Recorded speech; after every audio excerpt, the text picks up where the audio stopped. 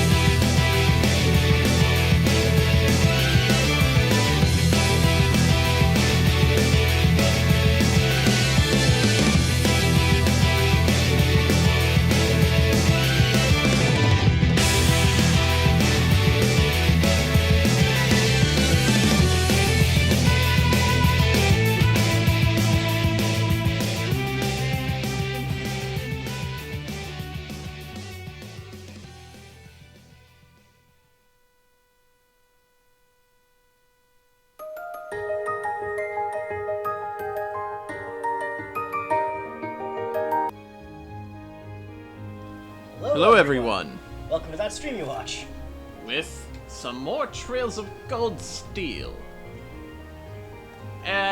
Few things to show off. We'll just do a quick run through of what we did to each character. Reen we decided to make entirely attack, impede, and invasion based. And give him a bit of speed boosting so he could be an agility tank. Yep. Because there's really... We could either have Gaius do that, who we kind of don't like using. Elisa, we've set her up to be our support. The only reason Reen's better than Gaius for it is because Reen has crafts that actually matter. Yeah, as of right now at least. Gaius gets some pretty good ones later. Wow, that thing's starting to warp too. What? The coaster you're using. Anyway, Snibbly's here too. He's just being quiet. So the Pokemon anime went viral for some reason. Oh yeah, because Ash won the Pokemon League. Yeah. For the first time. But that's because they're getting rid of him. Yep. They figure he's got to at least win one before we kick him out. Yep. Which, looked into it, apparently he won the Orange Island Pokemon League? Yeah. Yeah, I'm pretty sure he did. Yeah. Usus, we gave a bunch of stuff to make him a decent mixed attacker. So these are going to be the main four we use. The Earth Lance, right? Yeah. Which we should mention because it's a new spell that we didn't have before. Yep, it's a... Actually, before, I'm going to dequip that from him because we have two of them. And we also gave, I believe he's got Dark Matter? Yes! That's a cool move. It'll bring anyone on the... It'll bring people within an area into one enclosed space and do damage as well. It sets it up so your other attackers can do a fuck ton of damage to them and get them all in one area. Yeah. We, for the most part, kept it on people like Usus or Fee, who we were using it more so for the crowd control aspect. But you give that fucking thing to Emma and she just clears an area. It's funny, it's like, you're normally supposed to just be able to put them all in one place, but she was just killing everyone with it. It was kind of beautiful. It was just, I trap you in a black hole and crush you to oblivion. So this is how you die, have fun. Basically. Still not as funny as her fucking two-shotting one of the last encounters of the second game. That was amazing.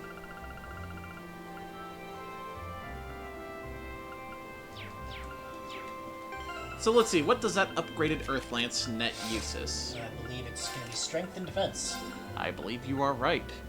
Yep, strength plus 3, defense plus 5, I think. Or is that 6? Either way. So that's how... The stat ups you gain from things, don't think I had that particular thing memorized. It's just, those are the stats that go up when you upgrade Earth shit. Oh god, who's going to be his replacement? Probably the protagonist from Sword and Shield, if I had to guess, or they'll make another unique character. Yeah, they're probably going to make a unique character. Go into the Tristan Station. Yeah, I don't think we have anything else to do. Forgive my cynicism, but yeah, just watched more shit on that not a spoof Batwoman show. The Batwoman show is something interesting because it has here's the thing, Batwoman in the comics is very much a good character. Yeah, but this show looks awful. It does. It looks like the worst CW show. And that's saying something. Not a high bar. Oh, Reen. You're ready to depart, I see. Yeah, we were about to leave. Huh?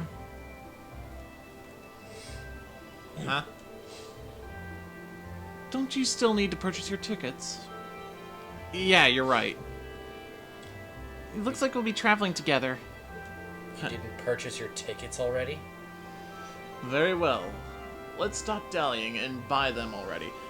Man, you didn't buy them before? That's gonna cost you a lot more. Well, I mean, it's on the school's dime. Fair enough. Shut up. It's gonna happen every fucking time, I guarantee it. Yep.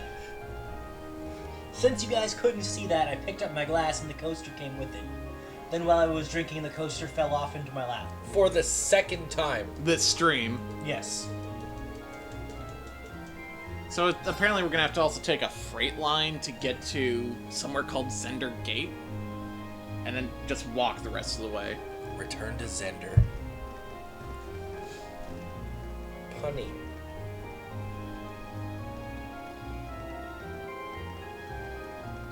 The premise is she took his equipment, the only way she can come close to him, and bitches that people mistake her for him because she doesn't want him to get the credit. Oh yeah, then maybe don't steal his tech? Yeah, probably a good idea. In the comics, Batwoman developed her own shit. Yep. And she took the symbol as a bat and was gladly compared to him. But what do I know? I just actually read her source material. No, like these trailers, because I have looked into all these trailers. They don't know who this character is. They don't know how to do her justice at all. Every trailer seems tone deaf from one moment to the next as to whether it's like it's got this really cringy shit that seems like it should be humor, but they're delivering it super straight. And then it's got some moments where it seems like they're trying to be super edgelordy, but they've got this upbeat like pop music for the trailer in the background, and it just doesn't work at all. And it's gonna be a goddamn train wreck. Man, I didn't even like the Flash TV series after the first season. Hated Gotham. Yeah. Gotham was boring. Dude, I watched up till the end of season 2. You know that Jerome character who was very obviously... He's our Joker, but he's not the Joker because we're legally not allowed to say he's the Joker? Yeah. Well, they added his twin fucking brother into season 3, who became the Joker by the end of the series, except we couldn't have him look exactly like the Joker. So we made him look sort of zombie-ish. Man, the cast for this fucking Batwoman show is like a whole fuck ton of people I don't know. Yeah. Sandwiches really hit the spot. I mean, it's Lettuce and cheese. not really like the other CW shows had a lot of big names for them either. Fair enough. Like, the biggest name I can think of is the guy who played, Vaughn. I don't know, man. Legends of Tomorrow had some pretty big names. Oh, true enough, yeah. Zombie Joker? Yeah, look up Gotham Joker. It's, ugh.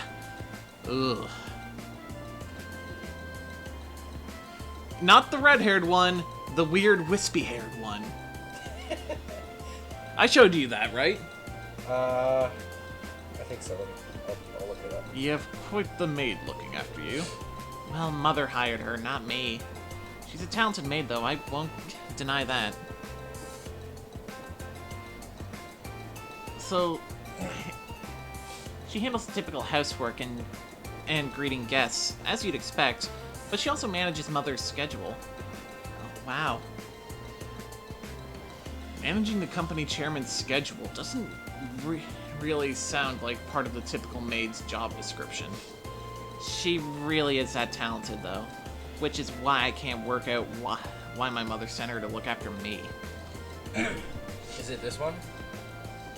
Yep! Yeah, yep. Definitely looks zombie-ish. Those two are up to something. You could get a link to that and post it in the chat if you want. Those two are up to something, I just know it. Regardless, there are definitely perks of having her around. I think you should accept your mother's kindness. I agree. She must have started working before sunrise to prepare all of this for us. I know. Anyway, look at those two.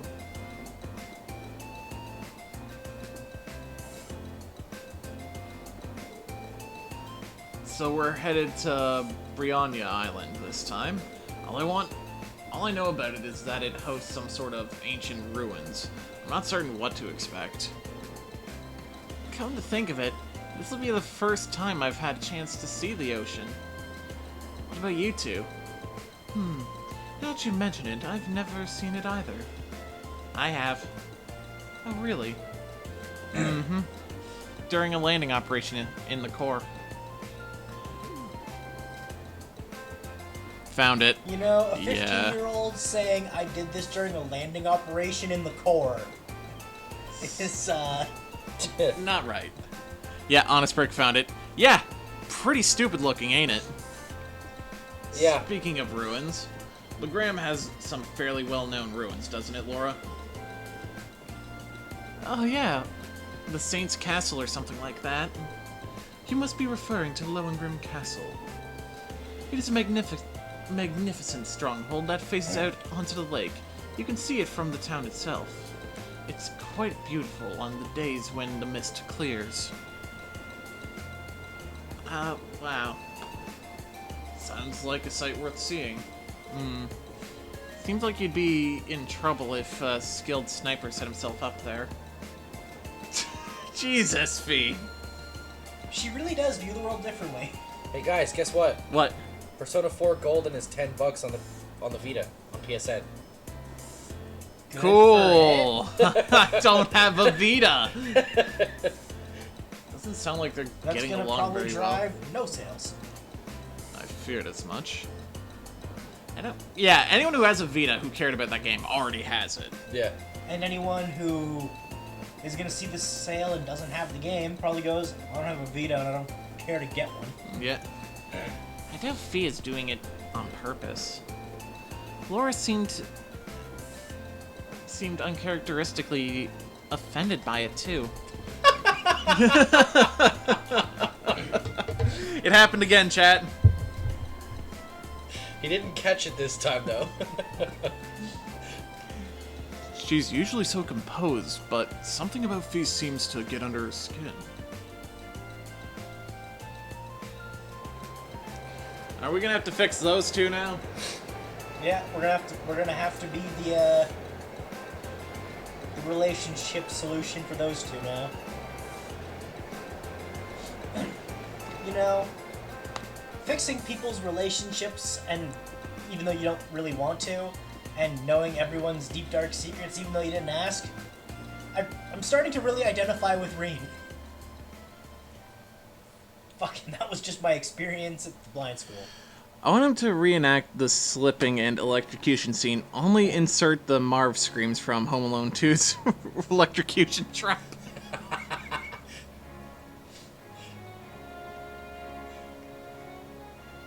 Also, that's the same actor who's the lead in Jedi Fallen Order. Who? The Joker in that. Oh. Wah. I hope Jedi Fallen Order is good. Never ceases to amaze gonna me wait for just how big Heimdall All the Station reviews and is. shit before I even pay attention to it, though. I've heard it said that it's not merely the largest station in Erebonia, but on the entire continent. I'm unaware of other stations that can match the 10 tracks found here. When I first transferred lines here on the way to Trista, the amount of people I saw really threw me for a loop. Oh yeah, it's coming out the same day as Pokemon. Yep. It's so fucked. Yep.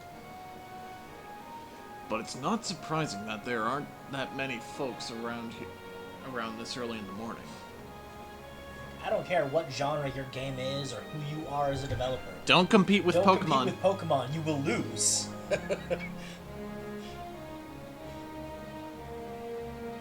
I don't think we're going to be able to do this. Hang on, you can't give up already. How hopeless. Well, don't worry about it too much. The most important thing is that we all come back safe and sound. Everything else is secondary. And I suppose you're right. Well, try and keep things from getting too dangerous at least.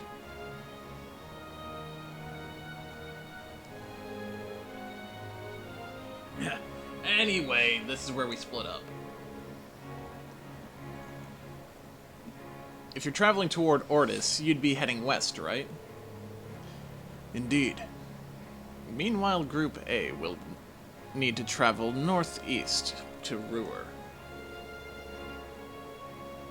I'm so jealous you get to visit Gaius' homeland. You'd better tell us all about it when you get back. Idiots, it's bad timing. Yep. Will do. Take care, everyone. Fee, Laura, you both take care too. Well, see you all next week. Quite.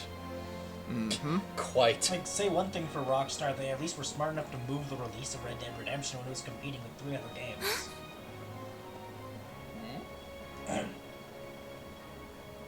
Well, I think that was, you have that backwards. Other people moved their shit. Because no one's competing with fucking Rockstar. Oh, right, they're not the ones who moved. It was, we've seen a picture of her somewhere. Yeah. Is something on your mind, Elise? Not another one!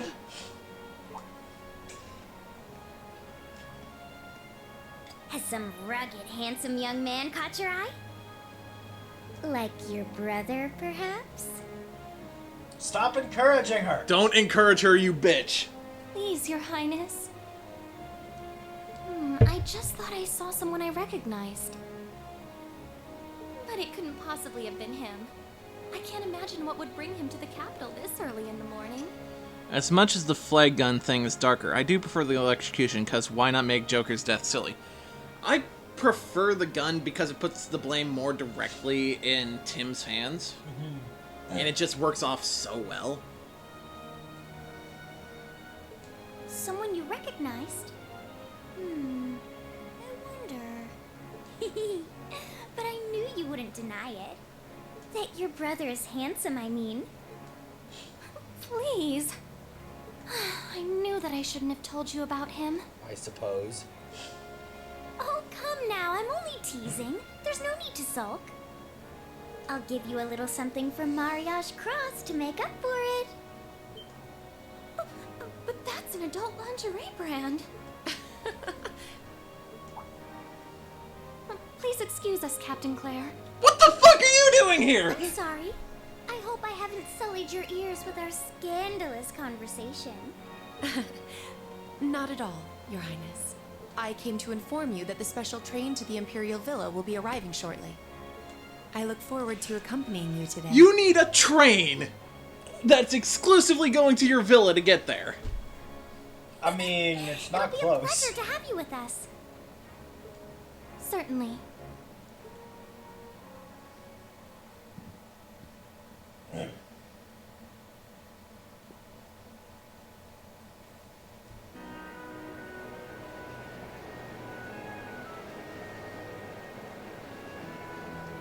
So yeah, Green's sister is friends with... A princess. Yeah. Don't tell me she'll be waiting in your room in that slutty underwear. Thank God, no. Alright, let me tell you a bit about the Nord Highlands. The Nord Highlands are a mountainous region in the northeast of Erebonia. Beautiful flute music will play you wherever you want to go. He's right. It's a fantastic track. To get there, we'll need to cross the Isengard Range. Must not quote early 2000s memory! I'm guessing we'll need to pass through quite a few tunnels to get on to the other side. You see, the fact that you said that is the only reason I didn't? Hold the flute. I went through several when I was originally traveling to Trista. Anyway, when you reach the other side, you'll be in the Nord Highlands, surrounded in every side by mountains. Other than the Imperial Army's bases, the only place you'll find people is in nomadic settlements, like the one I'm from. If anything, we have more sheep than people. Sounds like Wales. Early 2000s memes. Lord of the Rings memes, dude. Yeah. The Isengard mountain range.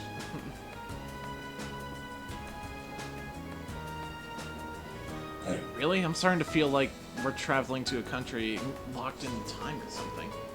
It sounds like a scene right out of a picture book. In addition to the scenery, the Nord Highlands are also well known for their breeding and raising of horses. Most of the war horses used by the Imperial Army are descended from Highland stock. That's true.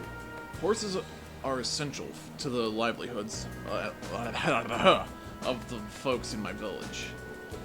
Raising horses to be used by the Erebonians is only one of my people's primary sources of income.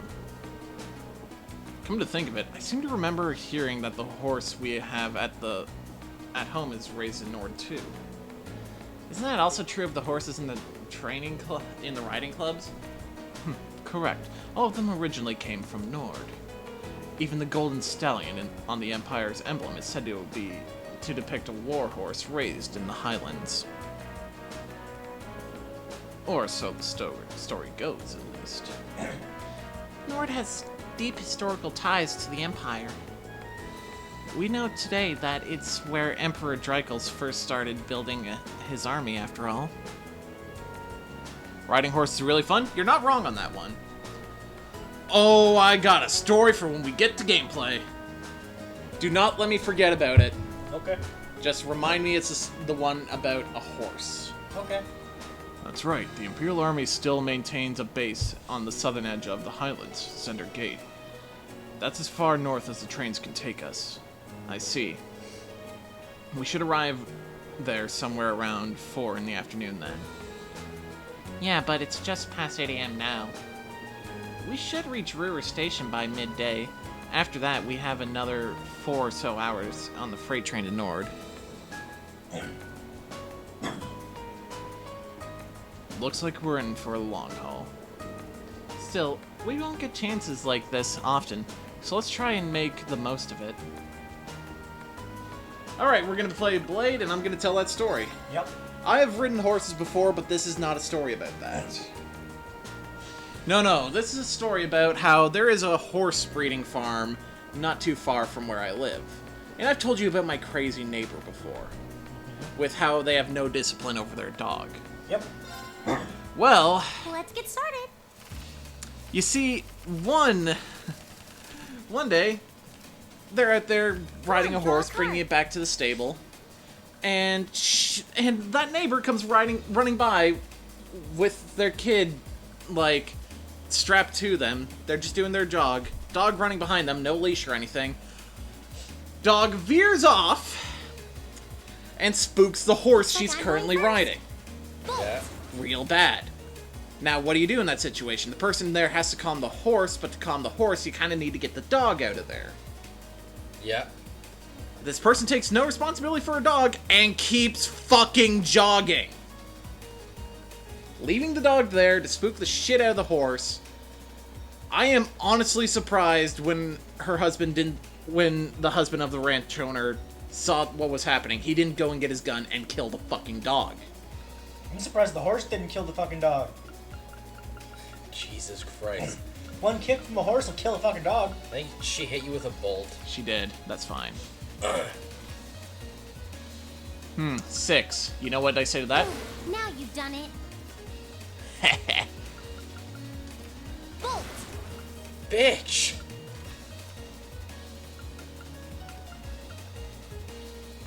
Now you've done it. Mine. What? You can't do that. Just did. You can't do that! That's breaking the can't do rules! that. Except it's not. Eat One shit. more game. At least fire a warning shot. You know, this lady has no control over her dog. I've told you guys numerous times how we have photographic evidence of that dog coming up onto our lawn, messing up our plants, and shitting just shitting all over the place. And we take those pictures to them saying, hey, keep your dog off our property. My dog doesn't go on your property.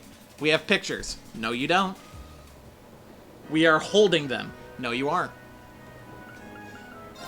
They're denying that you are holding pictures, or they're denying that they're of their Please go dog? easy on me. I don't know. I'm trying to grasp the level of stupidity. Shall we draw then?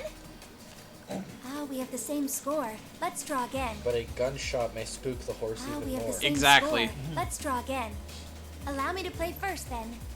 I'm gonna use a bolt card. You bitch! Ah, so you're one of those people. I'm gonna use a bolt card. What? They have to spell out their fucking action Sorry, I'm using as a they're mirror. doing it.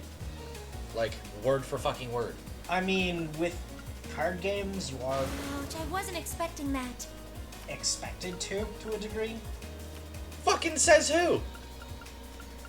It's just convention of Ouch, I wasn't competitive expecting card that. games to state what you're playing Oh, and we have the same score. Let's draw whatnot, again. so Allow me to play first, then. it's just a transparency thing.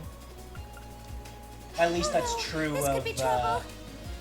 you know, like Magic the Gathering players and whatnot. It's just Oh no, this could be trouble. convention that it is a thing you are expected to do. Oh no, you beat me. Ugh. Yeah, but like we riding have horses is to. actually quite fun once you get the hang of it. Well, I don't have much Draw a card. offensive A stuff. buddy of mine was once doing Go some ahead, then. labor on his farm when We have the same score. Let's Basically- redraw. I'll be going Coyote first. came up to near the Take property. this. He just came onto the property and he's like, "That's gonna spook the horses if I don't do something about it." I've currently got an axe in my hand for dealing with these Take fence this. posts. Phew! Holy shit! He threw it? Take Yes.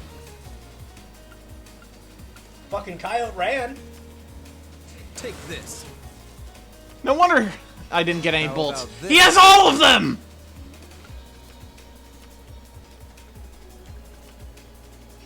How about this? Oh, you. My victory was a I short could have shot. bolted!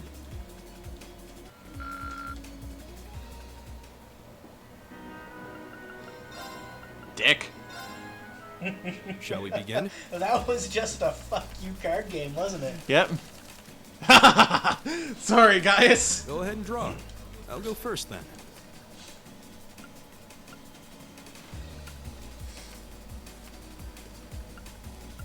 See, nice friendly game. Nice friendly game.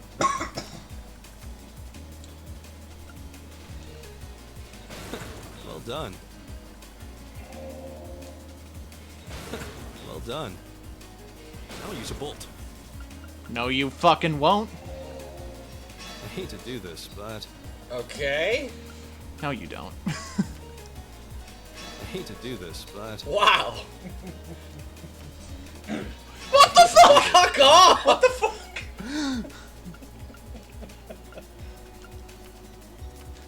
I could have Winds bolted are on and my won, side. you lying sack of shit. I'm not talking to any of you assholes. You're just gonna take a nap until noon. Eh. When we have to change trains again. Actually, there's a part of that I forgot. Come get your dog! She actually yelled that out at her. She just looks over there, goes, "Come here," once, and then just starts running.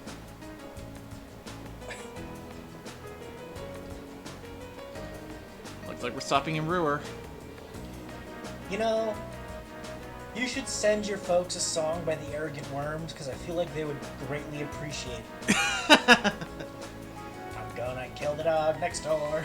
Ain't gonna bark anymore.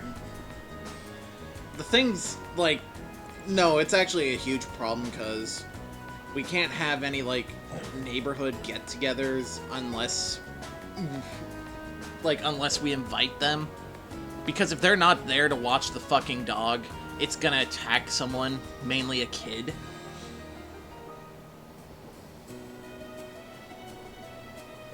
It's my first visit to the Empire's industrial metropolis. Actually, it's my first time, too. I would just not invite them and carry a bat outside. Oh, that's actually something I actually said one time when we were having people from my mom's work over. Like, bring a weapon. Yeah. We got slingshots, we got BB guns, we got... Let's see, what else can we pull out? We got a bat, we got a bunch of knives. That reminds me of a story about a neighbor who can't control their pets as well. Shall we wait? Because there's a rather Yeah. important scene coming up. Yeah, I'll wait till we get gameplay again. Just remind me Oh. about my crazy neighbor. Oh, that would be those orbital generators from the industrial plants. There are tons of large factories in the city, so they need those to create all the orbital energy needed to power them. Really? If I weren't seeing it myself, I'd be hard-pressed to imagine a city like this.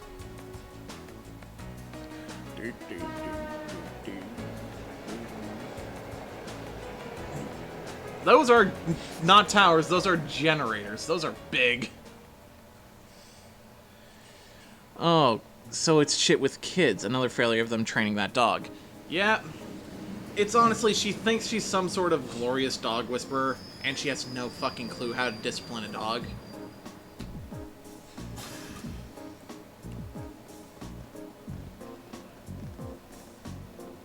Welcome to Ruhr. Finally made it as far as Ruhr. We'll need to transfer to a freight line to reach the Nord Highlands from here, right? Right. There will be a freight train leaving from platform 4 that we need to board. Platform 4 is up the staircase and to the left, I think. All right. Let's not waste any time then. That would have been nice to know, Persona 5. Yeah, go this way.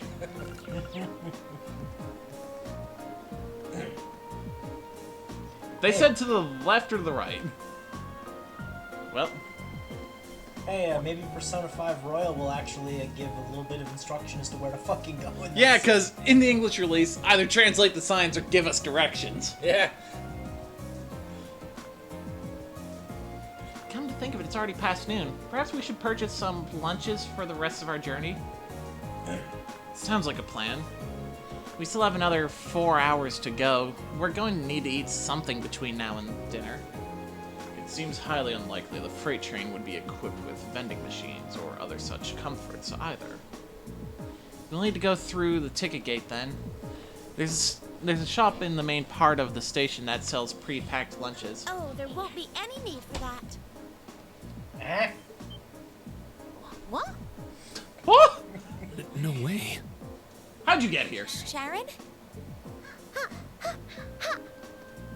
How did you get here before us? Valid question. The power of my love for you allows me to do the impossible, my lady. You hopped on an airship, didn't you? And I as hopped you'll on an see, I airship. prepared packed lunches for all of you that far surpass this morning's offerings. I do hope you'll enjoy them. Thanks. I baked them with a very special ingredient. Please God, no. Not this again. Marijuana. You're all right, Sharon.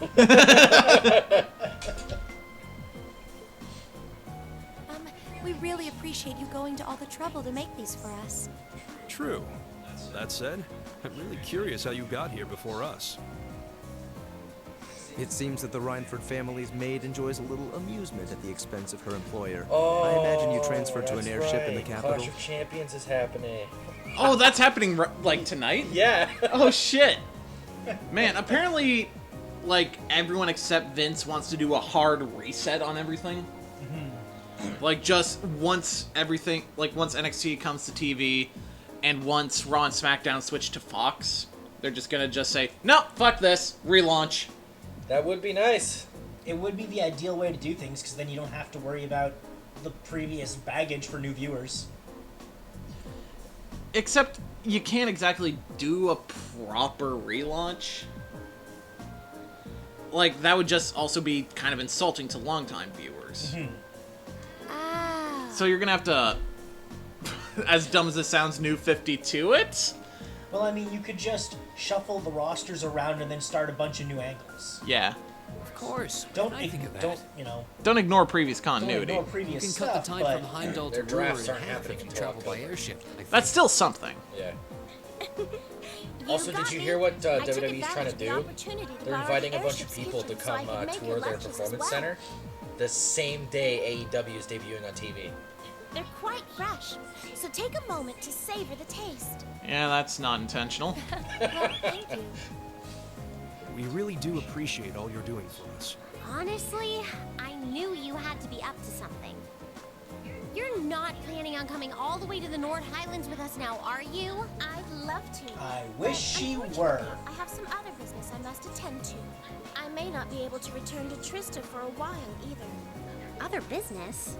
Sharon will be assisting me with my work. Mother? Hello, Elisa. Ah, you all must be members of Class 7. Jesus Christ! What? I'm Elisa's mother, Irina. The tits on her! Also the chairman of the Rhineford Group. It's a pleasure to meet you. Well, now we've got a frame of reference as The to what pleasure is Elisa might ours. look like when she's older. I'm Reen. Reen Pleased to meet you. My name is Emma Milstein. Gaius Warzel. Glad to make your Warzel. acquaintance. Eustace Alberea. Tits? Pleasure. That's when Persona comes in. Of course it is. to get along with my obstinate daughter. I wish I could stay a while, but unfortunately I have work that can't wait. Come along, Sharon. As you wish, Madam Chairman. What? Seriously? You show up like this and that's all you have to say? It's always work with you, isn't it? You probably didn't even notice I left home until I was already gone. Now it's just, hello, Elisa, and that's I mean, that's how that works. I know what you're trying to say, but Vince is as trustworthy as he is sane. Not much of a vote of confidence. I did get the impression of a relationship with But their don't you mother know wasn't all he sunshine loves and snow cones. Seems there's a lot of friction between them. I still think it's hilarious he You can hired live a your guy life to the however you writing see staff fit. because he told him to fucking courtesy flush because Vince was shitting himself really hard. I have no intention of forcing the Rhineford Group on you. Like seriously, he showed up for a job interview. It didn't go great. So he goes to the bathroom on his way out. Someone next to him shitting up a storm. Hey, how about a courtesy flush? And then he just hears Vince's laugh. Even if you decide to follow a certain someone's path, You're hired. exercise all sense of responsibility. It's your choice to make. Besides, I still manage to keep myself informed of the general goings-on in your academic life. Also, that in the man's got monthly one hell of a reports set I of lungs receive if he can from be the heard Academy. from the other side of his fucking house that needs intercoms. What? Pure insanity. I knew Sharon would relay back information about me. But reports from the Academy itself? Oh, you must not have known. In addition to my other responsibilities, I also sit on the Academy's board of directors. So you and Rufus? Huh. Oh my, that means just like Rufus. It does appear that way. I'd certainly deem the chairman of the Rhineford Group a handy choice as a member of the board. What? Fucking AJ Styles versus Cedric Alexander got kicked off the main show and put on the pre-show. You put AJ Styles on the pre-show? Yep. What is wrong with you? U.S. Championship? The Rhineford Group is heavily know what you involved could in the do? development of Put the organ tag team staff. match that has your main well as event your in it workers. on the pre-show. Give them a chance to rest. I must say, I'm quite pleased with the reports I've received on your usage of both. I'm looking forward to seeing the results of this month's field study as well. That being Do said, give me some good reading, won't you? look at them Himmerhammers. So, more reasons why Elisa's just you currently talking about. please excuse us, my lady. Take care All during the the rest of mommy your journey. issues.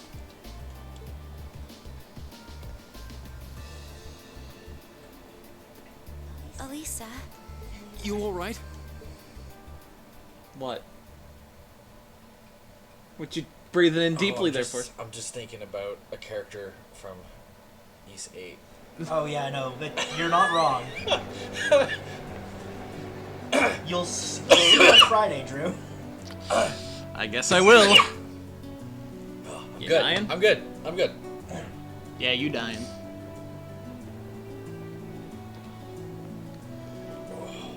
Damn it. I thought I finally had her out of my hair, but it looks like she's one step ahead of me this whole time. I take it you and your mother aren't on good terms then? Yeah, I think that much was undoubtedly clear. Abundantly clear. Yeah. Undoubtedly. Well, both work. Yep. Things have been tricky between us for a long time now. Once I left home, that was the first step that led me to enrolling in the academy. One day her tits will be that bouncy. So has she shifted higher up the main girl list, or...? I don't know, Emma and Laura already have the tits. Yep. I mean, so does she. This costume actually just doesn't show it too well. Yeah. You want a good look at that? I could pass you the fucking box art. That's alright. But how was I supposed to know I'd gone and signed up for the school that she sits at the board of directors of? How could I have been so stupid? Actually, something I randomly just got reminded of by the whole box art thing. The only reason Reen is the only character in our theme is because he's the only one we could find a PNG of with this game's design. Everyone else, I could only find Cold Steel 2 PNGs. Yep. That's a shame. Yep. How could I have been But so that stupid? means, when we get to the sequel, we can put whoever the fuck we damn well please on the theme. No wonder she's canon. Yeah, she's front and center on the box art for this game. It's so weird. Why didn't I conduct a more thorough investigation before I made my choice? I don't know what to say. You have our sympathies, I suppose. If your mother being on the board of directors, is your mother being on the board of directors really such a problem? Well, it's complicated. Usually she seems like she's only interested in her work, but then she'll suddenly start meddling in my life. She says to just do what I want, but it always turns out that wherever I go, she's there ahead of me, just like today. I should have known something was up. The bank account my grandfather gave me to cover my academy expenses hasn't taken a dip since my first day at Thor's. Wait, so you're that rich that your grandfather's just like, yeah, here's money for you to spend at school. Here's a student fund. So your mother's been paying your bills this whole time? It doesn't seem like a strong It does seem like a strong possibility, specifically, especially considering her presence on the board of directors. I can't see what you're grousing about. Most people would be grateful to have a parent display that much interest. What? At least your mother spared the time to come and greet us. My dad came to greet me and then kidnapped me. Yeah. I feel like you're really talking to the wrong people here, girl. It's like Reen, who, orphan. Yeah, but, I mean, his family's cool. Yeah. I like his dad. His dad's chill. Yep. Frickin', we have no idea what Emma's deal is. Yeah. Gaius is just happy Nord guy. And then there's Eustace, whose life sucks. Yeah. Well, then you've also got Fee, who... Child soldier? Child soldier. At least she showed the slightest trace of interest in you and your classmates. Eustace, forget it.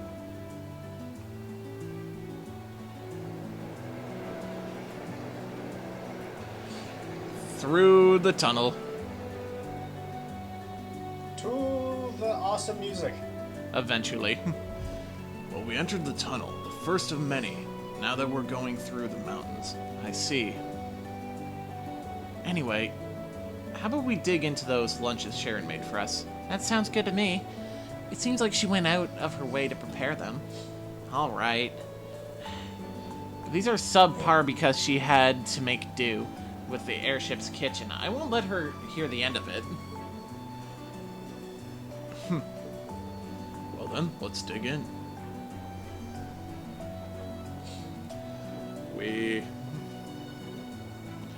The Isengard branch line. Wow, so you're going to the Highlands for an academy field study? Sounds like the budding soldiers do some pretty interesting things as part of your training these days. I suppose you could say that. That seems quite different from most other military academies in their regard, though.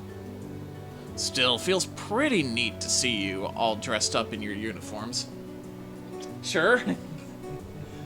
We're not, though. They look pretty sharp on you. As good as these are, she can make better. Thanks for the vote of confidence. Even at the academy, Gaius always stands out because of his height. I can't help it, I'm a tall, growing boy.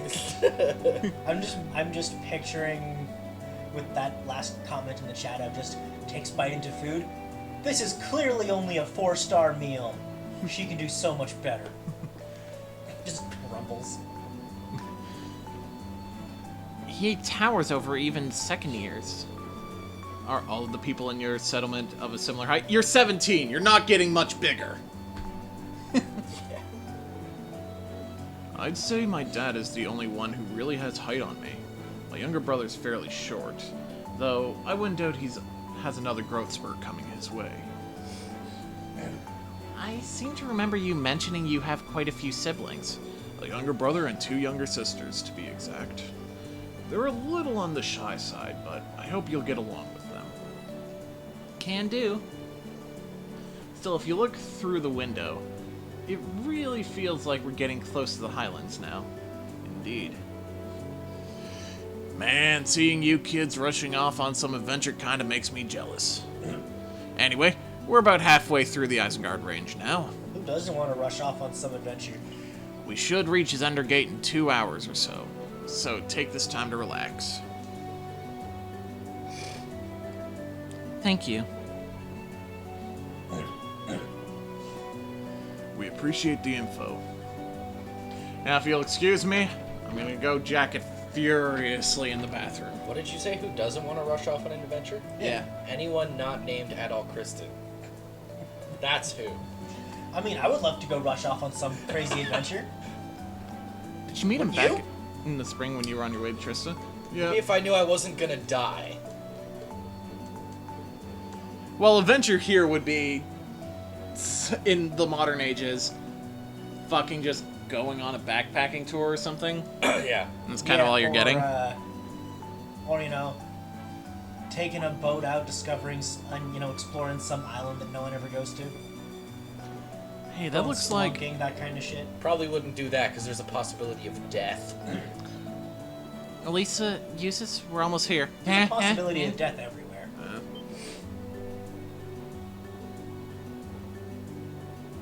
But at least I could be found on a place that's not a fucking island no one goes to. Fair enough.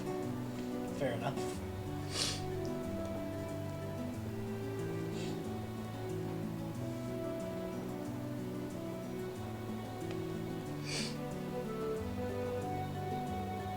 So this is... I can only just make it out in the distance, but it looks like that's it. So that's Nord Highlands. I'll admit it appears even more breathtaking than I was expecting. I'd be even happier to hear you say that once you've seen it up close. Trails of cold steel. So we got some Tales of gameplay shown off. Well, not gameplay, just another trailer. There was a 50-second trailer that people were really pissed off about because they had like an hour-and-a-half fucking press conference at the Tokyo Game Show where they literally didn't talk about Tales of Arise. They just talked about other Tales games. Okay. You mean like the phone game and shit? And other ones that they've made already. Okay. Yeah. So they wasted time for like an hour. Yeah. Ah, you've arrived. It's a pleasure to see you again, Lieutenant General. Likewise. It's been months since I last saw you. Seems almost surreal to see you standing here in a military academy uniform. Though this is the first time I've seen the Thor's ensemble in red. This is the color they use for my class, Class 7. It looks like he's pretty high up in the army. Yeah, I'm betting he's the Lieutenant General in charge of Cinder Gate. He seems quite close to Gaius. An Imperial General with an eye patch. That seems familiar somehow.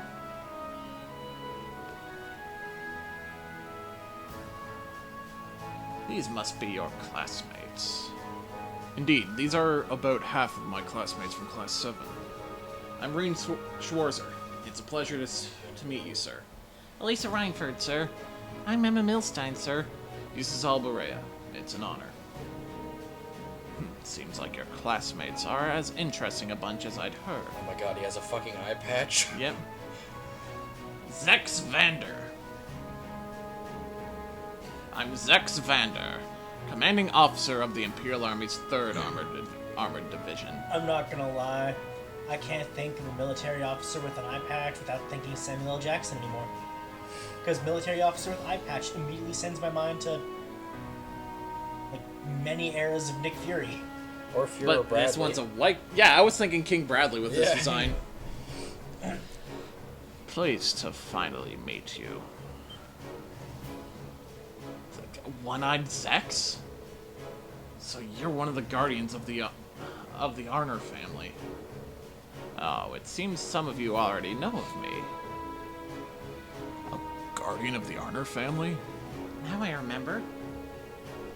The Vanders are a celebrated military family responsible for the protection of the Imperial family. And One-Eyed Zex Vander is said to be one of the Imperial Army's finest generals. They say the Vander and the Arseid schools of swordsmanship are the 2 most renowned styles in Erebonia.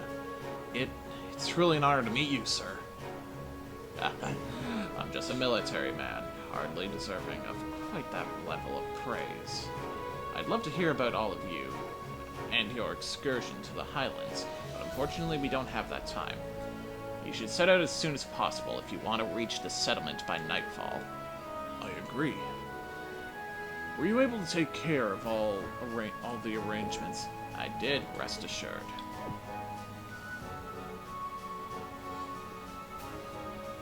What arrangements? We need to head out now if we want to reach Gaius' home by sundown, right? Right. Which is why I asked the Lieutenant General to arrange some transportation for us. All right. Just follow me and I'll show you the way.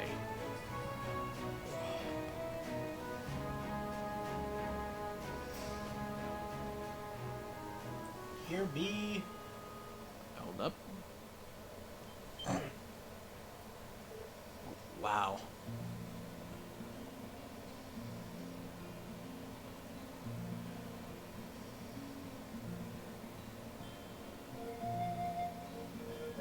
There it comes piping in.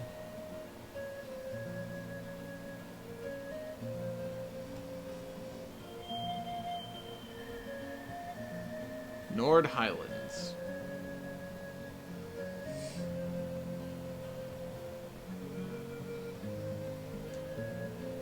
It's simply breathtaking. I had no idea a land of such beauty lay at the far end of the railway. Honestly, I suppose words are woefully insufficient in the face of this majesty. Glad to hear you think so.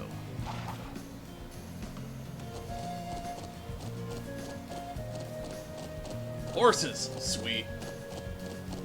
Crack horse? Crack horse. away.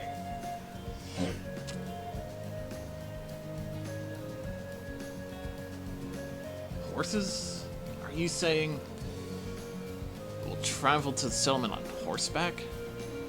The Highlands are way too vast to cover in any reasonable length of time on foot. You'll be fine. You're a member of the riding club, and Reen and Lisa both have riding experience, right? Yeah, I think I can manage. I learned back at home, so I should be okay as long as we aren't making any trick jumps or anything. So open world? Not quite. I'm afraid I've never ridden a horse before. Not a problem. You could just hitch a ride on the back of someone else's horse. Elisa would probably be the best choice considering the balancing of weight. I can do that. Is that alright with you, Emma? Although I do feel a little nervous. Let's mount up at once, then.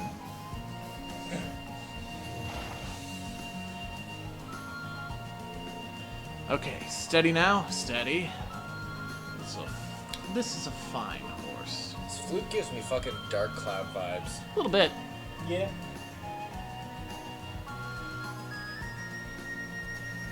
Are you okay back there, Emma? I'm fine, I think. Make sure you hold on tight when we start moving. Like, if you had that exact flute melody in Should be a fun trip. in some form of like fiddle or something, it would just sound like it came out of any level 5 game, be it Dark Cloud or Layton. They're all top quality horses, raised here in the Highlands. At a good clip, you should be able to You should be able to reach the settlement in under an hour. Oh, and before I forget, I'm sure Gaius won't have need of this, but the rest of you should take a map of the Highlands. A map?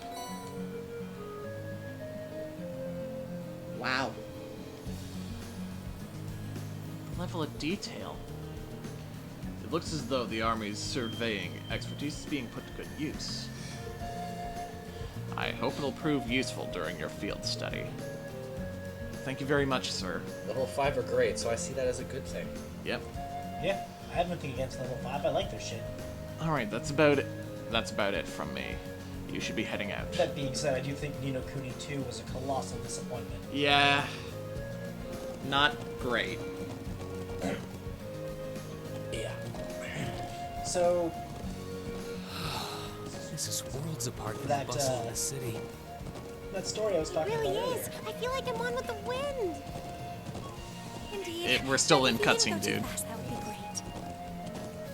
I'm sure it will Dark feel Cloud 2 was natural Dark in time. Chronicle here. That was my No doubt the fave. riding We club tried would be playing it fuming on with envy stream, if but they our could see us disc now. was Oh, the fucked. disc was Yeah. so crap. So anytime a cutscene I'll would bet. try and load in like chapter 6 onward, Anyway, just didn't work. My home settlement our is due game would nearly northeast. crash. Also, fuck rebuilding that Hopefully we'll garden be where able you to had to reach be it before pixel sundown. perfect. Right.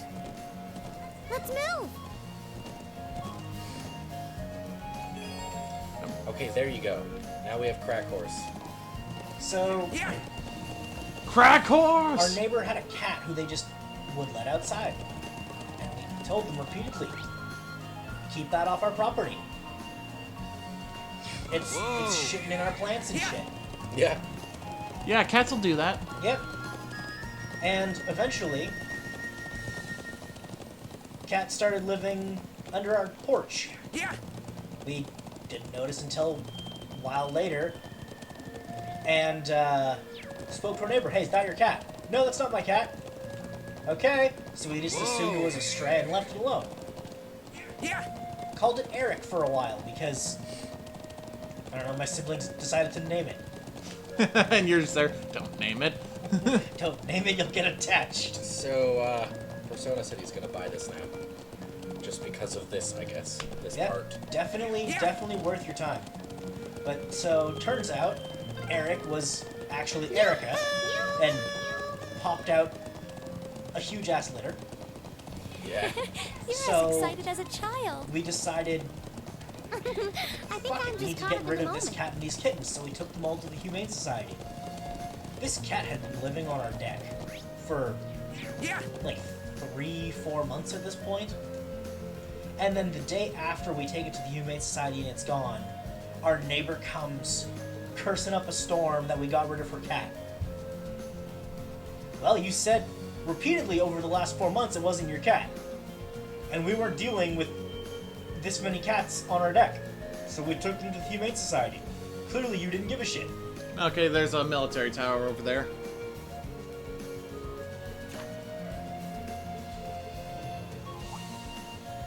But this is also the same neighbor who thinks they can get away with calling noise complaints on the cops 2 hours before the bylaw even says we have to start being quiet.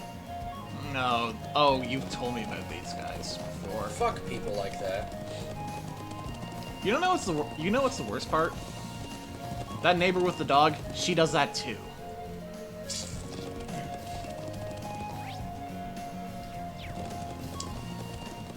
want to know what the worst part about this story where we got the cops called on us 2 hours before noise complaint even is possible? I say 2 hours before it's even possible, but that's 11 o'clock most days. On Fridays and Saturdays, it's 2 a.m. This was a Friday. It was 9 o'clock at night. We're just having a fire, listening to some music, How's your weekends having a been? fun time. I mean, And cops show up. We hold complaints. Does Lily do anything wrong? No. The sun's Have a almost good time. We're almost at the settlement. Let's keep up the pace, guys. how's our weekends been? Pretty It's good. nice being away from school for a bit.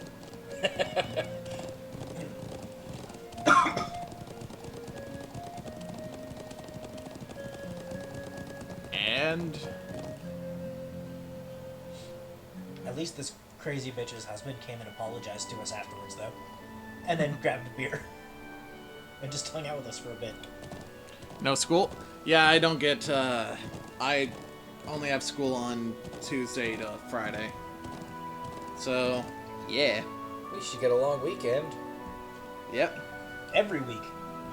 Bastard. What, did you never have a fucking day off? I got a day off in first and second semester, but not in third. And my day off was always weirdly like a Tuesday or a Wednesday. Yeah, it So was. I never got a long weekend or anything. I just got a weird fucking week. I mean, that's how it was for me the last 2 semesters. Wow. So this is Gaius's home, huh? Even though I've never been here before, it feels nostalgic somehow. Indeed, the scenery makes me a little wistful for my own home. You can say that again. Well, we don't actually stay in this area all year round. Sometimes between summer and fall, we move to another location further to the north. Guess that's why they call you nomads then. Is that why you live in those strange tent buildings? Yeah, they're made with thick cloth and designed so we can put them up and take them down pretty easily. Anyway, let me show you to my home first. Then we can go and greet the elder after. Bro!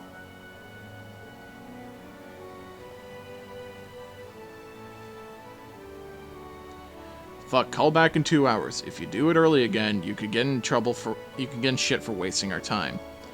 Yeah, that's true. And there's his siblings. You finally came back. We missed you. Lily, Sheeta, I'm back.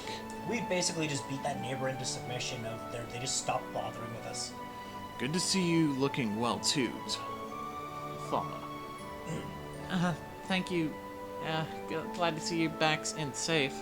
It's good to see you, bro. Thanks. They really seem to love him. Watching him makes me wish I had a little brother or sister of my own. It does. Metaphorically, I hope. Yeah. Are these the people you wrote about in your letters? Because you could get in trouble for physically beating someone into submission. Especially that fucking neighbor. They are indeed the illustrious... the illustrious, industrious Class 7.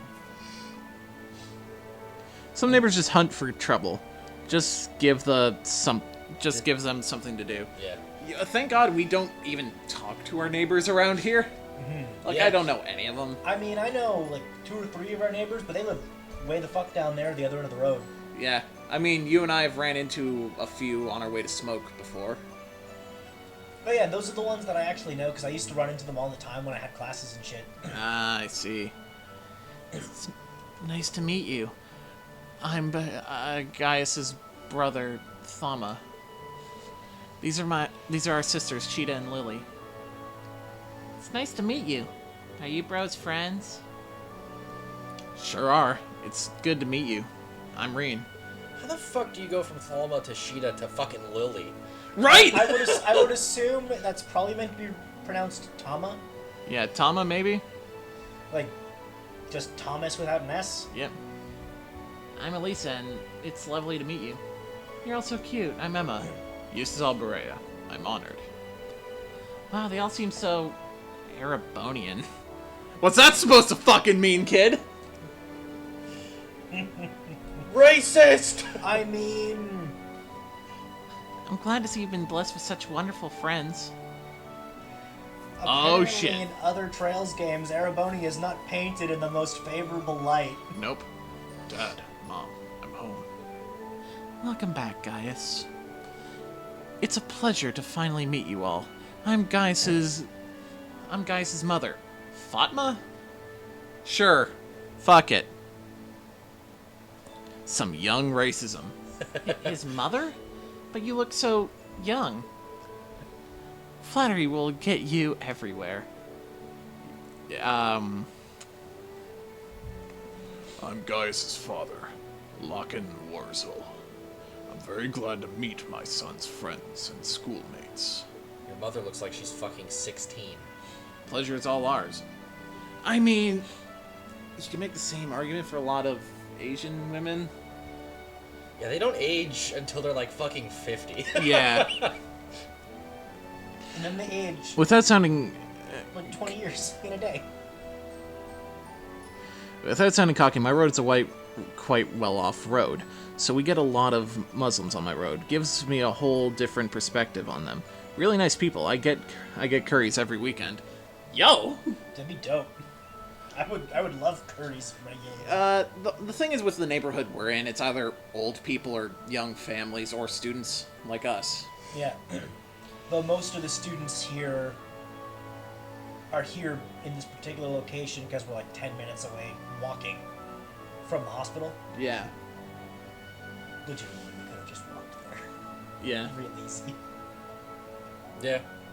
If we ever needed to. The pleasure And is you all just ours. Head out the door and go that Likewise. way for 5 minutes. I've prepared a place for all of you to stay while you're our guests. There's much to discuss, of course, but you should drop off your belongings here first. It will soon be sundown. Come to my home and share in our evening meal. I like going deep. That, again, context is important. Phrasing! Phrasing is important, but I like both meanings of it. Oh. Just immediately, in the chat. Balls deep. Are we not saying phrasing anymore? Don't remind me how shit that show's gotten. Hey, if the next season's good, I'll gladly go back to it. Because they're actually ending the coma bullshit now. Thank God! The last 2 seasons have been garbage. It's, fine. It's all Honest Brick could say. This is delicious. How do you get it to taste so good? Oh, you know, some, herbs. Yeah, herbs. Herbs. Special sauces, maybe? We Just seasoned leans over. Hey, is cocaine legal in their country? I don't know if we should be hiding this or not. We season the pheasant meat with herbs and rock salt, then wrap it and cook it. It's made to the taste of the Highlanders, so I wasn't sure if you Erebonians would like it. All I could say is, I'll be wanting seconds soon. These grilled skewers are really good too. They got this deep, rich flavor. The island one was shit. Yeah. Yep. And the space one was okay. We got an episode into the space one and decided we just didn't care. Yeah. Oh. Those are kebabs. We just stick some lamb meat on a skewer and grill it. The food here is exquisite. I've never tasted its like. I almost feel sorry for the rest of our class that isn't here to enjoy it. Wait a minute. You grill it, and you live in a nomadic settlement. Oh, you use charcoal. Just Hank Hill bursts through the tent wall. Now you see here, this is a clean burning, efficient fuel. Charcoal grilling is actually fucking delicious, though. Oh! Logan selling it. I'm glad you think so. Here I was worrying that the taste might not agree with you. Except in this world, I guess it would be some sort of orbital grill he'd be selling now. Yeah. You see, this is clean burning Magitech. I'll tell you what. Fire Quartz gets the best grill. What if they want their steak medium rare? We ask them. It's if they want their steak well done. Oh, right, well done, yeah. We ask them politely yet firmly to leave. Seriously, anyone who wants their steak well done, why are you spending money on steak?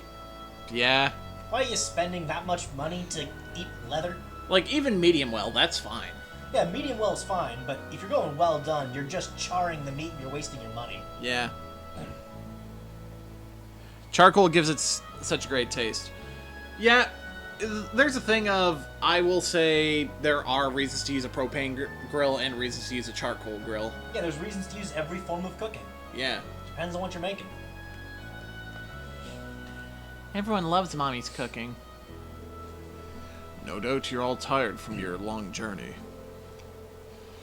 Nord cuisine is effective at easing fatigue. That's important when you travel as much as we do. I can see why. I already feel a little more relaxed. Maybe I should get these recipes so I can teach them to Sharon. Just Sharon appears. No need. I already got him. Down. Just like fucking ropes down from the ceiling of this tent. How did you... Don't ask questions. Try some of the tea. Try some of the tea, too. We make it with local herbs. It's supposed to be good for digestion. And Yu's just staring at it. Do you have proper plumbing? No? Then I will pass. Oh, thank you. I think I will. It has a little gentle taste. I improved them. Like the neighbor from King of the Hill, yeah. Where literally it was just any of Peggy's recipes. Nutmeg! The land of Nord is nothing if not a free country. I've no doubt your time here will make for a very unique experience, though not without inconveniences here and there. Still, these highlands have plenty of history with your own homeland.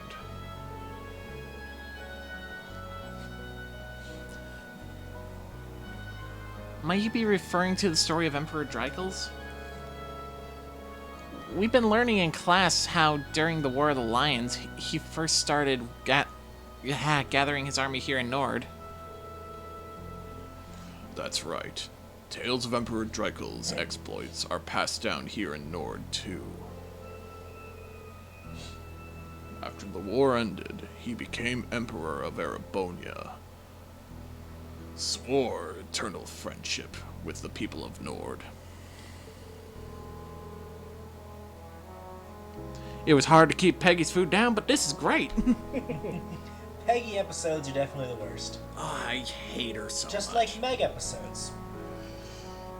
That friendship Or Steve episodes that don't include Barry. has held strong to this day, and I pray it will continue far into the future. To compare to Family Guy and American Dad, anyway. Well, American Dad, honestly, I find myself disliking Haley episodes more than Steve. Steve's an annoying shit, but it's kind of endearing in a way. It's just, I feel like Steve episodes that don't include Barry are always way worse than normal Steve episodes. I feel it's Haley episodes that don't involve Roger. Okay, that's fair. I see. While the people of Nord are not counted as true Erebonians, they are still regarded as our close neighbors and allies. That's about how it shakes out. Though, recently, the Calvert Republic has been creeping into the southeastern highlands. They've been trying to cultivate good relations with the people here, but the Republic's forays into the Highlands have certainly created some tension. Either are good if Roger is involved. Yeah. True. Roger just makes any episode better. Yeah. The Empire and the Republic are old foes, after all. Thankfully, we've managed to avoid any armed conflicts in the last few years. Although, politically and economically, relations between the two are only growing worse. It seems likely that simmering conflict is what led to that incident in Crossbell last month. No doubt, an outgrowth of the ongoing conflict between pro-Calvardian and pro-Erebonian forces in their governments. So it seems. Shit that'll be covered in the Crossbell Arc games, which we never got! Not salty. Very salty. That being said, we do get enough in this game to understand everything this game wants to tell us. Be that as it may, to both countries, Nord is a remote region of relatively little importance. While there is a military presence in the Highlands, that's not something you should have to worry about during your stay. Just try to focus on your field study while you're here. We'll do what we can. You must be the one who chose our tasks for this month, right? Indeed I did. Though the hour is already late, I'll give you your tasks in the morning.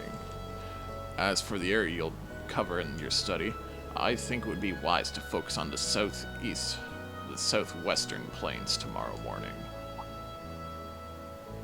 Yay, world building. The Southwest, huh? We crossed that area in our trek here today, I believe. Yeah, the Highlands are a vast, wide open space. They extend well past the northern end of the settlement. But let's just start with the southwestern plains. Sounds good to me. So everything we've got on the agenda for tomorrow will be in the Southwest? Exactly. Try and be back to the settlement before around noon, Gaius. I'll give you the remaining tasks after our midday meal. Got it. Anyway, here I am talking your ear off when I should be letting you get some rest after a long day. We rise before the sun here, so sleep well. Morning will come sooner than you think. And that's when Logan goes, done! Just heads back to the train.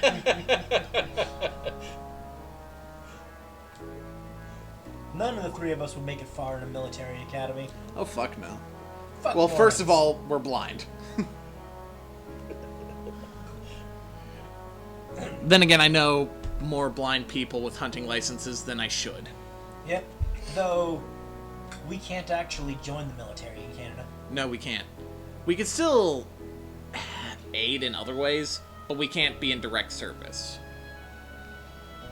You can't join the military, you have to get a civilian job. I see. The place we've prepared for I you ask. has beds ready. Can you show them the way, Gaius? Sure thing.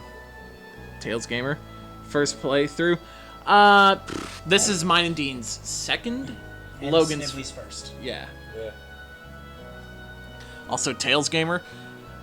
You excited for the Oh my Tales god, of Arise the fucking trailer? edgelordiest anime bullshit. And I love it. I love it. My I'll show them touch the way, causes too. pain. I don't feel pain. Great. Now I'm gonna have to voice him as Batman the entire game. I don't feel the pain. It looks brilliant. It looks so good. I'm sure Bro can handle it on his own. Thank you so much for the meal. Good night, everyone. Actual military jobs require basic training. This is true as well. Yep. Which means even just a desk job for the military requires you to have the full physical capabilities the medical staff expect of a frontline soldier. I come from a family of mechanics, cops, and soldiers. And I ended up blind, so it's like, cool! So I guess I'm doing something else. I know you girls probably would have preferred separate rooms, but this is what we've got. Don't worry about it. Reading uses are both gentlemen, after all. We have nothing to worry about. Thumbs up from Reen, just like, I'm in. I'm currently in the chapter where you enter the airship. Arcade is the captain. Oh, yeah, man. That shit's cool. Yeah. Yeah. The airship is a lot later in the game, though, so try to avoid talking about anything past this point. Yeah, because we do tend to keep a pretty firm no spoilers policy. Yeah. But of course. Thanks, Gaius. You'll be staying over at your family's place, then. My sisters both insisted on it. I couldn't turn them down. Will it be alright if I come in and wake you guys up at sunrise? Airship? Like, you can go around the world map? No. We'll get to it later. We'll talk about that when we get there. You have been warned, Says Honest Prick. Persona's really wanting this game to open up. Yeah. You get more of that in the sequel. I'll be straight up about it. You want to be able to choose where you're going when? You don't get that until 2. Yeah. I prefer not to use my sword, but I will if I must. I feel like I'm going to fall asleep the moment my head hits the pillow. Teach me! Teach me your ways! Seriously, fucking teach me. By all means, get your beauty sleep. Alright, pleasant dreams, everyone. Night, Gaius. Yeah, you're talking to 3 people who have problems sleeping here. What is your top 5 normal quartz? Normal quartz. Yeah. We don't really have favorites. We just sort of go with what the game gives us and just munchkin the shit out of what people have on them. Yeah. It's quite a fortunate man. I prefer grand scale. Another reason P4 was the weaker one. Fair enough. If you want something that feels like the stakes are huge, you're doing everything at a grand scale, the second game in this series is so fucking good for that. This game is very much table setting. Yeah, it's building everything for the grand scale of the next 3 games. Because apparently, from what I've been told, the first half of the Erebonia arc is the substantially less interesting half. And really? I found this half of the arc, the first 2 games, really good. Yeah, it's getting better for sure. Yeah, no, this game was designed to be a long-running story over multiple games. I thought the same thing while we were eating dinner. He's got those adorable siblings, 2 parents who really care about him. I can see where Gaius gets his calm and level-headed personality. Part of a caring family growing up side by side with nature like this, it's like he couldn't have turned out any other way. True enough. Anyway, it sounds like we've got an agonizingly early wake-up call coming our way. We should get some sleep. I'm no going objection home. from me. Just uses. I'm done. Just packs his bags, leaves. I'm exhausted. Well, let's get dressed for bed and turn the lights off. Well, what time do we have to be up? 5 a.m. That's when I go to sleep!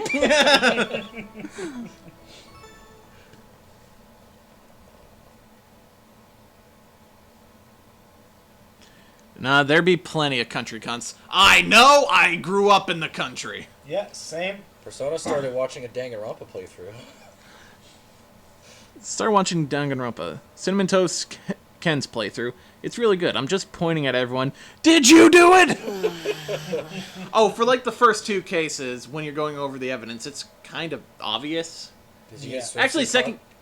Oh shit!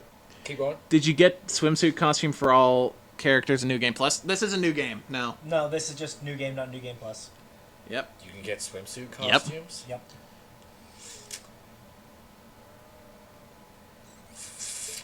Alright. So swimsuit costumes are something we have to acknowledge. Where am I? Just, leave me to my devices for a bit. God damn it, Logan. You're gonna see them in their swimsuits soon enough, actually.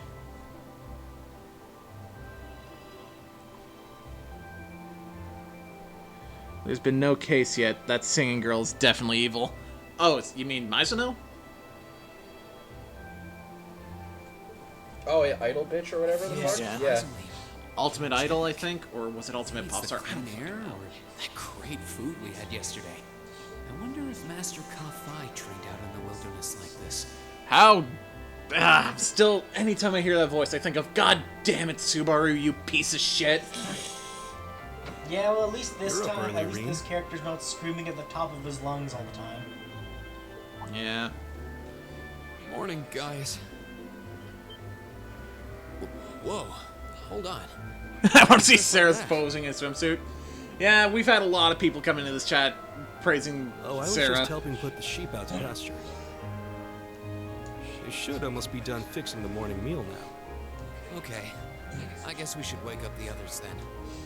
Eustace, Elisa, Emma. Rise and shine, everyone. It's officially the crack of dawn. Oh yeah, Alright, fuck Emma. you. I'd never get up at the crack of dawn. That's when I go to sleep. You just pull your weapon from under the bed. Ah! Man, every weekend in high school, I would hang out with Parker, and we would just, oh, sun's coming up and birds are singing. Guess we should go to bed. You guys. And then I would pass out on his fucking couch. I suppose none of you are used to waking up quite this early. She's got huge tracts of land. Sarah has the best. Design-wise, treasure chest. Fair enough. Though it's not like Treasure chest. it's not like Emma's lacking either. Oh. Nah, Emma's got a shelf. It's delicious. I concur. Isn't it kind of milk porridge? I guess we make it with sheep's milk and salt-cured meat. Best udders for sure. Sheeta and Lily made it fresh for you themselves. Yeah, I helped. Well, that young and you're already better cooks than me. Reen, I'ma call bullshit.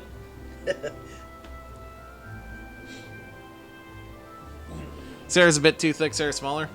Emma is a bit too thick. Yeah. Okay, yeah. Yeah, that'll happen when I'm reading. Elisa will grow, apparently. Apparently! AJ Styles beats Cedric Alexander. I mean, cool. Like, I would have been cool if either of them, but they really haven't done a good job of building Cedric to be actual... They haven't done a good job building anybody, let's be real. Yeah. WWE hasn't done anything good in a while. That young and you're already better cooks than me. I mean, going off of looks, if I were to pick a character in this game for Arena Romance just off of looks alone, I'd probably go with Laura. But that's just me. That was what Matt was saying the other day as well. If one of them had red hair, that would be instant pick. Well, Sarah's is kind of pinkish, so... Yeah, but it's gotta be red. Yeah, you're a specific one. I guess as soon as the new Persona 5 character got revealed, you're like, oh, god damn it! Let's hope she's not shit. Yeah. Yep. Let's hope she's not Marie. Yeah. There's only one ugly girl in this game, and that's Kitchen Girl. Sarah's hair is red. It's pinkish. Then again, you're talking to me, who is actually colorblind, so not a good judge of that. Can they spelled the way it's being spelled in chat? Sarah? Yeah. Yeah. Sarah Valentine. I really need to get this recipe from you, too. Okay, well, first thing you do is... Your friends all seem like such nice people. It would seem that winds have blessed you with their guidance. I think so, too. Are you good? Yeah. What the fuck was that? Brightness. Let me give you this. Oh yeah, that's pink. Futaba's dethroned because she's orange. I think it's going to take a lot to dethrone Futaba for Logan. I mean, a character from East 8 dethroned her from his... Do you read hentai? Typically, from no. His, Well, Dean is completely blind, so that's Yeah. not an option. Logan, I don't know about you, but me, not really. I don't read hentai. You watch? Sometimes. Sometimes, he says. Sometimes it's a little too much because everything sounds the fucking same, and it's the most disgusting, like, sloshy sounds. Yeah. Read hentai? How do you turn the pages? I'm assuming if it works the same as, like, comic sites, you just press one side of the screen, it'll switch to that page. Like, it'll shift pages like that. Or there was usually like a button. It was like, hey, next page. Or it was just an arrow that you could use to scroll. Futaba's not that bad, to be honest. No, he loves Futaba. Futaba's a close second for my favorite pick, but I don't know, I prefer me some Makoto. Futaba's fucking great. I just think it's crazy that Futaba was dethroned from your top 3 waifus of all time. She's still in top 5. Yep. It was a fapping joke. I know it was. But you only need one hand to fap, don't you? Yes. Field study envelope. Let's see what tasks we've got. Delivery to the watchtower. Okay. Turning over a new leaf. And return to Zender. No optional quests? Like hidden quests, rather? No. Cool. Cool. Nothing we have to go digging for. I will tell you if there's going to be one. Cool. Alright, let's get ready and get these tasks underway. Alright, we've got work to do. For anyone who is wondering why Logan, the one who doesn't know where this game is going, is gonna tell us whether we're gonna miss anything, he's got a guide open. Yep. Also, make sure you don't move the game into evening. Gaius used the S-Craft. Calamity Hawk! Okay. His S-Craft is actually kind of cool. Well, if it's big enough, you could justify wielding it like a greatsword.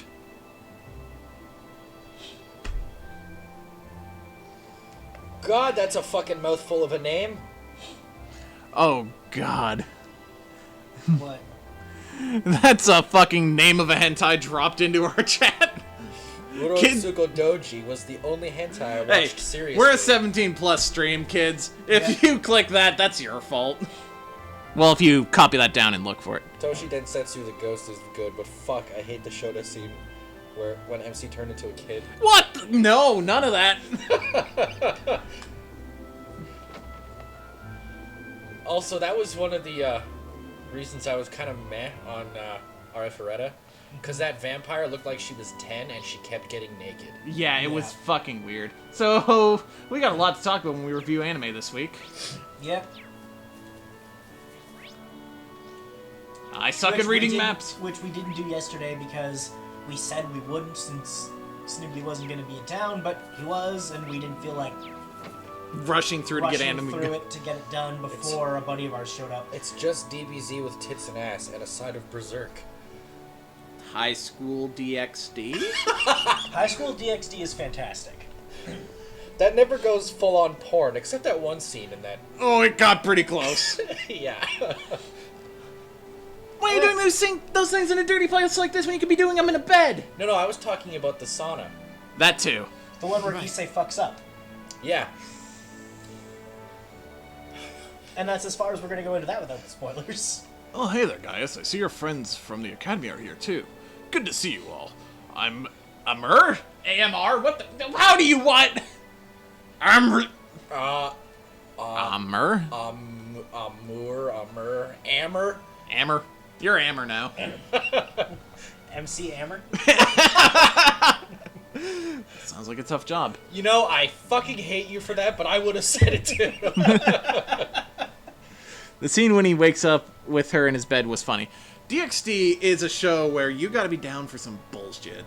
Oh, yeah, it's... I fucking love every minute of that show. But it's bullshit. It's so schlock. It's schlock. You guys seen Weeaboo by Filthy Frank? Nope. Probably won't. Even more so if it happens to be the If only you're one asking here us in about Filthy any Frank. form of hentai, generally assume the answer is no. Yeah. Though that's a YouTuber name, so... Yeah. He makes all sorts of medicine for essentially everyone around in the settlement. Yeah, so he wants us to collect some shit. Oh, that scene Honest Prick was talking about was from Arifureta. Oh. Horse is ill? Nothing like that. So, horse medicine. Horse medicine! Yeah, we basically just got far enough to see him pull a Goblin Slayer and drop a ceiling on a fucker. So, I don't know what's gonna make this shit transition to evening, but don't do that! We head back to the camp after we've completed everything. Okay. Actually, I think it's specifically go into Geis's parents' hut. General store. Yeah. Oh? Who exactly are you sending that souvenir to? My sister. I thought it'd be a good way to get on her good side for once. We rarely get to see each other anymore since she started attending St. Astrea. Ow. Right. I forgot that you also have a little sister. I'm somewhat jealous that she has such a thoughtful brother. It's a music video about Weeaboo. It's goddamn hilarious. Oh. Okay. Well, in that case, I'm gonna have to... If it's goddamn it out. hilarious, that's definitely a thing to watch. Yeah. What more games do you know that has turbo? Turbo skip? If you're talking about just like being able to speed everything up like that, the only other one I could think of is the other Trails of games and Final Fantasy XII Zodiac Age. Yeah, remasters add them in. But... You being able to turbo in Final Fantasy XII was a fucking godsend. Because that game was slow. Me, playing that on the PS2 where you couldn't oh, fuck was that. hell. Especially that one dungeon where every single walkthrough at the end of it says, "So you managed to get out of there." Because it's a teleporter puzzle that you have to do to get in, and then your only way out is to go through the entire dungeon out backwards. But it's all super samey, so you guaranteedly got yourself lost on the way in, and you'll probably have zero fucking clue how to get yourself back out. Yay! I mean, I like Final Fantasy, but by God, they do some stupid shit in their games. Yep. Legitimately, 12 is like an MMO in some kind of shitty ways, because the best parts of the game aren't the plot. The post-game is substantially better than the actual main game. I don't know. I don't like it. Takes away from the whole grind and immersion. Doesn't feel as, sorry for repeating, grand. I could see that. Yeah, that's fair. The reason I say it's absolutely a godsend in Final Fantasy XII, though, is those areas were just big for the sake of big back on the PS2. Yeah. So being able to just get through them faster is so fucking helpful. That being said, if you try and do combat in that game with the speed up, prepare to get fucked. Prepare to get fucked. It's actually kind of hilarious to look at, though. Yeah.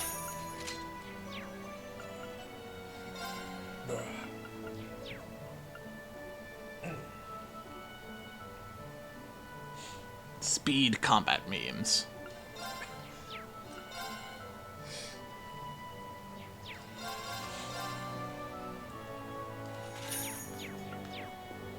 To the orbital machine to Upgrade weapons. Which I think is Geis's parents' place. Weirdly. Yeah.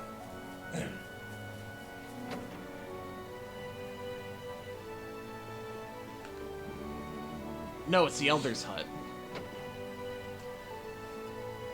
I will say, if I get the Final Fantasy VIII remaster, I probably will appreciate the speed mode to some degree. Oh, that game's slow as shit. Because that very well may actually speed up the rate at which draw points refresh as well, because it's just putting the whole game in fast forward. So that might help grinding a fair bit if that's a thing you want to do. That being said, grinding in that game is just going to make your life more difficult ultimately.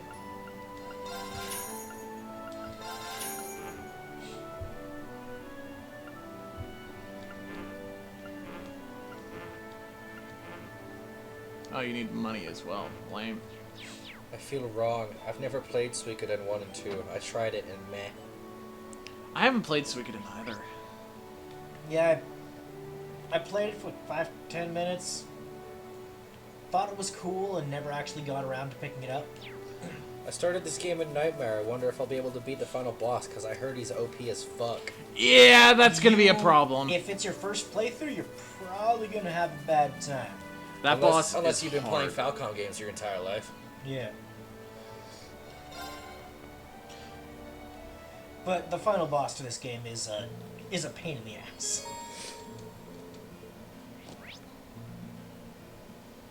Alright, we're even able to see where all the treasure chests are because of that one quartz we gave someone. Yeah. Probably a good thing, because I guarantee it was probably in this fucking area that we missed chests. Yep. That kept us from getting the got every chest trophy our first playthrough.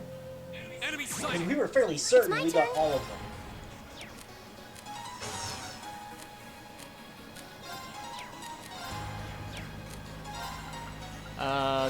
You're weak to fire and water. You're weak to earth.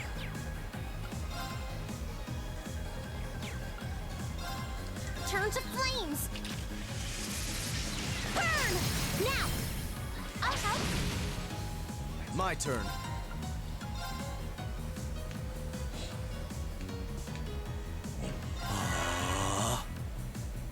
Well, since we don't have Laura in our party, it might be worth switching who Rean's linked with.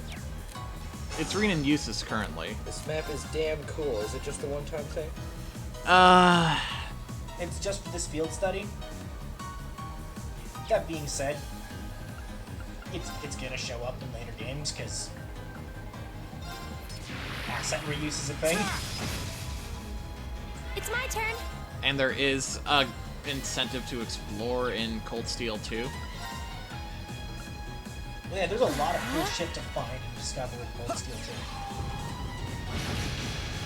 There's also a lot more interconnecting maps, so you can just say, go from the far south all the way north.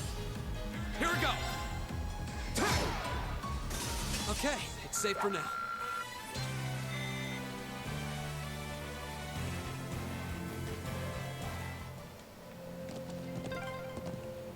I figured there'd be monsters around. Be careful, everyone. Got it. Let's get this over with. Single advantage. There. Go. There. I can do this. You see that gif of Cloud in the remake having a seizure? What the fuck's that about? Yeah, that's weird. No idea about that. Go! I'll help. It's my turn. My turn.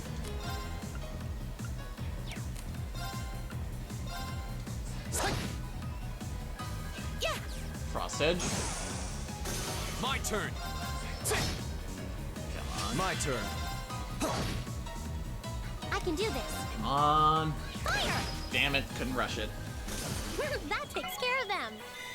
That should suffice. Level for Eustace.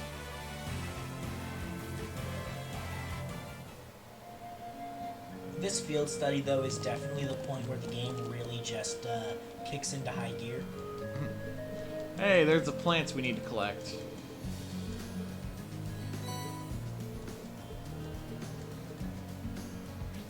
More monsters there, but there's a treasure chest over here. Crack horse away!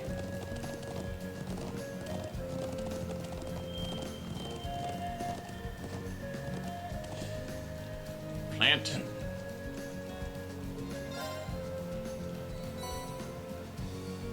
I find with a lot of games highest difficulties just feel like numbers bullshit, so going more towards the middle is more balanced and feels more fun than just going full bullshit mode.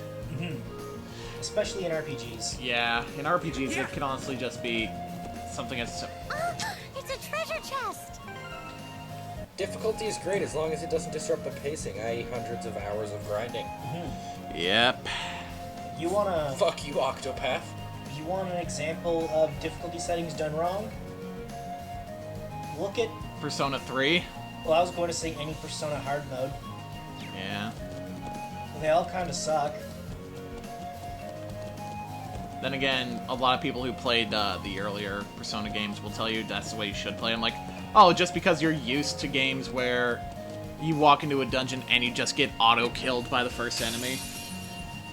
We'll have to fight our way through. Fucking merciless difficulty in Persona 5 is stupid. Flames, gather on my blade. Because, I mean, sure, if you target a fucking enemy's weakness, you're gonna do like 3 times the damage. But that means you're not fucking gonna be able to catch Personas. So you're gonna have to spend all your money to do that shit. Right. I was pissed when I first saw that in hard mode in Persona 3. The costs for Personas was Let's go. drastically inflated. Okay.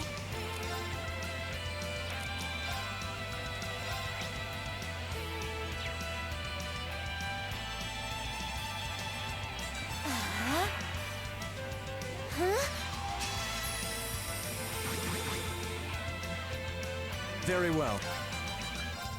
The fuck is that thing? I don't know, but it's big. Be gone. How did it fit inside that chest? Good question. Turn his chest. It's much bigger on the inside. I don't believe you.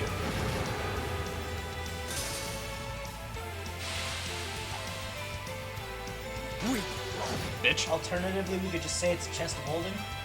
I can do Its this. faceplate reminds me of Meta Knight for some reason. A little bit. Fuck, speaking of chests of holding, I remember you guys found one that was just stocked full of treasure and shit.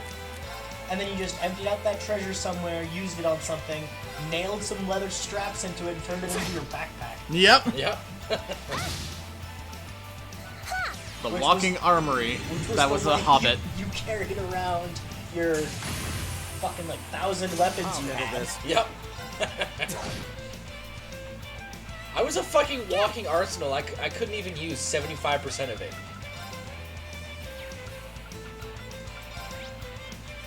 Arcus, activate. My turn. Which is even more hilarious when you consider that my arm was a weapon. You're done. Yes. Like, I was just a weapon pack mule for some reason. Now. Leave it to me. I mean, definitely better than Nice shooting, Elisa. the Things were all nicely done. useless party member that Ooh, was Molten Rain. our Warlock. Just getting started. Or, no, not our Warlock, our fucking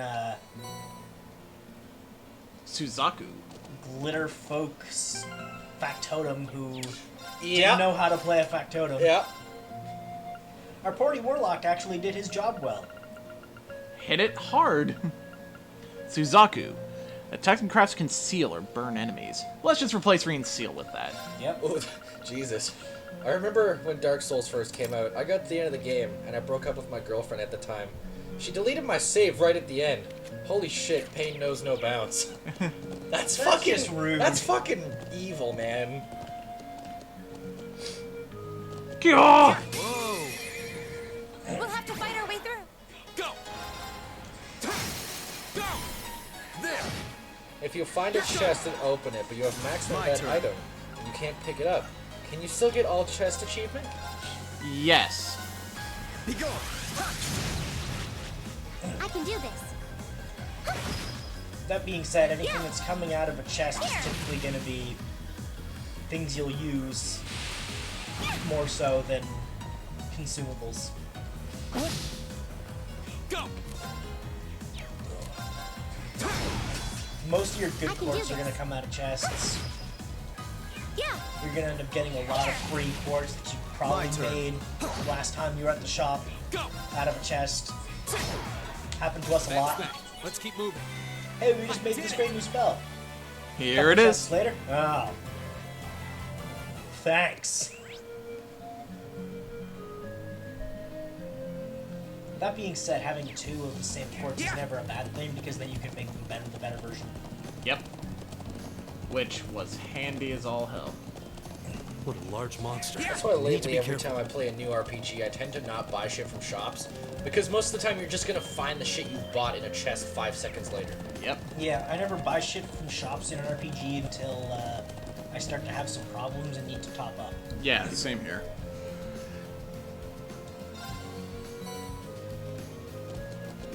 That being said, in this game, shops are the only ways to get weapons. You don't get weapons from chests in this game. Let's get this over with. Go! Okay, so neutral. So you're an asshole. Now's our chance! There! It's my turn. Let's show off this new skill. Oh no, you don't. Stop right there. Molten range. Yeah. I've got a weird rule. If I start an RPG, My I can turn. only play that one RPG until the end. Yeah. We try to do the same thing. Yeah. If you don't buy a recipe in one chapter, can you get that recipe later? I think if you miss it, you miss it. Yeah. That being said, there is a character in 2 who will sell you certain books you missed, so you might be able to get some of the recipes that way in the sequel, but I don't think you can do that in this game. Okay.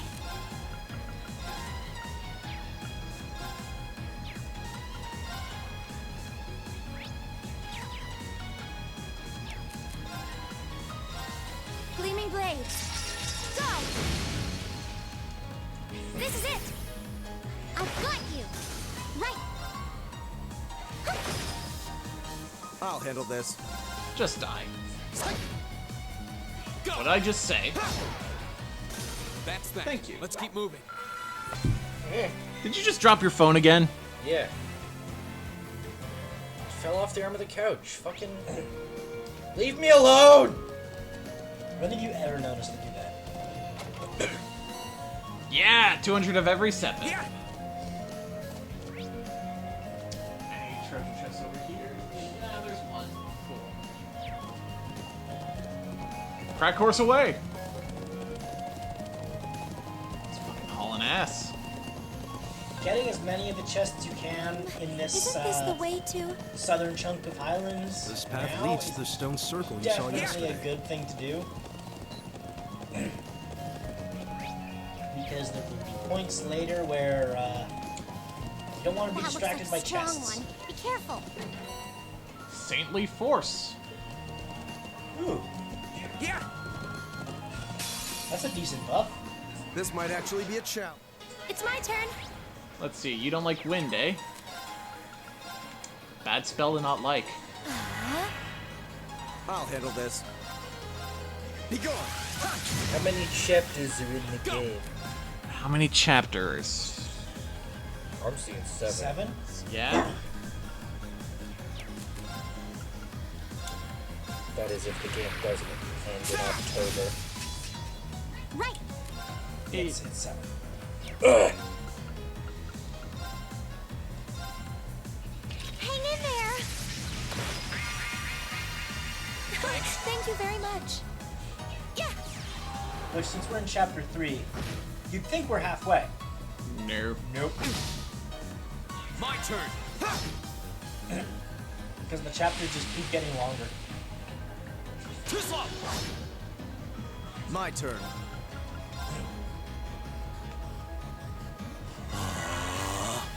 Right.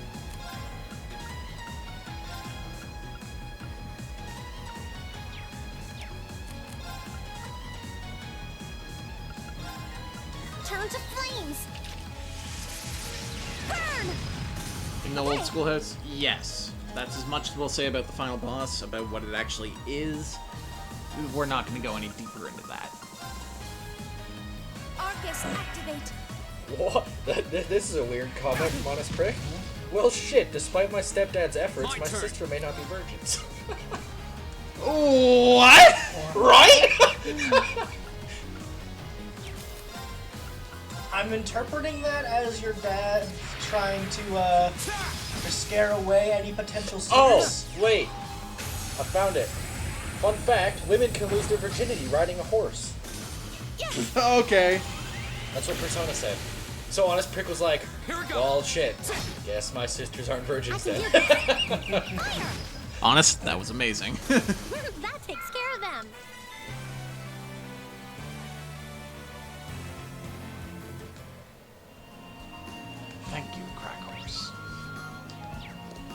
May indeed.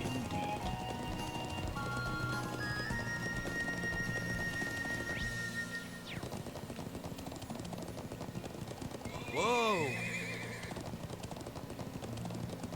Let's go.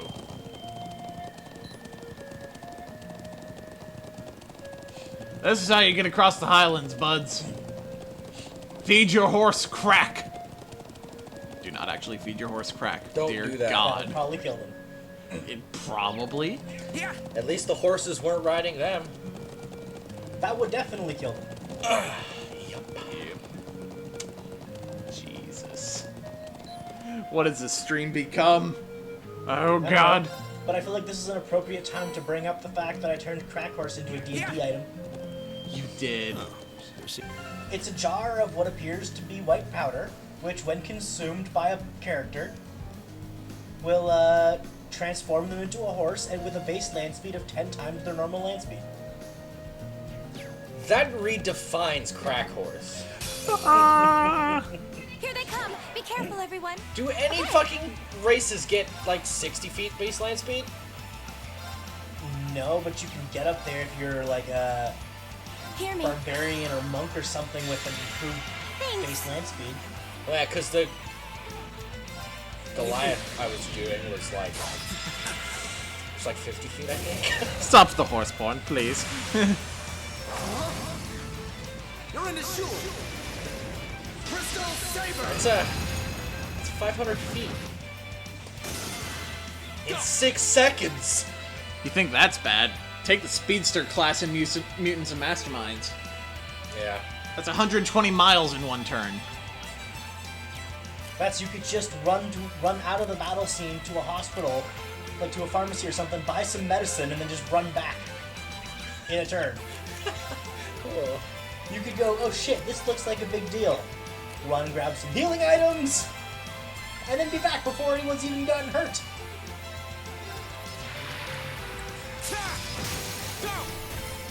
There. Ah, it's one of those again. Yes. Just don't run so fast that the Speed Force calls to you and you run out of existence. Horse porn is an epidemic right now? Here we go. I don't want to know.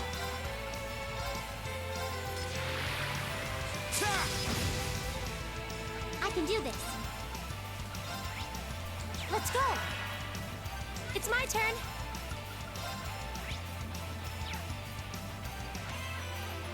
Arcus, activate. Ha! Sphere. Very well.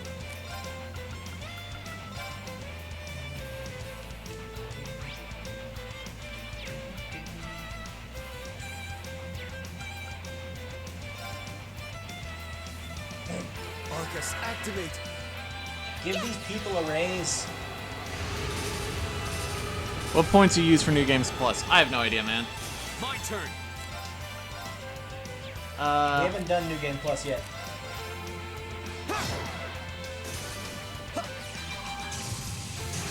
And It's my turn. bad. Go. I suppose we should show Gaius's S-Craft at some point soon. At some point. I'm saving it so we can nuke a That's fight. that. Let's keep moving. Making progress. A matter of course. Yeah, levels. Is it Levels be really valuable in this game. Flame Tongue? Who needs Heat Wave? Am I right? Yeah, you just getting rid of Emma's Heat Wave? Yeah. So she can just murder people?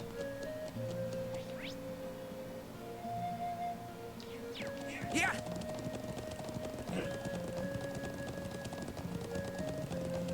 If you do it right, by endgame levels, you can have her magic attack stat over 1,000. Oh, that's a beautiful looking treasure chest. Chrono Drive. Okay. Excellent. You know what? Not gonna be using Soul Blur, so I'll take that. Yeah.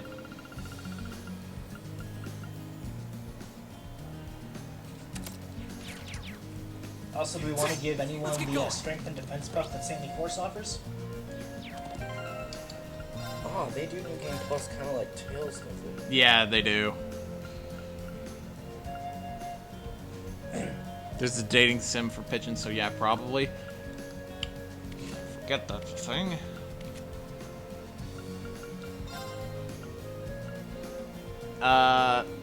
One turn of strength. Let's see, support 1, strength and defense 4 turns. We don't need to worry about that. The defense buff we don't really need, and Reen's already got the impassion. You only get 5 points the first time you start New Game Plus. Yeah, but those 5 points give you a lot more than you'd think. Not unless you pick the high level shit. True enough.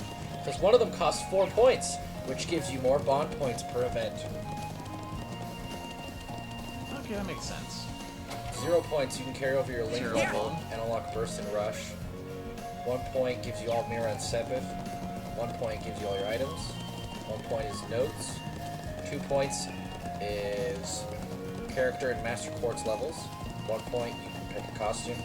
1 point for another costume. 1 point for another costume.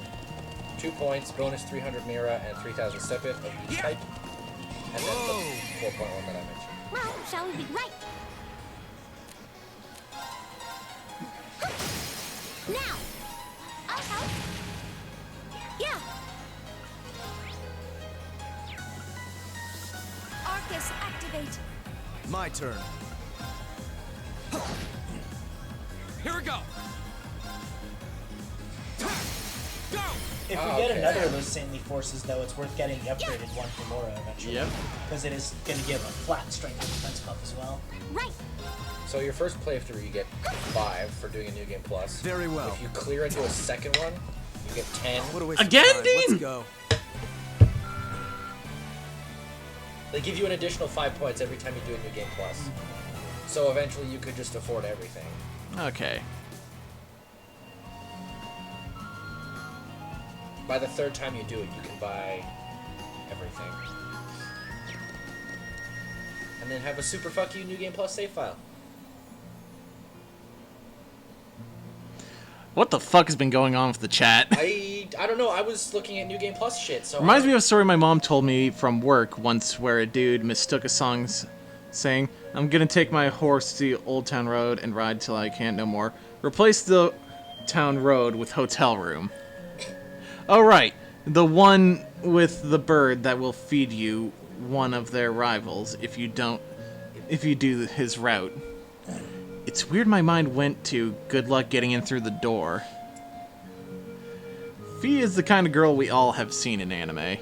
Yep. No, it's a chick and bird dudes. Yep. Tropey tropes, we discussed this. The game is rife with tropes. Guess what else is rife with tropes? Xenoblade Chronicles. Fuck you. Fight me.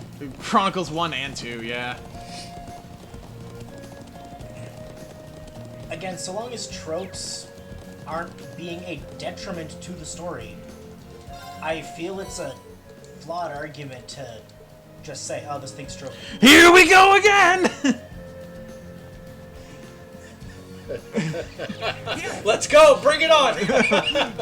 Because it's not like people will go, oh, they're a trope, but it's not like people look at, you know, Star Wars, for example, and go, oh, it's just the hero's journey trope. Yeah!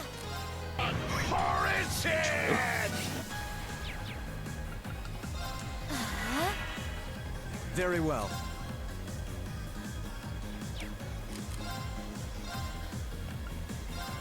Nothing is truly original, it's just how Bring you it! do it. Bring it! I can do this. I'm gonna see if I can find a... That particular argument frustrates me more than it should, because I had to have the argument of just because there is a trope here doesn't mean it's a bad thing with my old roommate like 1,000 fucking times. Yeah! Yeah, your old roommate who shat on the final scene of Assassination Classroom for a really stupid reason. Yeah, because giving everyone a moment was better paced in the manga. Do you have any idea how big that fucking class is? Giving 22 characters each their own moment was apparently better paced in the book because he could speed read. I'm sorry, what? Yeah. And this was, he just came in and started talking and shitting on what we're watching as Parker and I were fucking watching the end of season 2. Old roommate also shot on the floor, didn't he? No, that was a friend of No. ours, roommate. Yeah, that was the roommate of a buddy of mine. Who... Didn't live there for much longer.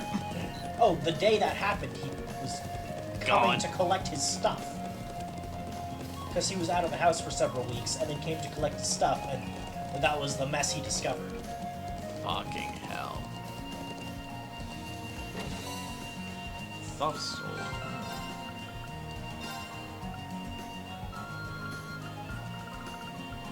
To be fair, I don't even know if that crazy fucker who left that mess is still kicking. Okay, that took a darker turn than I was expecting. Oh, he might be dead. Whoa! Well, I mean... He's as dead as Chunky Kong. Hey! Well, I mean, legitimately. He's dead. Is this the way to When the I knew watchtower? him several years ago, like back... Yeah, just keep heading along this Lisa's path. best for support. She is super good at support. Her attack is not great. Yeah. When I met him several years ago, Maybe he was just marking his territory. already had AIDS. Jesus! Tower! It just made terrible life decisions all around. So... I legitimately have no idea what his state of health would be by this point. All three of us almost made a terrible life decision. Let's be real. With that one girl. Yeah. To be fair, I almost made subsequent terrible life decisions in my year at university. Fair enough. He had AIDS, did you say? He did. Cue Team America. Everyone has AIDS. AIDS! AIDS, AIDS, AIDS! AIDS, AIDS, AIDS! Fucking hell, that movie. I was shocked to find it playing on TV one day. The movie's fucking great. I was shocked to find out my dad had seen it. That's... It looks like a Calvard military base. It is. This area kind of acts as a buffer zone between the two countries.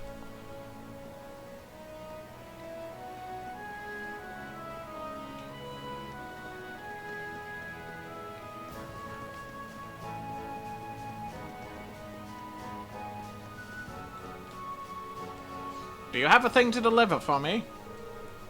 I'm bored. Yes. Excuse me, you wouldn't happen to be...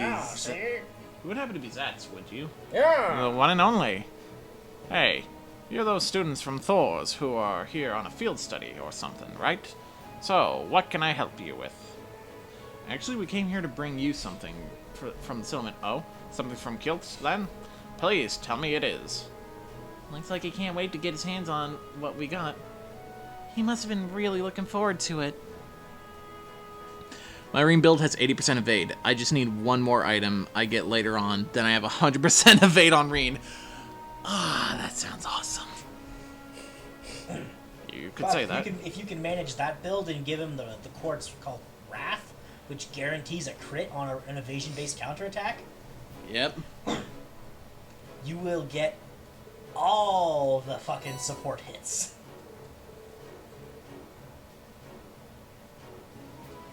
You want a view from the top of the tower? No problem. So Reen is immortal. Basically.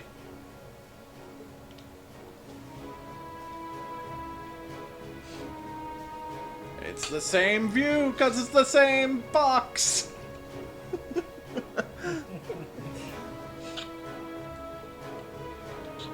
That's the one, though, as you can tell, it's not exactly a massive outpost.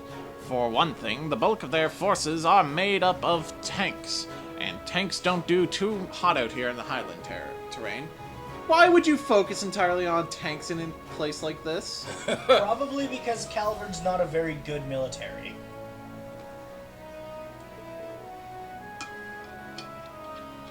That's true. And yet they built a base up here anyway, just to keep appearances. It's like a staring match between two stubborn children. You ain't wrong. I mean, last time I could think of a fictional republic that went to war, their military slaughtered itself. Yeah, that's pretty spot on. Fucking Star Wars. Still, lately we'd had airships boat from armies cruising around here. So we can't let our guard down too much either.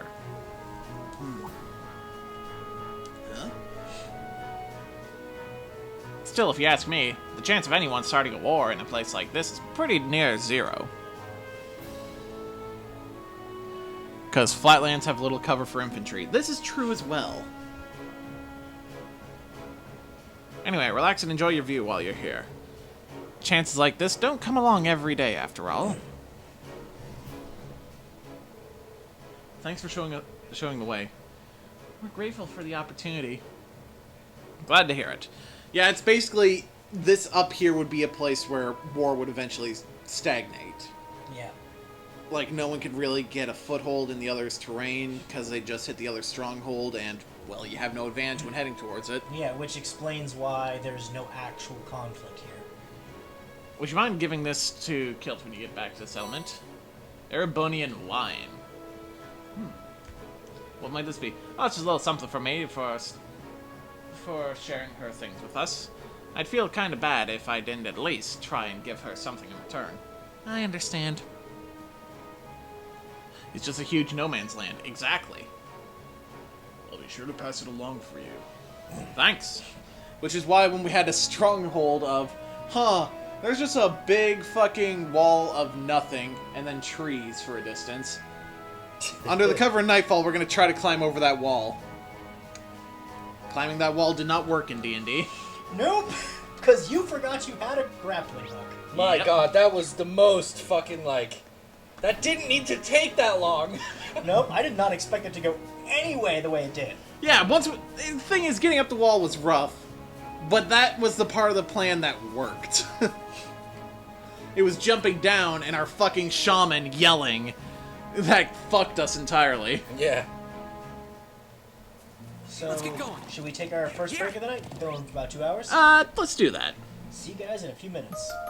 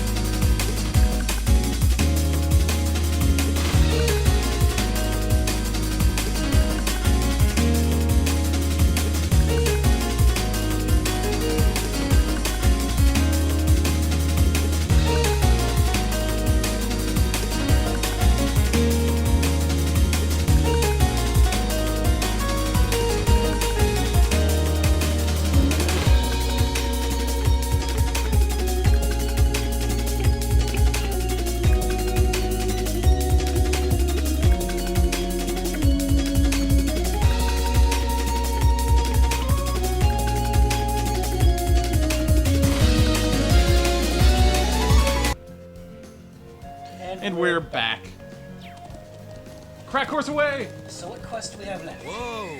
Well, first I'm gonna turn in these two, then go do Return to Zender.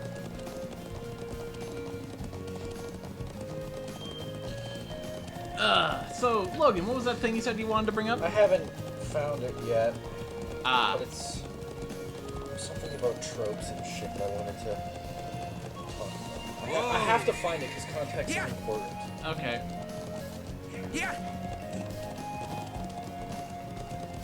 Like, it always pisses me off when people look at Xenoblade 2 and just go, oh, well, this is just this trope. I'm like, yeah, you can just say the same thing about Chronicles 1, you know? You can levy those same complaints at basically every piece of media, period. Exactly. If you don't want to look into it any deeper, if you don't want to look at subtext, you can call anything a one-dimensional trope if you choose to be blind to it. Exactly. Get in there, Reen. Like, let's be real. If you don't look any further, Luke's just the chosen one. He's just a generic chosen one.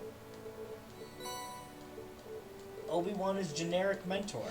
Han Solo is generic scoundrel with a face turn.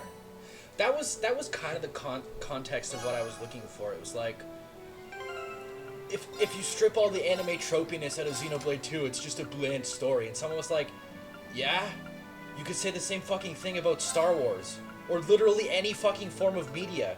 Tropes exist for a reason. Oh! Ariel, Grand Press, Dark Matter. Oh, that's the one with that draws aggro too, though, right? Yep. So I guess we have to give that to Reen for now. What do we get rid of, though? Because we don't want to give Emma an aggro draw. I think I'll that's... just get her killed. But we're not going to be using it with Reen is the thing. What would the True. point be? Might as well just ignore it for now. I mean, we could give it to Emma and then link her with Reen, who can take a hit for her. True. Because I'm pretty sure they've got cover already. Yeah, let's do it. It's like bitching about food and ingredients, because there's always some that people will hate. But if they're used properly, you can still enjoy the meal. That's a good way to put it, honest, Frick. Yeah. It's like mushrooms. If you cook them wrong, they're shit. There's some people also just not willing to try them. Yeah, and if you cook them in the right dish, they can be delicious. I just really dislike mushrooms, and you're never gonna change my mind. And I've accepted that. Yeah, that's fair.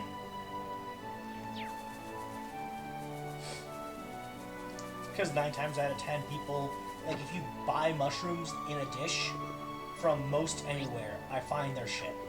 Oh, they're terrible.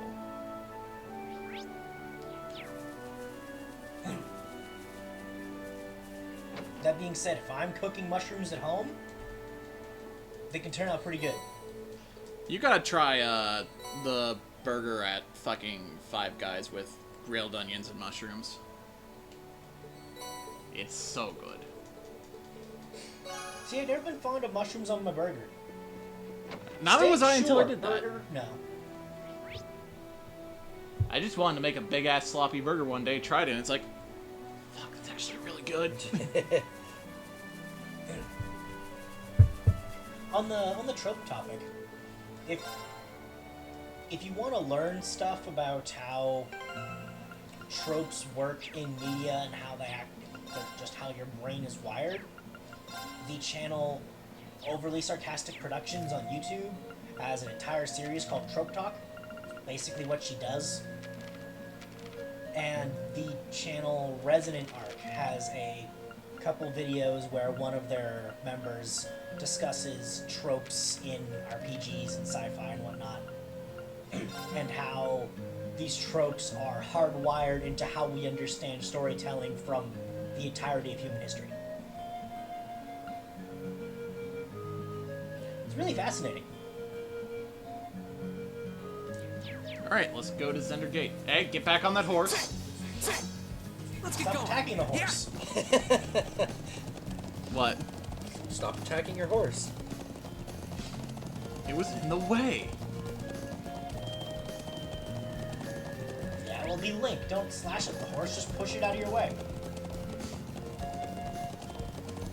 Slap the horse's ass and cause it to run off a fucking cliff. Happens so many times to people in Breath of the Wild. Or spook the horse, it runs off the cliff. Or spook the horse, it kicks you off the cliff. Breath of the Wild. Most of the things that happened in that game that were interesting involved things flying off of the cliff. Fucking gameplay systems in that were so Well, fun to work too. Here we are. Let's go meet with the Lieutenant General. That was some poppin'. What were those channels again? Resonant Arc. Yeah, Resonant Arc is the one that's going to have fewer videos on the topic, but they discuss, they have a couple videos discussing tropes and how they trace back through basically all of our storytelling. And the one that actually has the Trope Talk series is called Overly Sarcastic Productions. Who are a channel closely affiliated with a channel I follow closely called Hello Future Me, which discusses writing and world building and all that kind of stuff. It's great. Fuck, I could listen to that guy just lecture at me for hours.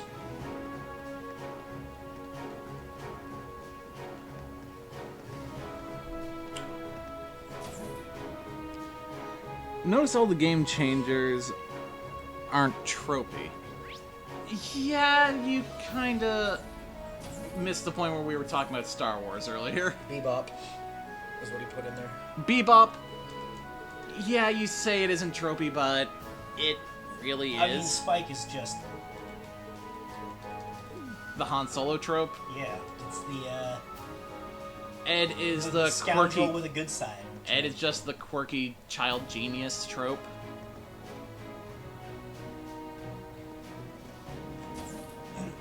Like, when you say something isn't tropey, you're opening up a can of worms. Because chances are, it is littered with writing tropes. That's just how the human brain reacts to things. Now, when that gets... Remember, it was 98. Oh, yeah, no, I know. But these things still weren't exactly new for that time. It's just Cowboy Bebop implemented them in a way that they felt refreshing in a new environment. Yeah, there's nothing wrong with tropes. Where the problem lies is when people don't do anything beyond that. You want to see a prime example of nothing beyond the trope, watch the first 2 or 3 episodes of an anime called Asterix War. That's about as far as we got before we gave up, because they did nothing original. You ever see Space Dandy? That was good shit. Space Dandy is such good shit. Fucking hilarious, dude. Thank you for coming. Jesus Christ. What? Space Dandy's hilarious. Yeah. You got Ian Sinclair as your space-traveling dandy. He's a dandy guy. In space. Looks like you were able to get a good night's rest after a long journey. Thank you for your concern, sir. And thank you again for preparing those horses for us yesterday. I don't even remember what this quest is. Welcome. It was the least I could do to welcome Gaius back to his homeland. Thank you very much. I made sure to wait for the dub. Some animes are just made for dub. Watch a comedy in your native language. It's just the only way you're gonna get the full thing out of it. Yeah. Like, I watched some Gintama subbed, did not go. Did not go. You think we lost some jokes in translation when watching it regularly? You ain't seen shit. I wouldn't have been able to enroll in this academy if not for your recommendation. I'm truly grateful. Really? It did seem like you two were no strangers. I can hardly imagine the circumstances that would give cause for a nomad to meet an Imperial officer. What you looking at, Logan? I'm trying to find it. Do you want to talk anime comedies that die? Fairy Tale straight up added comedy. Yep. You want to talk anime comedies that straight up die the moment they cross the pond, though, regardless of language? Fuck Pop Team Epic. Pop Team Epic. I saw a clip of the Death Note dub, though. I would like to tell you, I am L. That line really made me question how that voice actor made it in the industry. Honestly, in the context of L, from what you've seen before it was fine. L's voice seemed robotic and inhuman, but that kind of worked for the character. Yeah, that dub is actually probably Ocean's best dub. Yeah? Eh. Maybe Black Lagoon. Yeah, Black Lagoon was Black pretty Lagoon's good. pretty good. It does boggle the mind, doesn't it? Have you seen Watashi wa El Desu? What the fuck is that? These fucking titles that are coming up in the chat. It does boggle the mind, doesn't it? But actually, I Based owe a on great that, deal to Gaius. I'd assume that's I Am L? Yeah? It was an Ocean dub? Didn't know that. It was some Canadian dub. Yeah, I'm 90% sure it was Ocean. Actually, I owe a great deal to Gaius. Seriously? We first met around a year ago, back when I took up the post here at Zender. While out on an inspection of the Highlands, I found myself surrounded by a pack of wolf-like beasts. Then out of nowhere, young Gaius comes galloping in, spear in hand, to pull my ass out of the fire. The Japanese version saying IML, it hits hard. The English dub really failed that scene. To be fair, that is a moment where he could have added a bit more to the voice.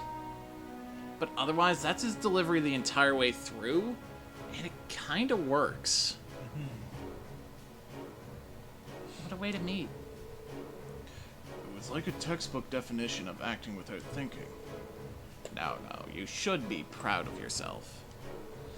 There I was, on the defensive, cautiously gauging the best course of action. Then Gaius barreled into the fray, all alone, and fought off the lot of them. And this was a year ago? Back when he was just 16? Unbelievable. That sounds just wild enough to be a true Gaius story. Back when he was just 16, somewhere across the country, Fee. What do you mean, just 16? And just everyone there confused. Fee, what's wrong? That's how the Lieutenant General and I first became acquainted. When I think Canadian talent, I think maple syrup. Oh, you better start thinking about fucking Rush there, bud. Anyway, that's how Lieutenant General and I first became acquainted. Well, when it comes to music, Canada's got a fuck ton of good music. Yeah. He's the one who wrote me the recommendation that allowed me to enroll in the academy. I saw a lot of potential in you. Figured it'd be a shame if you were never given the chance to realize it. When I think of Canadian talent, I think of Storm and X-Men, the Horde's Storm voice. Yeah, that wasn't good. It's not good. Still waiting for the apology for Bryan Adams. We refuse to apologize for that. I mean, if it's any apology I can tell you, my stepdad's brother-in-law beat the shit out of him in high school. Jesus. Glad to see you again, guys. If that's any apology for Bryan Adams, take it as you will. What? Said Honest Brick. Let's move along to business. Are you ready for me to explain what I'd like you to do? Ready when you are, sir. It was something about hunting down a dangerous monster. Oh, right, yeah. Go kill it. Do it. Kill it. Please. It should be good work for your field study. Do it. Are you serious? I'm 100% serious about that.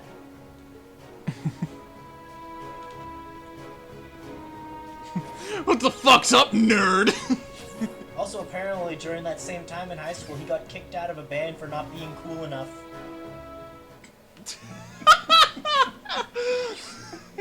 Jesus Christ. And then he went on to be somebody, and they faded into obscurity. Yeah, I can't find it. Anything interesting happening in Clash of Champions? He's as cool as hummus. probably gonna bastardize it, but essentially the premise of the argument was like, Xenoblade Chronicles was trying to define itself beyond being tropey, because if you strip all that shit away, it still has an identity. But it doesn't, because if you strip the it, shonen framework away, what is there? if you strip everything that makes something away, it's going to be the blandest fucking thing ever. Like Star Wars, like anything. If you strip all the shit that makes Xenoblade individual from everything else, it's the same as every other fucking game. But if you strip all the things that makes it similar to something else, it doesn't have much left, because, let's be real, any story is just a combination of pre-existing ingredients, like the cooking analogy we got earlier. Alright, 434, where are you at? Give me some Clash of Champions bullshit.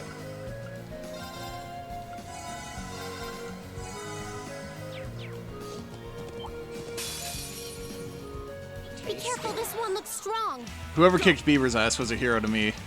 Yeah. I want to kick the shit out of Beaver.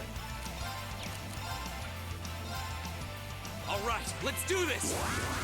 I'll handle this. Very well.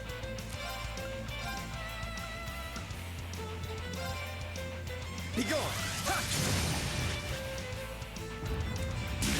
Dolph Ziggler and Robert Roode beat Seth Rollins and Braun Strowman to become the new Raw Tag Team Champions. Roode has now pinned the Universal Champion. It's my turn. That's so weird. That's gonna go nowhere. I seriously wish they called them Rudolph. Did they call them Rudolph? No. I suppose I should thank you.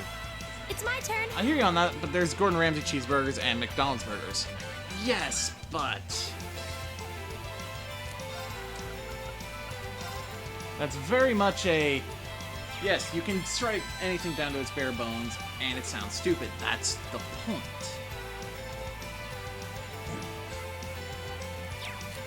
But saying that they don't have those similarities is wrong. Like, people claiming, oh, Chronicles 2 is more tropey than the original is factually wrong. They're complaining it's bad because it's tropey, not because those tropes are implemented worse. Bayley beats Charlotte Flair to retain the SmackDown Women's title by exposing the turnbuckle. After the match, she gets the hell out of Dodge. Okay. The Revival are the new SmackDown Tag Team Champions. And that's as far as we're up to. Okay. No. Crossbed. Here we go!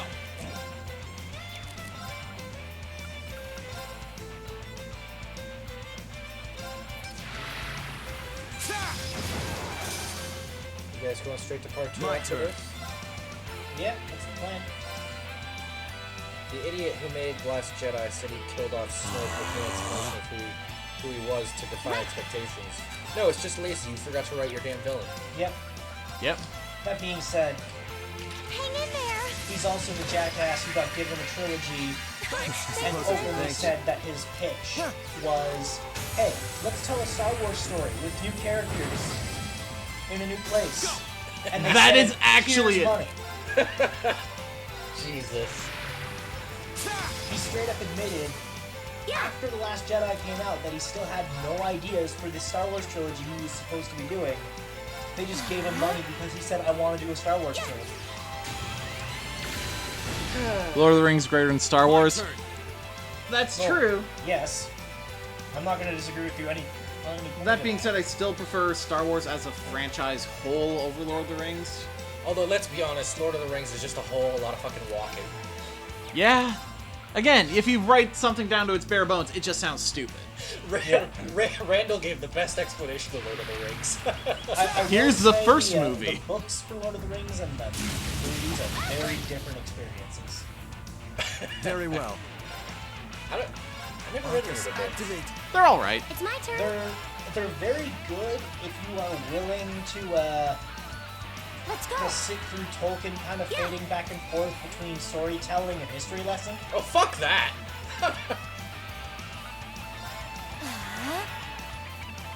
The Hobbit was just panning shots of landscapes. I suppose I should thank you. Yeah, Except they're not midgets, they're just in the background. My turn. Yeah. Well, at least they were in the original. Yeah, in the original, like in Lord of the Rings trilogy, all the hobbits and Gimli were viewed as shorter because of just Harry's perspective. Sorry, vertically challenged. To the point of that scene at the very beginning of the Fellowship of the Ring where Frodo and Gandalf are sitting on the cart together. It's actually two completely separate half parts It's my turn. that are different sizes and different distances from the camera to look like they're one seamless bench and Frodo's just tiny. Arcus activated. And it looks hilarious. Huh? Thank you very much. Alexa Bliss I'll and handle Nikki Cross this. are still running tag team champions. Where? Yeah. Gimli's actor's actually taller than half the cast. Yep. He was just of a height. You're really quiet, for the dude. hobbits. Who's really quiet? My turn. No. Which one of us? Is it me?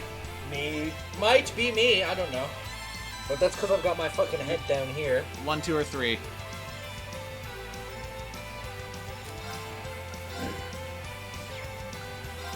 Flames, gather on Because my if one of us blade. is flat, I can just turn them up.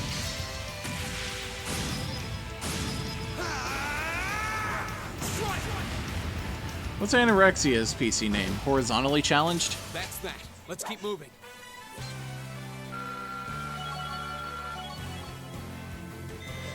Great. Nicely done. Making progress. 2 and 3. What's your names for future reference? I'm Dean. Well, if yours is quiet, it's because you've got your mic pointed to the fucking window. I like to point it right here. Yeah, I'm the only one who's actually within proper mic distance away from their mic. Because our couch is a little further back than it should be from our table. Even if it was closer, you still wouldn't be. You'd have to be up in its shit anyway. Yeah. Crescent Shell. Support, area medium, defense plus 50%, and magic reflect. That's why I said we don't need to worry about Saintly Force. Because we got that and Motivate. Okay. 2 and 3. Again, I'm Drew. I'm Dean. And I'm Snibbly. Yeah. Also known as Logan. Yeah, they refuse to call me by my nickname for some reason, even though I keep asking them to. Fine, we'll do that. Gah! Looks like that takes care of our task. Seems so. I hope this will go some way toward repaying the debt I owe the Lieutenant General. My, how gracious of you. I'm happy for you. Let's return to Zender Gate and report our success to the Lieutenant General. Stibley sounds like a house elf. Give him a sock! That's rude. The name actually comes from, he made his Twitch name Mr. Snibbly after a cat from Acquisitions Inc. Yes. That fucking cat. Apparitions inebriated. Yep. So you were able to defeat the beast. Excellent work.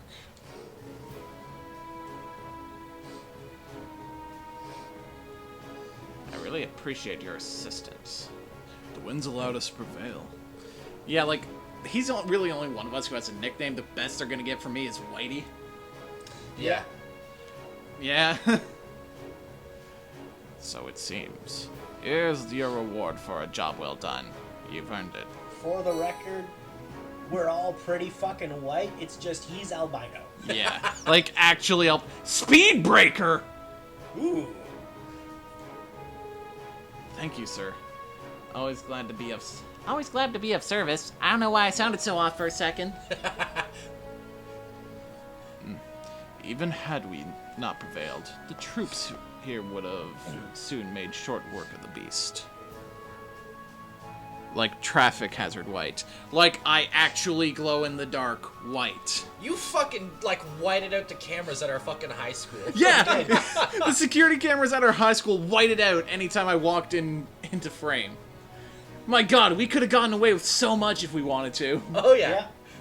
Gandalf white. White. I mean, in a few online games before I joined this, I went by Profion the White. Named after the wizard character from fucking D&D, the movie. That piece of shit.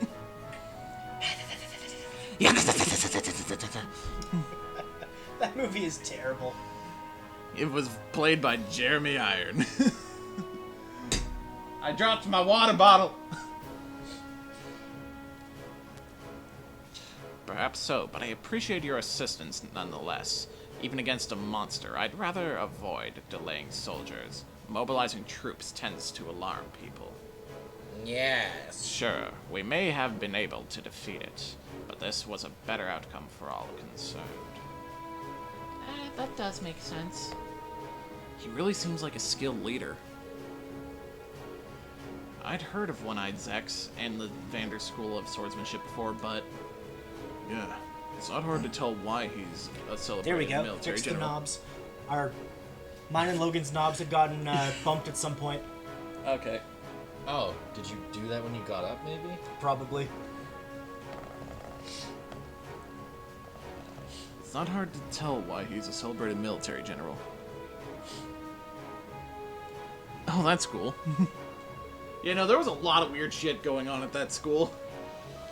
I can see why now. Regardless, I do not want to take up any more of your time. What? You keep, like, starting with the wrong voice because you think it's a different character. Yep. I zoned out. Your knobs got pumped when you got up, what? The volume knobs on our mixer. Yeah, we have an actual mixer over there. They got moved slightly, I guess. I'm sure your Must have knocked them with, like, I must have hit them when I bumped the cable and it hit the knob or something. I'm sure your field study here will be an invaluable experience, and hopefully a memorable one as well. To be fair, when you mentioned the knobs, I was going to make a dirty joke too, but refrained. I wish you the best with all your remaining tasks. Knobs is a very different thing here. Yeah, a knob refers to a cock. Yes. Like, I don't know how many times I've heard Gavin Free yell, "Oh, my knob!" Got me in the knob! He's so fucking British. Fucking love how in Achievement Hunter videos they bring in, like, Buckley, who's also British, and he just turns to Gavin, "What the fuck are you talking about?"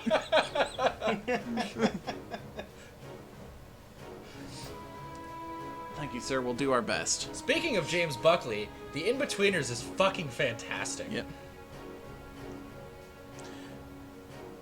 I know, that's amazing. What? You still have some old people in Canada referring to it as that too, there, Persona. The greatest thing about America is fanny packs. That's vagina pack in British. We know. You'll excuse us then. Fucking speed breaker. I mean, probably not worth taking away Seal and Burn from Marine for now, but Did you definitely like, give it to someone else. Did you like forget that you get speed breaker now or something? Yeah. Damn. I wonder, can I? No, we can equip it with Suzaku equipped as well.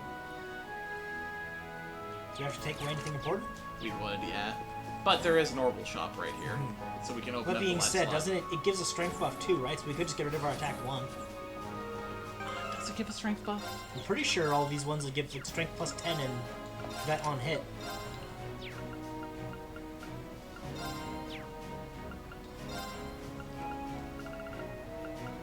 Yeah, we could just replace attack 1 with it.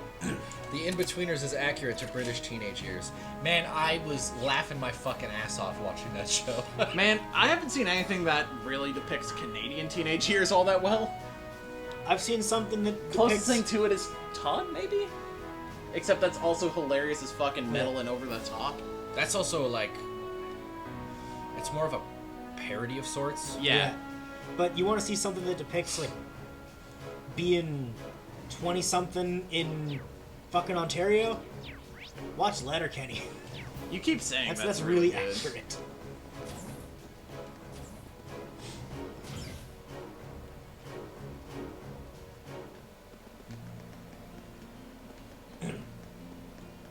Let's get going.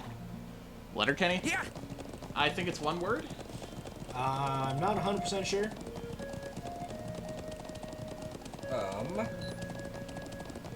I can tell you legally you can watch it on Crave. Ew. Letterkenny is one word. Who the fuck uses Crave, man? people with Bell. Here they. It's my turn. Because I think you get it for free now. There's so many of these fucking streaming services. Like, Apple's Oh, launching no, don't. one. Stop right there. it's like we're paying for fucking different channels of cable all over again. Go. There! Go! The business model's gonna fail eventually. Oh yeah. It's my turn. Like, that's a given at this point. Oh, fuck me. It's already on fucking season 7? Yeah. Fuck. My turn. While watching it with John the past couple times, we've hung out. We're up to season 3. Which season 3 straight up has an episode where they go fishing in Quebec and just French people and English people fucking cursing at each other across the lake. We should be safe now. That is so fucking real, you have no idea, chat. Have you finished all 3 of these quests yet? Yes? Yeah. Let's get going. You can go back to Gaius' house and you'll get a scene. Yeah. And then you'll get like 3 more things to do, and one of which you'll be able to do is hidden. Okay. So there'll be 4 you can do. Hopefully going back to Gaius' house doesn't make it. I almost moved to Toronto when I was 18 for university, but work led me elsewhere. Always wondered what it'd be like if I went there. Toronto? I don't like that city. I'm not a fan of it. You definitely want to live in not the shit parts. Oh yeah, no, some parts of Toronto are almost as bad as some parts of New York. Buddy of mine was so drunk when he was in Toronto, he decided to pet a raccoon thinking it was a stray cat. Jesus. You go back into Gaius' house, you should get a scene. To be fair, this is also the same guy who thought it was a fantastic idea to eat a brownie before his shift at a McDonald's. I thought it was very safe there. In Toronto? Not No. really. No. No, far from it. Like, there are some parts of it that are real, that are fine, that are fine, they're good. It's very much like New York in that regard. Some parts of it are nice, some parts of it are really not. Yeah. You have everything from the richest end of places to if you go outside by yourself at night, you're gonna get shanked. I mean, to be fair, we have parts like that in Ottawa too. Yeah. Like South Keys. Yeah. Yeah, and fucking Jasmine Crescent. Yeah.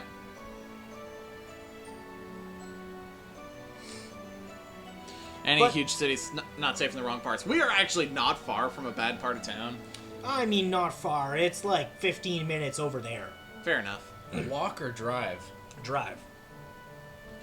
Oh, really? I thought if we walked a bit to the east, we got to a bad part. I mean, if you're thinking of Vanier, that's on the other side of the highway from here. Oh, okay. And fucking. Where would you recommend going in Canada then? Ottawa's fine, Here- if a bit wide. Yeah, here's fine. It just takes forever to get some places. Montreal's a fun time. But it's a nightmare to get anywhere. Toronto's fucking worse because you can just be sitting at a standstill for hours. Yep. Calgary ain't bad. Yeah, It's an fucking- expensive place to live, but it's nice. Vancouver's nice, but same problem. Yep. And Avoid Saskatchewan like the plague. Yeah, the Maritimes are nice. Saskatchewan. The Maritime provinces are all nice. Yeah, if you want to go somewhere where, like, every town is a fucking fishing town. And everyone's just gonna want to drink with you. That's French Canada, though, Montreal, right? I'm British. I don't speak any French at all, and I got around fine when I was there. Montreal is like the city in Quebec that is English. Yeah. You go to Quebec Because City it's a and you're tourist not town. getting anything. Yeah, like, Montreal is actually world famous for its comedy festival, Just for Laughs. It's really good fucking comedy. Look it up. They do a few gala nights and shit. So you finish all the tasks, give us more. I went to Quebec City for, I think it was, fuck. It's a grade 7 or 8 school trip. The fast food places were fine. They would understand you well enough. Yeah. Other places, yeah, don't even try. There are a lot of people in Quebec, though, who will actually act like they don't understand you if you speak English to them. Because they're French, and they don't want to talk English. They're not even real French, though, so they can't even talk. No. Yeah, to the point of if you go to France and you speak Canadian French, they will tell you fuck off, just speak English. Yeah. But then again... Montreal do the Indie Film Awards, right? I think so, but Toronto also has an international film festival, which is also world famous for launching a whole bunch of movies. Like, for example, the movie 9. I want to say it was a Tim Burton movie? Yes. Sack People? I don't know if it was Burton, but I know what you're talking about. That movie was actually... It started from a short that aired at... that someone from fucking Sheridan College did and entered into that film festival, and then someone bought it from them for metric fuck tons of money. No. Sack People? Yeah, it's a weird... I think it's pseudo stop motion when it's actually CG. 9, yeah, it was alright, and yeah, that's true. Like, there's a whole bunch... Was it just called, like... It was just called the 9. number 9? Yeah, just the number 9. Because there's a movie that's the number 9, and then there's a shitty musical called 9 the Word. Yeah. Okay, I found the 2009 film that said it was like... Sentient Ragdoll People? Yep, that's it. Yeah. Okay. Let's see who directed this movie. I don't think it was Burton. Shane Acker. Yep. Tim Burton was a producer. After eating their fill of warm, fragrant naan bread and kebabs, they all washed it down with a cup of Sheeta's finest herbal tea. Naan bread is delicious. Fuck, Elijah Wood was in that movie? Really? Jesus, yeah. John C. Reilly was in it. That really hit the spot. I still want to eat more, but my stomach is protesting. That naan flatbread you made was really delicious. It tastes so fresh, too. Christopher Plummer. I asked if... Yeah, I baked it on a kind of collapsed stove. I'm glad you liked it. I doubt you see bread like that much in the Empire. Christopher Plummer is probably the biggest actor who got suckered into being in Skyrim. Yeah.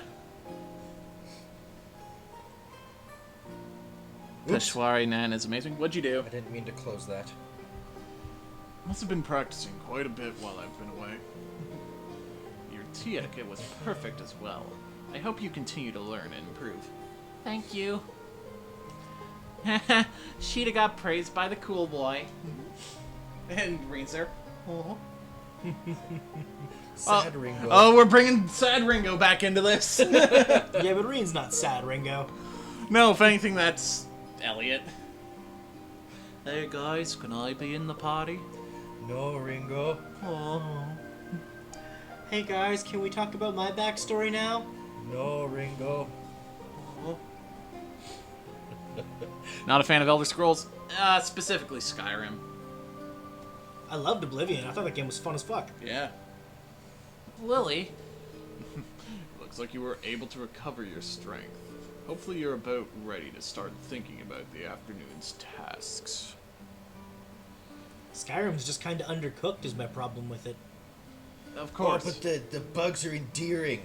I disagree. Also, let's not forget that Bethesda straight up said they're okay with making a half-baked game because their modders will fix it. Yeah. I'm more of a Morrowind guy. Loved Skyrim, though. Curious what you don't like. To me, it felt like a less complete game than the other ones I played. Simple as that. People were like, oh, Skyrim is great because you can decide what your main character's backstory is. No. I don't give a fuck about that. Give me a backstory. Give me either a backstory or something to actually make me kind of care about what's happening around me. Yeah, like if I'm supposed to be the one making my own backstory, give me more dialogue options that can influence those potential character archetypes I want to fit into. The dialogue options sort of didn't really let you have much freedom with how you wanted to play your character. Nope. No, it's just it's which piece of exposition do you want first? Yeah. Shall we get started on clearing this up first? Oh, you don't need to worry yourselves with that. Unless it's Fallout 76, because they don't want people to mod it, because mods will destroy microtransactions. People didn't even mod it! It just... I've never enjoyed Elder Scrolls for the story, just the exploration and world building. You see, I need more of that. I need more than just exploration. Especially when the exploration in Skyrim's fucking boring. Yeah, it's not like it's the fucking best exploration game out there. Like, fuck. You can complain about Breath of the Wild being empty all you want, but the exploration in that game was leagues better. Yeah. Because Again, you got to find your own shit. Yes, Breath of the Wild did come out later, but still. Like, fuck, people will still say Skyrim is like the most revolutionary fucking game ever, and it came out almost 10 years ago. All right, let's dial back to 2011 then, when Skyrim came out. I would rather explore for secrets in Skyward Sword. A very linear game. That game was super linear. That's my point. Like, there's the overworld in Skyrim is completely pointless because there are the points of interest which the carts will basically take you to, and then a lot of empty nothing in between. Shinsuke Nax beat The Miz with some help from Sami Zayn to retain his Intercontinental title. Okay. Team actual top shit. Dying in the mid card as usual. Honestly, I just love the fact that your team is a thing.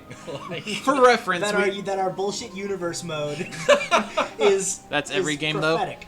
Though. That was also one of my problems with Twilight Princess, a game I love. Like, you can get point to point, but the actual map of Hyrule was too big for the sake of big. It was for no reason either. Yeah, Like, that's it felt the same with games, Skyrim. Big for the sake of big is one of my primary complaints anytime it's a factor.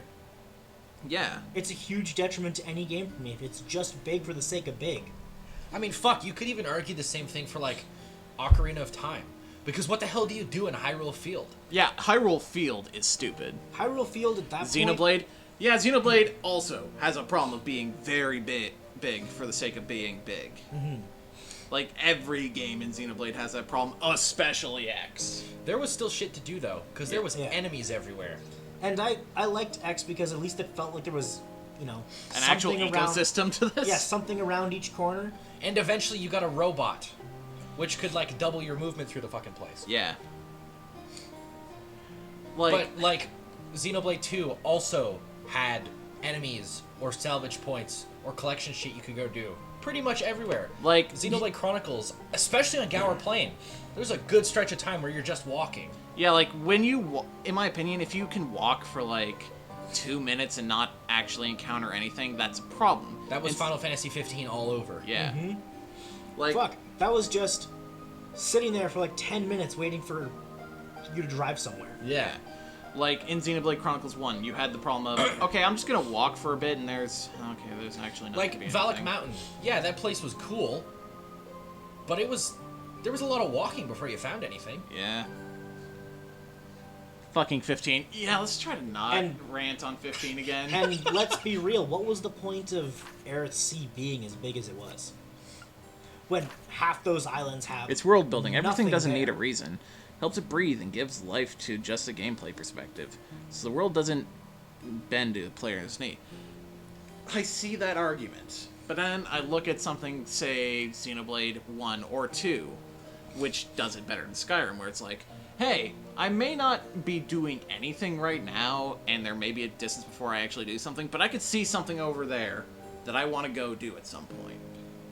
In Skyrim, it's like, this is all kind of just samey. It's all just, let's see a bunch of mountains and whatnot. On your point of Aerith Sea specifically, there was absolutely no reason for that place to be that big, because all those islands were super small. They just wanted it to be cool and techy with all the fucking teleporters, to be like, hey, these high Enti are far more advanced than the Homs. Mm-hmm. That was it! Hey, we got a request from Elder Ivan. Is his last name Ivanov? I can't believe that's a real person who was in the news this week. Yep. Yeah, now you mention, I do kind of agree with that. Exactly. It's... Even in Breath of the Wild, there were points of that game where it's like, this world is fucking huge. It's big for the sake of big. But at least I could turn, look somewhere, and go, okay, I want to do that. Yeah, we looked at turn, said, huh, looks like there might be something over there. Went, and almost universally there was a shrine or an enemy to encounter. Or some puzzle. Yeah, Or something. Just a chest, like, with something cool in it. Yeah. Like, early on in the game, it's like, yeah, here's a quest. Go to this fucking waterfall. Hey, shit, yeah, fucking fire sword. Yeah. And here's the thing. Unlike in a lot of cases with Skyrim, you don't need to activate the quest for the chest to actually appear. Also, let's be real. Chests were randomized in Skyrim, and that was stupid. Chests in Skyrim don't give you anything of value ever. Yeah. Also, the Breath of the Wild approach of, like, hey, we're not gonna splooge on the map when you activate a tower. We're gonna let you find your own shit. This is just, hey, you've got this part of the map now. Maybe go see if you can find something. So where's the hidden quest? The hidden one is from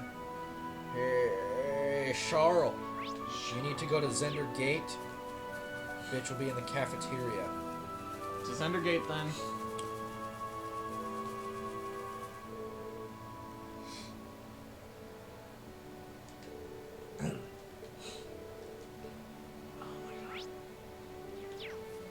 To Zender Gate. I went the wrong way. Also, a major problem I have with Skyrim is every dungeon is a non-entity.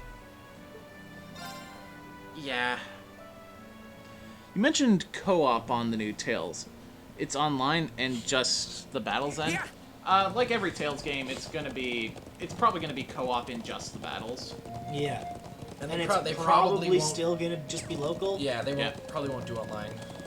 That being said, you could do online on the PS4 through SharePlay, but that's actually a really cool feature. That's still janky and will still black out the screen for whoever you're SharePlaying with during cutscenes. Yeah. Like basically anything the PlayStation won't let you record naturally. Very well. It won't show through someone through SharePlay. Also, of the gameplay segments, like other Tales games, when you're walking over the overworld, you're just controlling the one character. So whoever you're co-oping with would have nothing to do. It's my turn. It's a series that's very much designed for couch co-op. Yeah. Yep. Which is great, because, you know, we need more of that. We do. I'm very happy that Luigi's Mansion of all games is giving it to us. Yeah. Same. Also, I'm totally cool with being very Luigi. well. Luigi? Yeah. Have you started Demon X Machina yet, Logan? I did the tutorial mission and then didn't go any farther. Because I still gotta finish fucking Astral Chain.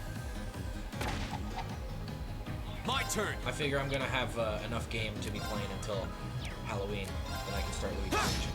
Yep. Alright. No. Basically, once we're finally caught up with Astral Chain, then we'll go through Daemon X Machina. Well, then you better get your ass on Fire Emblem.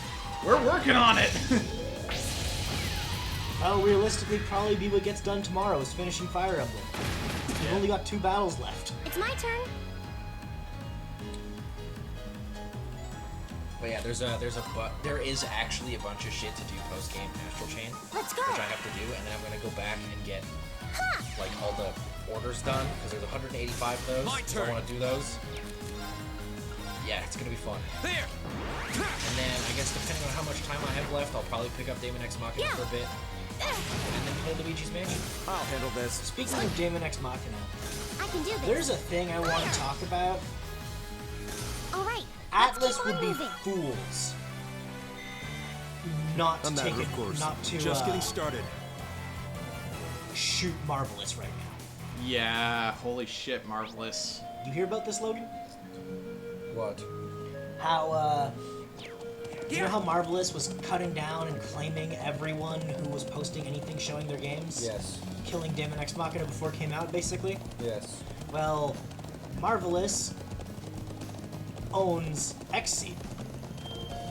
Xseed is publishing Grand Blue Fantasy Versus in North America. Atlas was showing that at TGS, and Marvelous struck down their stream. Wow. Atlas's stream died partway through because Marvelous killed it for showing a game that they had nothing to do with the development of. They're just localizing. So, any lawyer worth his salt should be able to win a fucking tortious interference case if that's a thing they choose to do. Crispy pizza.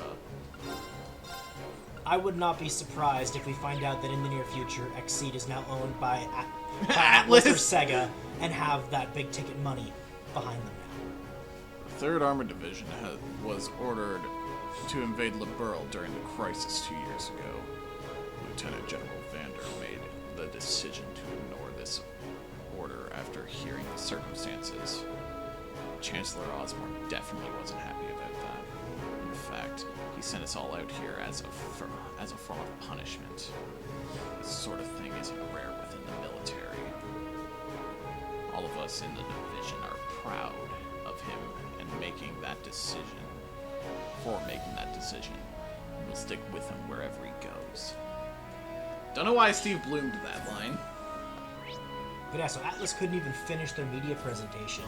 The only people who saw, well, they finished it live because it was just happening at an event, but yeah, the only people who saw the whole thing were people who were present.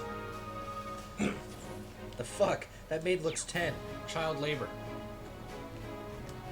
Yeah, very possible. I'll report this to the General just in case. Also, Falcom showing off their shit? They had to do it from the Konami booth.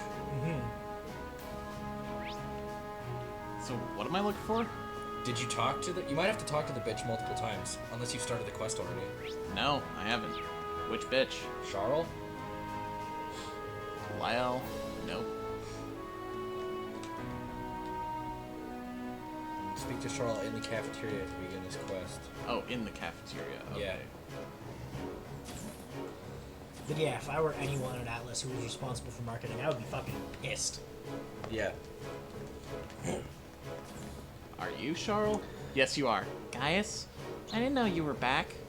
Hey, Charles. It's been a while. Think you could win a fight against 105-year-olds?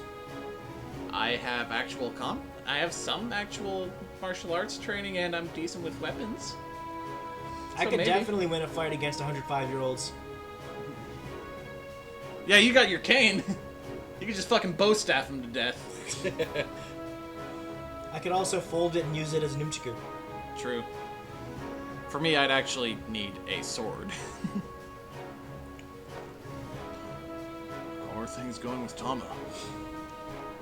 They're going fine.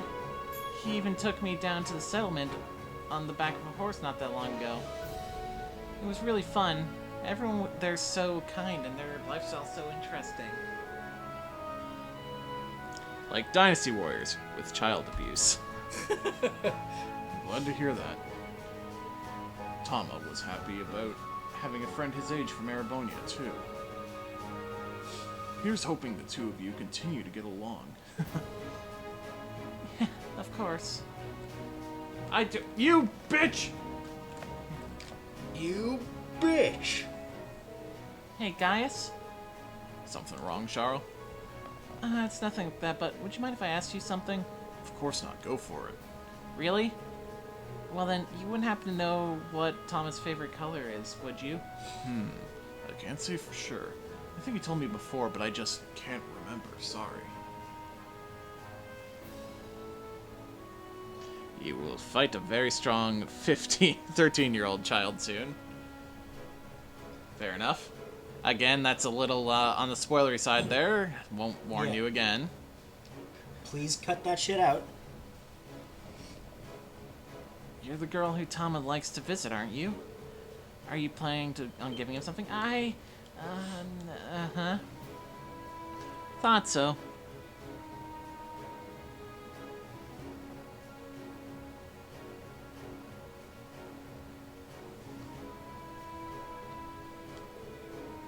What exactly did you have in mind? Well, I was actually thinking about making him a scarf. Sounds like a good idea. So that's why you wanted to know his favorite color. Could you keep this a secret from him? I want it to be a surprise, so please. Of course, don't worry. We promise we won't tell him. Although this issue for what color to make, it still remains. Would asking yourself be out of the question, guys? I'm not sure that would be wise. It's not really something we would normally talk about, so it might strike him as odd if I ask out of nowhere. Fee? Conspiracy hat on, goddammit, Rampa! Fee's 15, not 13. I can see him getting suspicious. That's not true for the rest of us, though. We should be able to slip it into a conversation without him catching on. Fee's also basically as far away from here as you can get while still being in Erebonia. Fair enough. Can't say I really spoiled much unless you knew. True enough. Point still stands. Don't bring up things that haven't happened yet. Yep. Twitch is currently experiencing what? Twitch having a problem? Twitch is currently experiencing issues with going live 3 minutes ago. Okay, but we're fine. We're still live, at least I think we are.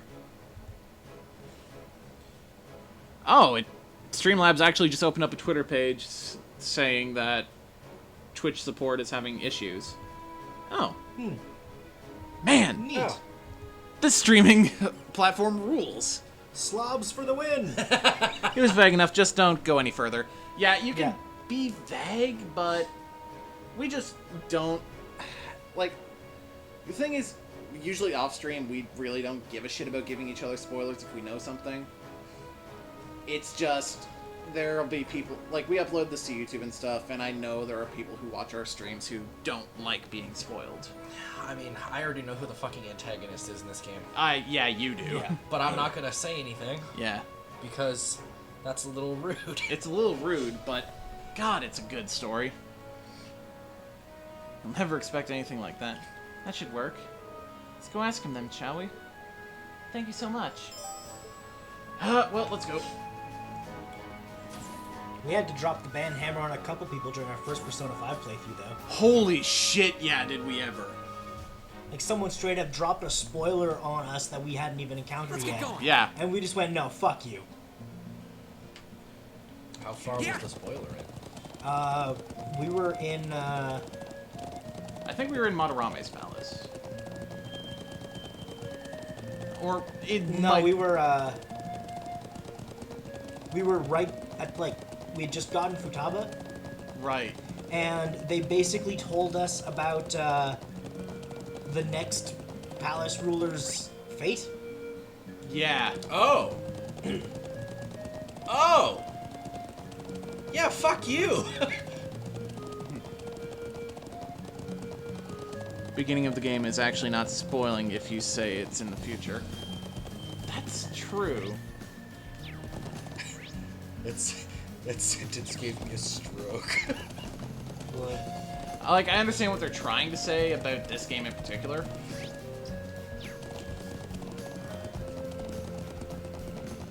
What? Where am I going? Crack horse, help! I mean, Persona 5 was the same thing. It starts with a flash forward. Yeah. But again, still talking about anything forward from the point of the game you are is still a spoiler. Whoa. Yeah. Just because you're chronologically later in the game doesn't mean you magically have that information and it's okay to know it. Yeah.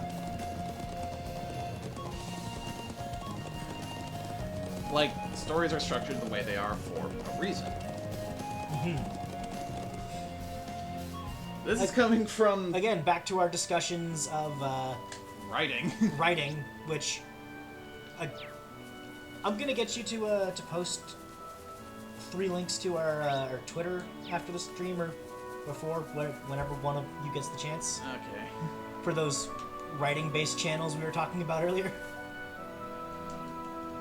Help, my sheep left! Someone spoiled Persona 5? Burn them to the ground! Burn it Well, down. they've never been back to our stream. While we banned them. Yeah. Yeah, they wouldn't come back.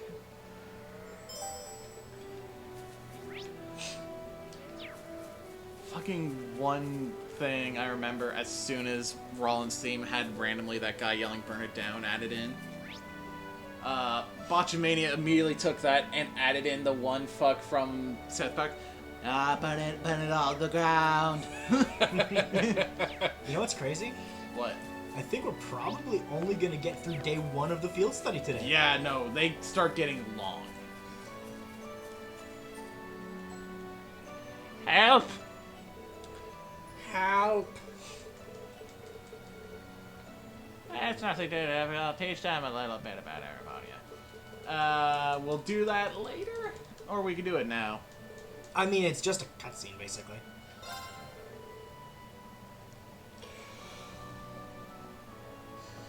Yes, but games like that are usually vague with the details when it tells you how it gets to that point you saw first. Stories like that can be interesting.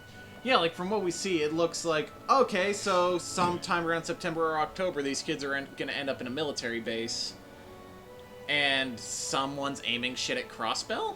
Yeah, that's basically it. Yeah, all we know is at some point in the future, we don't know. Shit's gonna hit the fan and war were declared.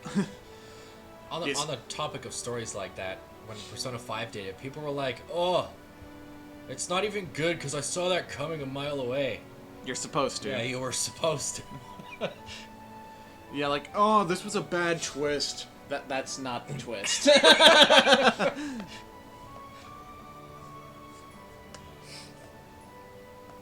Yes, we're ready when they are. Man, I wish I had a button I could press on this, so it's like if we decide to talk about spoilers for something, I could just press a button, then it's like in the corner it'll say spoiler discussion or something. Mm-hmm. It's probably something I could set up really easily. Oh yeah, definitely. Yeah, we're ready when they are. Yeah, thank you. I meant to say we want this to be similar to Sunday school, so we'd like just one of you to serve as a teacher. Main character narrates. So they don't die. Then they die. Gotcha. That'd be fucking hilarious. And then I died. Gotcha. Feel free to pick amongst yourselves, so keep in mind that guy isn't a candidate. Who's the ideal candidate for this then? I believe each of us would have our own unique things to teach here. That's true. I think it might be best to go with Emma. Actually, I believe that would be the best candidate for this. Best candidate for this would be Reen. Why? Why me? I still feel like they could have done a better job with more voice acting. Yeah, but Falcom, though. Falcom's basically an indie company. They are an indie company. Yeah. Yeah. They can't exactly afford. They can't avoid it! Like, as someone who's trying to break into the voice acting industry, let me tell you, voice actors ain't cheap. No, they're fucking expensive. Unionize it. It is unionized. Well, not for video games. For anime, it is. Unionize it for video games. It really should. I was thinking the same thing myself, actually. Social standing's pretty important in Erebony, and there's a broad variety of opinions about it. You're kind of the special case, Reed. That's true. His unique position allows him to discuss things from a relatively unbiased point of view. Falcom is a strange beast when it comes to the voice acting part, though, because they could, like, voice one line, and then nothing else is voiced. Or one character is voiced and no one else is. Or one character's not voiced and everyone else is. Tales of Berseria did a great job. I keep hearing Berseria's good, but by God, those skits are too fucking long. Berseria is a sequel to Zestiria, so if you didn't like that one, you probably won't like Berseria. I watched a playthrough of Berseria. It was pretty decent. I fucking hated What's-Her-Fuck, the protagonist. I want to say her name was Velvet Crow. Is that everyone? Protagonist bitch? Yeah. I don't see Tama anywhere, though. I didn't like her. I thought she was a total fucking cunt. Group at Sunday school, so he's got work to do too, so he can't come. I see. I was hoping he'd be here too. Yeah, Velvet Crow. Let's get started then. I'm so excited. Glad to hear it. guess I should introduce myself first. I'm Reen Schwarzer. My friends and I came here from the military academy. Thor's military academy. You're from the same academy as Gaius, then. Schools for studying and stuff, right? Reen turns teacher. I'm with the special class, aren't I? He's 6! Gotcha. Schools for studying and stuff, right? God damn it. Cue the alphabet alert. An annoying cunt. An annoying cunt. I mean, yes. Oh. Yes. Absolutely apt. What do you study there? Well, we get taught all kinds of things, really. There are the basic subjects like history and math, but being a military academy, we also learn the art of combat. That's the same stuff Locken and everyone else used to fight monsters, isn't it? That's so cool. Fuck, man. Berseria had a pretty good cast. I don't doubt that. Yeah. Like Tales of usually has a really good dub cast. There was a lot to like about that game. Except the skits. You can go fuck yourselves. Yeah. I see you got a boyish side to you after all. Yeah, despite being a little scaredy cat.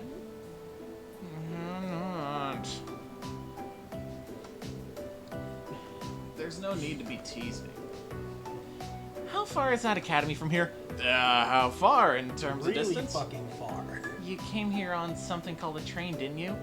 Could you tell us how long that trip took? Well, that makes it a bit easier. In that case, 8 hours. You got the questions up, Logan? Which one is this? Oh no. It's the fucking teaching. Oh, of around 8 Arabic hours, ones.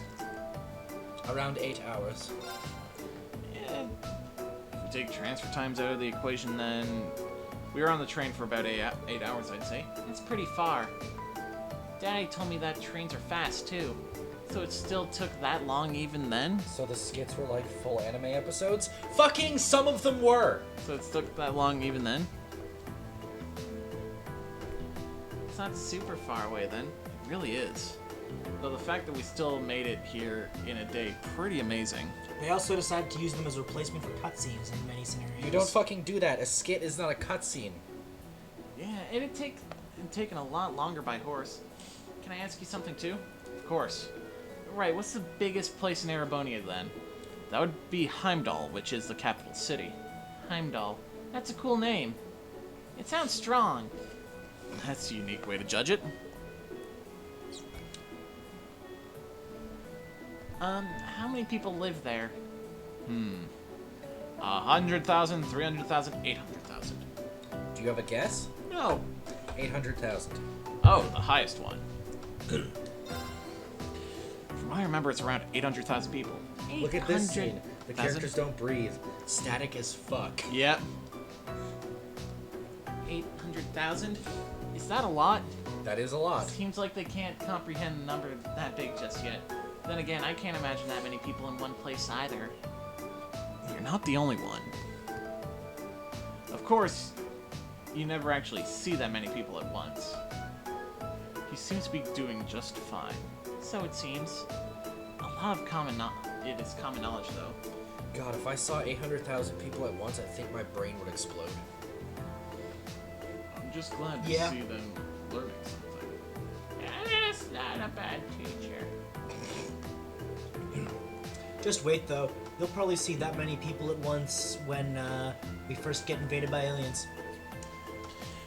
Ni no Kuni 1's a good game. I could agree that 2 sucks, though. Wrongs in the street. Ni no Kuni sucks, mostly because it lacks voice acting. You see, if it lacks voice acting, that's not a problem. It's when it's voice acted in the wrong language and you can't pause the cutscenes to read the subtitles. Yep. Hence why I'll never buy Tokyo Mirage Sessions.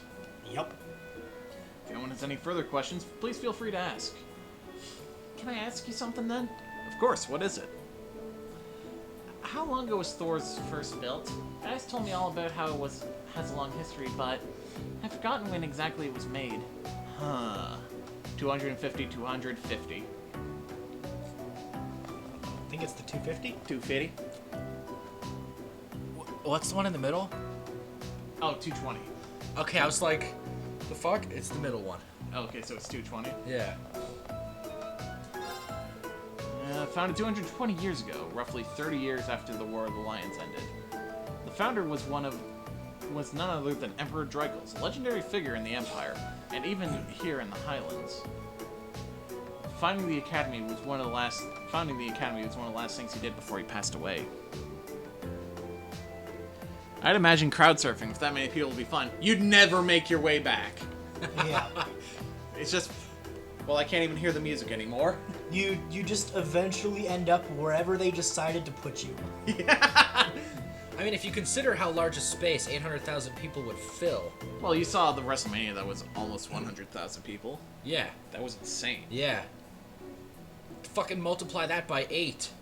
I mean, a town of like 50,000 people becomes balloons to a population of 250,000 for fucking Rockfest here. And that's a pretty fucking packed space. Yeah.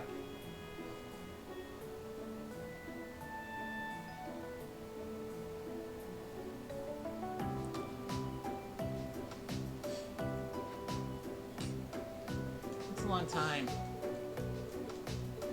Dude, Don't skip the text too much. There's one more. Or never mind. Yes, there isn't. There is. I just wish they made games with more subtitle options. I understand basic English, but I get tired reading because I must take 10 seconds to understand many sentences. That's fair. Yeah. Yeah, I understand taking time and having to read stuff. Like, again, the three of us are blind. Yeah. So, reading subtitles as they're whipping by in a cutscene is not an option. Especially since all three of us have nystagmus. Yeah. Like, it's either we focus on the action or we focus on the text. We can't do both. And even then, sometimes the text goes too fast to read. Yeah. It's almost time for us to finish up for the day. Is there anything else you'd like to know? Like the fucking Tales of trailer earlier. Fucking lengthy-ass chunk of text for like 2 seconds of speech. Which is why I had to laugh at that one fucking YouTube video of names in anime where they take the scene of Scar and King Bradley and just, what's your name? And it's just like and just Jeff appears.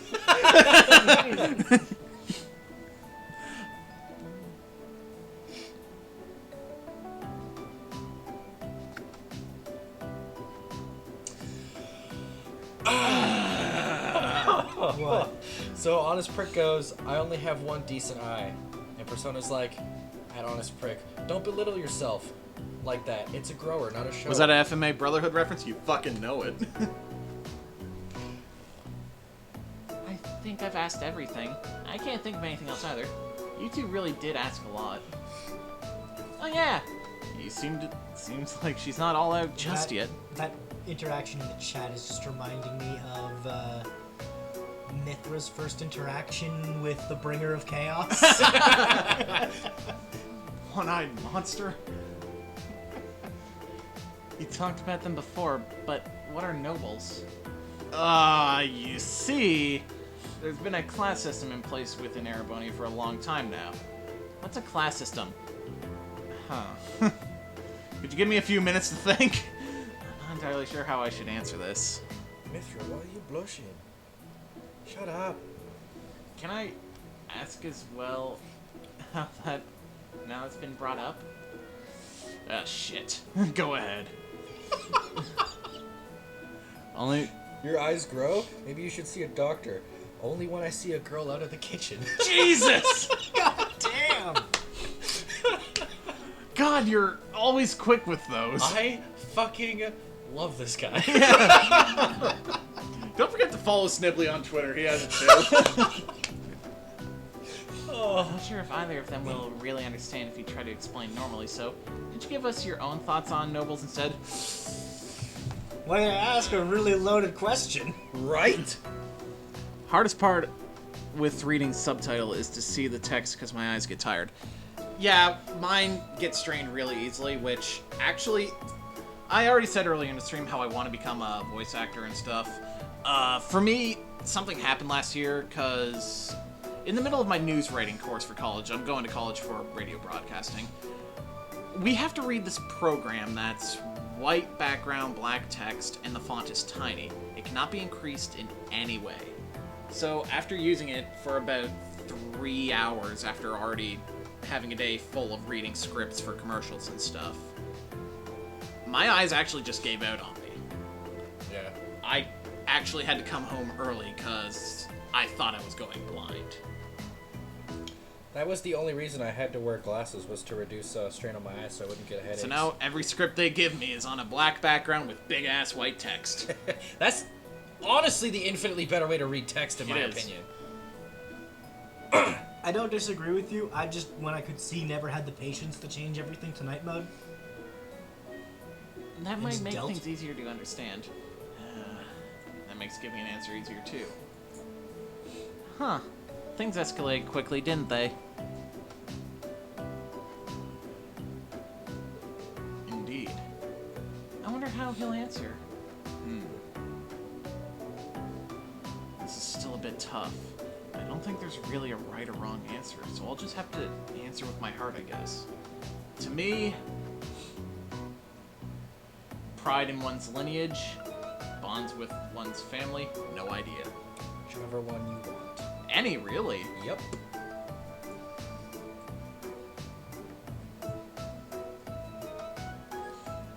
I guess pride in lineage. Yeah, is the only one that actually applies, in my opinion.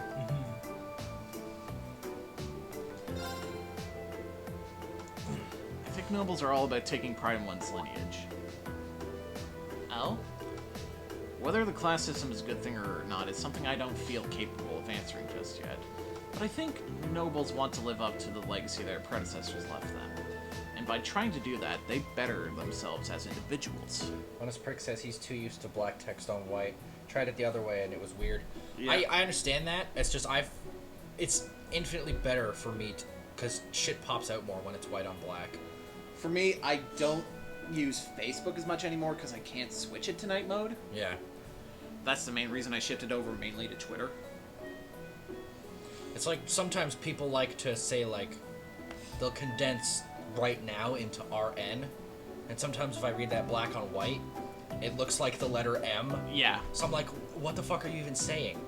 But I can read it better if it's white on black. Yeah. At the very least, I do think that sort of mindset can be a good thing. Of course, that isn't something exclusive to nobles. Let's see, I think I get what you're trying to say. I used the internet to find the answer for most questions. What a strange concept, says Persona. I mean, I'm doing the exact same thing. Yeah, he's actually got a phone open telling us where all these optional quests are and shit.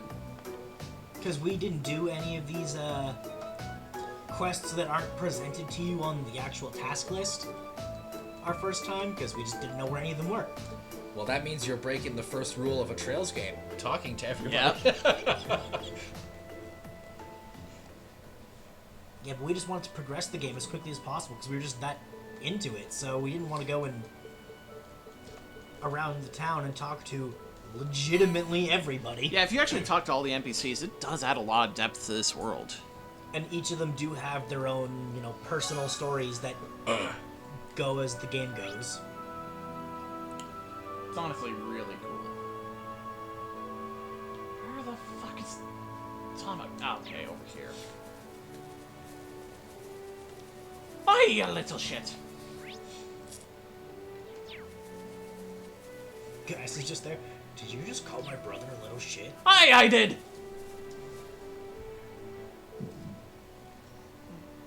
Alright then. When did you become Irish?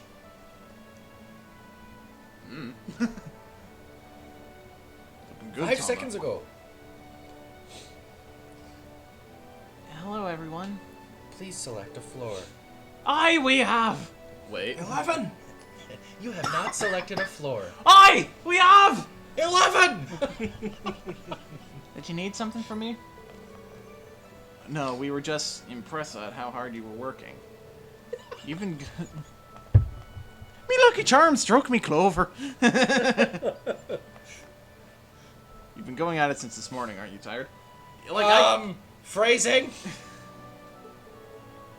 Yeah, not at all. I'm not quite as strong as Gaius is, but we're just not saying phrasing anymore. I still have a duty to set a good example for Sheeta and Lily. That's quite the respectable mindset. Wait, so the example you're setting is to be dominant in the bedroom? Must be nice. I feel like his girlfriend over at the military base might be upset if she heard about that. It must be nice to have a sibling as admirable as yours, guys. Thanks. What can I say? I'm proud of this, to be his bro. Hey. Kinda embarrassing to have that said to your face, isn't it? That aside, I'm sort of curious about those outfits you and the others wear. Are they all handmade? Of course. The fibers used to make them are from the sheep here.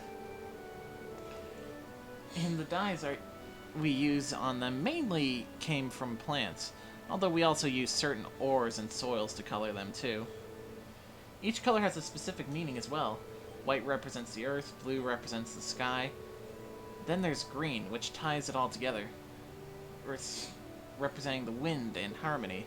It's fascinating. Yeah, I didn't realize that there was that much behind them. Can I ask which one of the three colors you like the best? I think I have to go for green myself. The wind is kind of special to us after all. That certainly makes sense. I should have guessed as much. What's wrong? Did I say something weird? Come to think of it, I didn't really give the rest of you a chance to say anything, did I? I'm sorry. No need to worry. You were just answering our questions after all. Well, if you say so. Anyway, we should probably let you get back to work. Indeed.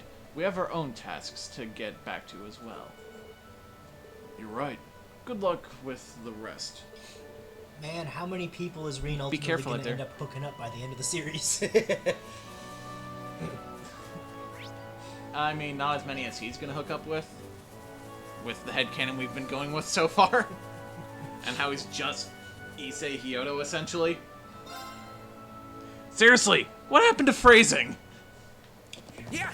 Sasha Banks beat Becky Lynch by DQ after Becky hit her and a ref with a steel chair. After the match, they keep brawling with Becky standing tall. Fucked finish, cool. So are we just gonna end half the matches on this fucking pay-per-view with a fucked finish? And WWE's real bad for that. Like, yes, you can use an iffy finish to push a story. AEW has done it once. They have fucked one finish. Which one was that? And even then, they didn't fuck the finish. The match ended in a draw. Then when they were about to restart it, a fuck came out and struck another dude with a chair. Yeah. Oh, yeah. As for people wondering how do you end a draw in wrestling, AEW actually has time limits like a real sport. Yes.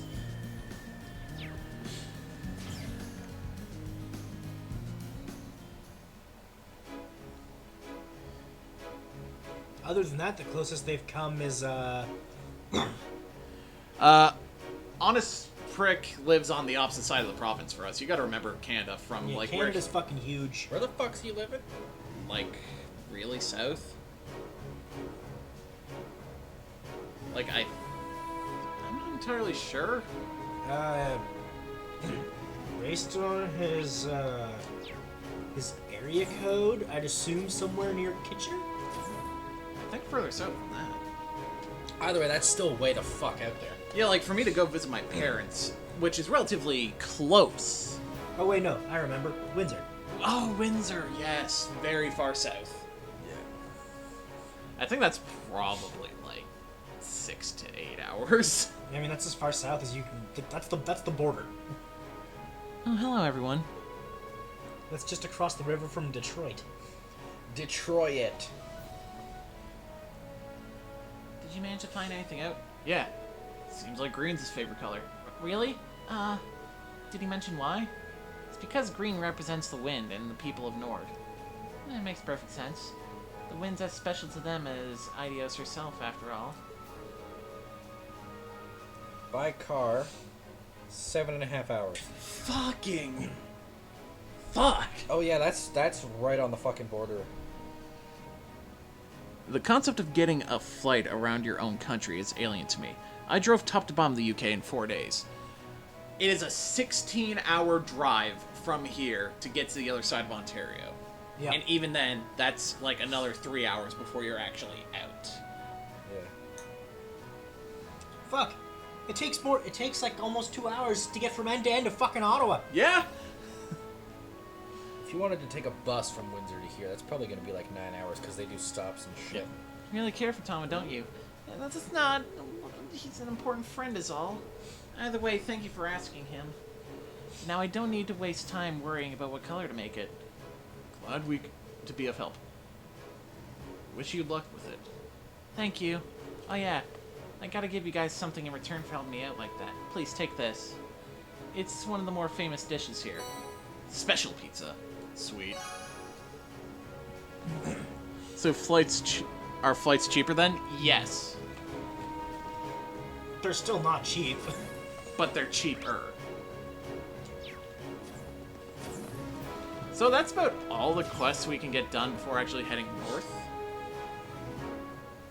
to a new part of the map. Yeah, you did the first 3, and then Let's hit get 1. going. Did you do the other 3? Because you got a second set when you went back to the Yeah, set. I know. We still have to do Wandering Sheep and the Caravan one. Okay. Which both take us to the north end of the province. Yeah. Do we want to just start exploring the north end next stream? That might be a good idea, Considering but we we're can. already at like a 9:20. But we could also keep talking for a bit if shit's Yep. still coming up in the chat. Yeah, I once did a cross-country trip across Canada. It took for fucking ever, dude. It's like an 8-hour flight. Enemy sighted. Take my turn. Alberta? Yeah, that's not bad. But when we drove, one day was basically like it took us 3 days to get out of Ontario. And that's just one fucking province. Yeah. You know what's fucking mental? My uncle will come visit from Alberta typically once a year. Arcus, activate. Some years he'll fly. Some years he's a madman. And my turn. drives the whole fucking way. Hang in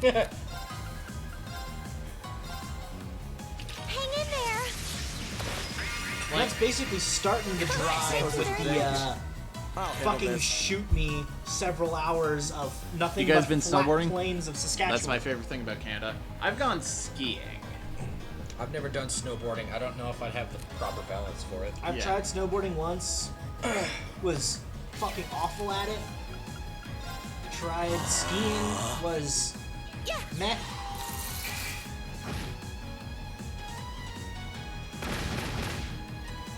My turn.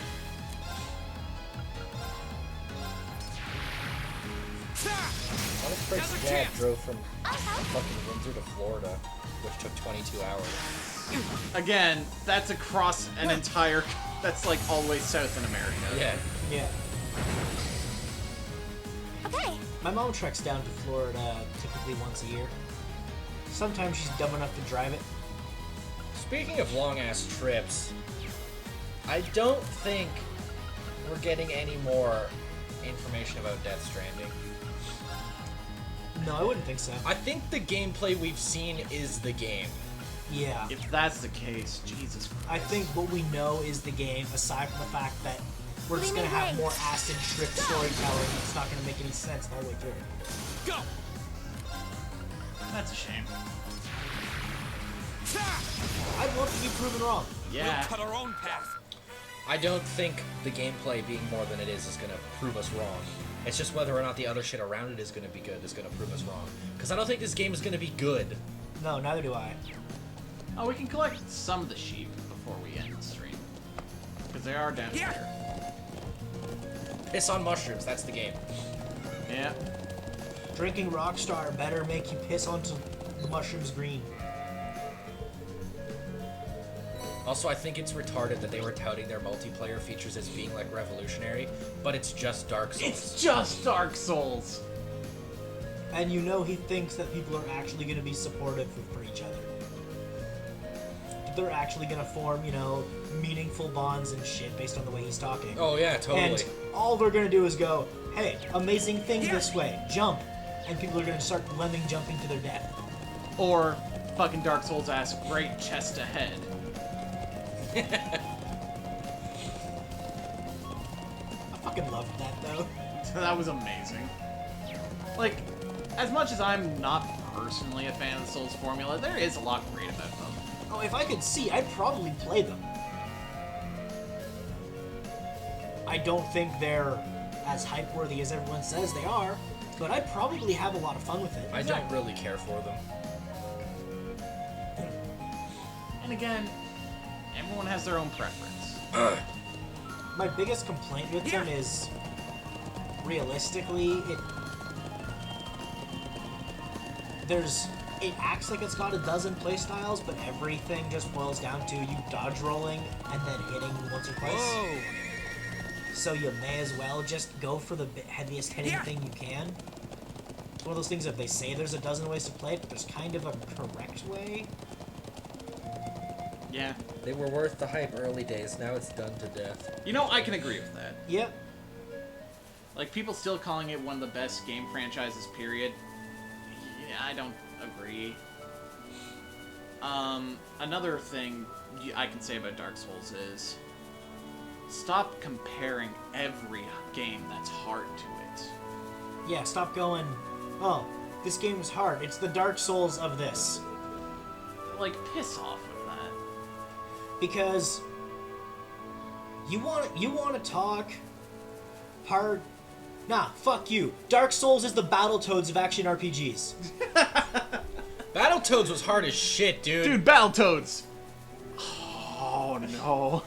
I'm getting flashbacks of Proton John's four-way race. Stop comparing things to Dark Souls. Start for being comparing stupid things. hard. Start comparing things to fucking Battletoads. Speaking of which, we're fucking getting a new Battletoads. Oh, no, man. Also- We're not co-oping that. Also- I want to keep you as a friend. Also, let's be real. Dodging and Then again, if our French... sword stabbing in really fucking difficult shit has been done since the NES era. I Yeah. guess you could say it's a modern Devil May Cry, maybe? Just less flashy. I mean, this is a bit on the Right. nose, but dodge rolling and slashing was in Ocarina of Time's Yep. final boss. And fuck, Zelda 2 did the Zelda formula with bullshit hard difficulty. Yeah. My god, that water is more frames than the water in Final Fantasy X. Yeah? This game also didn't come out in 2002. Secret of Mana. Yeah. Yeah. I'm a fan of Secret of Mana. I'm just happy we're I'm finally... actually pretty excited for Trials of Mana. Yeah. We're finally It looks getting really the other cool. games. I'll probably pick that up when it comes out in April. Yeah. Maybe. Fucking Battletoads. Then again, if our friendship survived us playing Mario Party together all these years... If, Right. Yeah. if our friendship survived you getting 7 stars in 2 turns, I think we're good. Now, I didn't believe luck was a factor in this universe until I started playing Mario Party with other people. Right. Yeah, and now you have to accept that you're goddamn Nagito Komaeda. The only person in the chat who's gonna get that reference is Honest Prick, as far as I know. Well, Persona might get it eventually if he gets to that game. Yeah. Yeah, Danganronpa 2. And then the anime, which everyone said was shit. But I it's liked not. it. I legitimately liked it. Yeah, is it heavily flawed and not as good as the games? Yeah. Yeah, but... I mean... Hope. I told you guys about Hope before. Did someone say hope?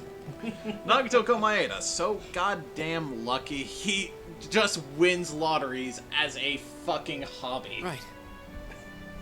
I think the most amazing thing I noticed was people actually thought Jump Force would be good. I couldn't understand that. I'm like, have you played any actual fucking anime fighters like this? They're Yeah. never good. J-Stars is terrible. But it's fun as It's shit. fun. It's When fun. Jump Force came out, I was like, oh, so you're gonna just be more J-Stars? Right. With a terrible art style. Yes. Fucking Jump Force is ugly, man. Budokai 3 was amazing. Go back and play it. It's fun as hell, but go Burst back and Limit's play fun it. as hell, too. Burst Limit is pretty bad, but I love it. It's fun, but it's terrible. The only actual good anime, like, the only really good Dragon Ball game I can think of right now is fighters. Yeah. Man. Like, Budokai 3 was awesome, but if you want to talk actually solid, good games, especially a great fighting game, you gotta look at fighters. I respect what they tried with Xenoverse. It just kind of failed in the execution. Yeah, where it just became tedious grinding bullshit. Yeah. You know, this view on screen right now, I infinitely prefer it over photorealistic. Yep. Shit. Yeah. It's I like, would infinitely rather stylized over photorealism any day. and they don't even care that you. I mean, you could argue this looks pretty. Okay, the bland GBA and story bad. ones, Legacy of Goku 2 and Boo's Fury Right. were awesome. Yes. Broken, but awesome. I don't play Dragon Ball games. You don't even like Dragon Ball all that much. No, Super's been tolerable of the episodes I've been watching. Fucking old Dragon Ball was terrible though, because an entire episode was just people powering up. You think That's Code? just Z.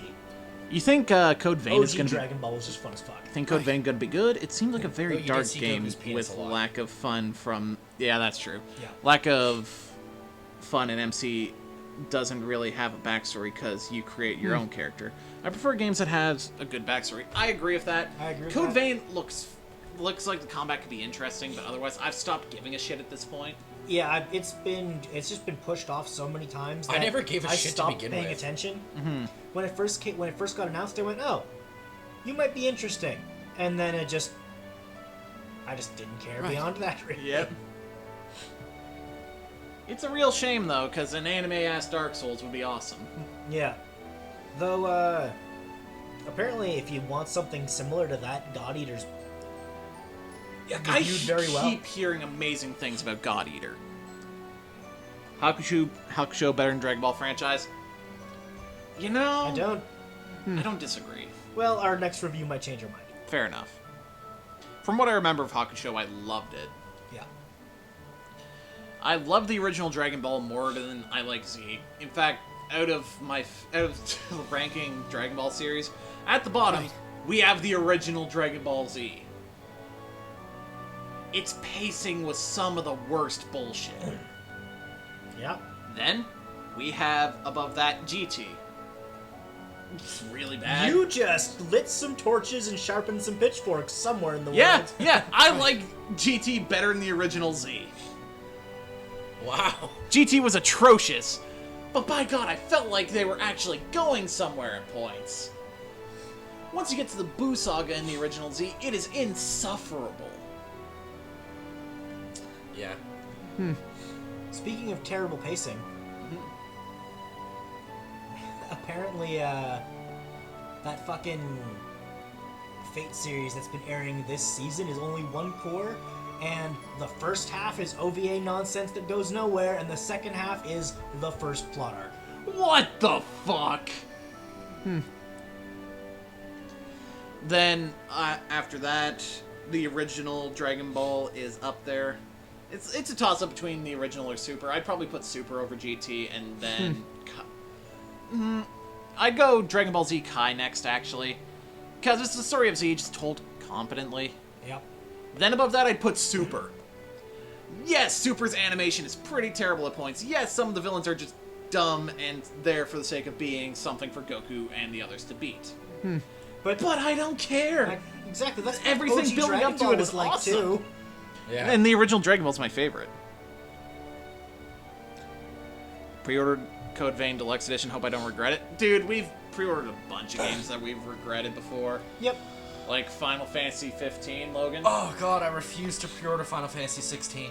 Same. I only watched Fate Stay Night. Watch Unlimited Blade Works. It's a better version of Stay Night. And Well, it's also a different route. really? God damn you, Fate! Yeah, the original is a version of the Saber route with an altered ending. The Unlimited Blade Works is the Reen route, and then there's a movie that's the totally blanking on her fucking name, but third girl, the one who in the dub is played by Christine Marie Cavanos. Okay, so Logan immediately approves. He's nodding. Yes. For reference, she voices his top-tier waifu in Danganronpa 2. She's so good. Should be everyone's top tier waifu in Danganronpa. You have a fucking statue of her over there. I do. We've each got one coming in March. Oh yeah, you do. Yep. I don't know. I watched the originals and never want to re-enter the world. Just feels been done. Feels been there, done that. I haven't gone through Brotherhood for that reason. It's so much better, dude. Full Metal Alchemist Brotherhood is what the story was supposed to be. The actual story. If you have to revisit anything, revisit that. Yeah. Because that is actually good. One thing that like the original story actually just kind of takes a hit. Yeah, whereas like I won't fault you for not liking Fate. It's ultimately crap, but I love it. One thing that I'm really fucking hype about is the people that made Magus Bride said they want to FMA Brotherhood that shit. Eventually. Yeah. It Also, doesn't have the they're, song. It has a better song.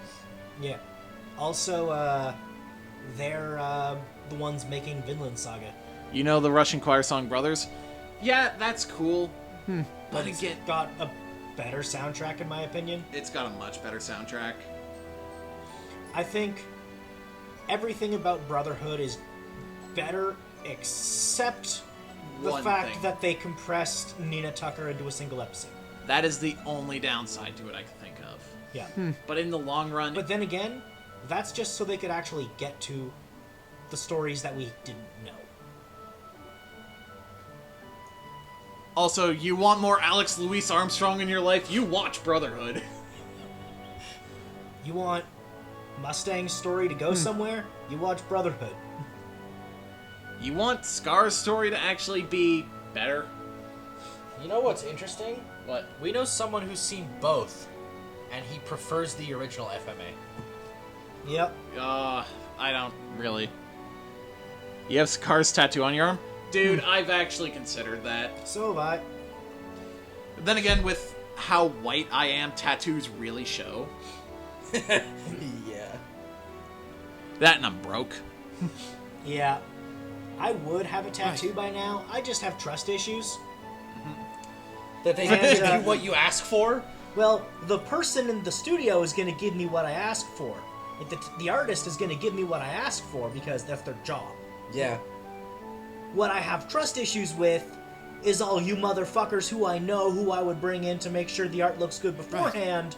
Because, let's be real, a lot of people I hang out with are jackass enough to probably tell me something looks good. No, you know it's a tattoo that's going to be on your skin for the rest of your life. Yeah, no, we're not assholes like that. Because apparently getting a tattoo removed fucking hurts. Right. The game I regret pre-order most in my life is Black Ops 4. Never even played it because it looked so shit. I didn't pre-order this game, but I bought Agents of Mayhem, that game that Volition did. That was basically just fucking like Borderlands Saints Row. It was probably the most disappointing purchase I've ever made because I played it once and then put it down and never picked it back up. Trying to think of a game I'd consider wasting a waste that I bought, and it's kind of hard for me because I'm a collector. Like, if it's on my shelf and it looks good where it is, that's enough for me. I can think of one game that I think was probably a waste of my money. And that was our first exposure to the Neptunia games, because that was just, well, way to take the game away for like 2 hours for wallow text. What else? Oh, Tails Gamer really enjoyed Mass Effect Andromeda. Right. I think you're kind of alone on that. Sounds nerdy, but anime and JRPGs are a big part of my life. Proud of that shit. Same. So I'll wear it with pride. I'm right there with you, dude. Like, it's fucking weird. I look like the most weeb edgelordy fuck when I go to school. Because I'll be there, black jeans, either an anime or metal t-shirt, and a leather jacket. Also, your backpack covered in Loot Crate anime pins. And my hair is actually pure white.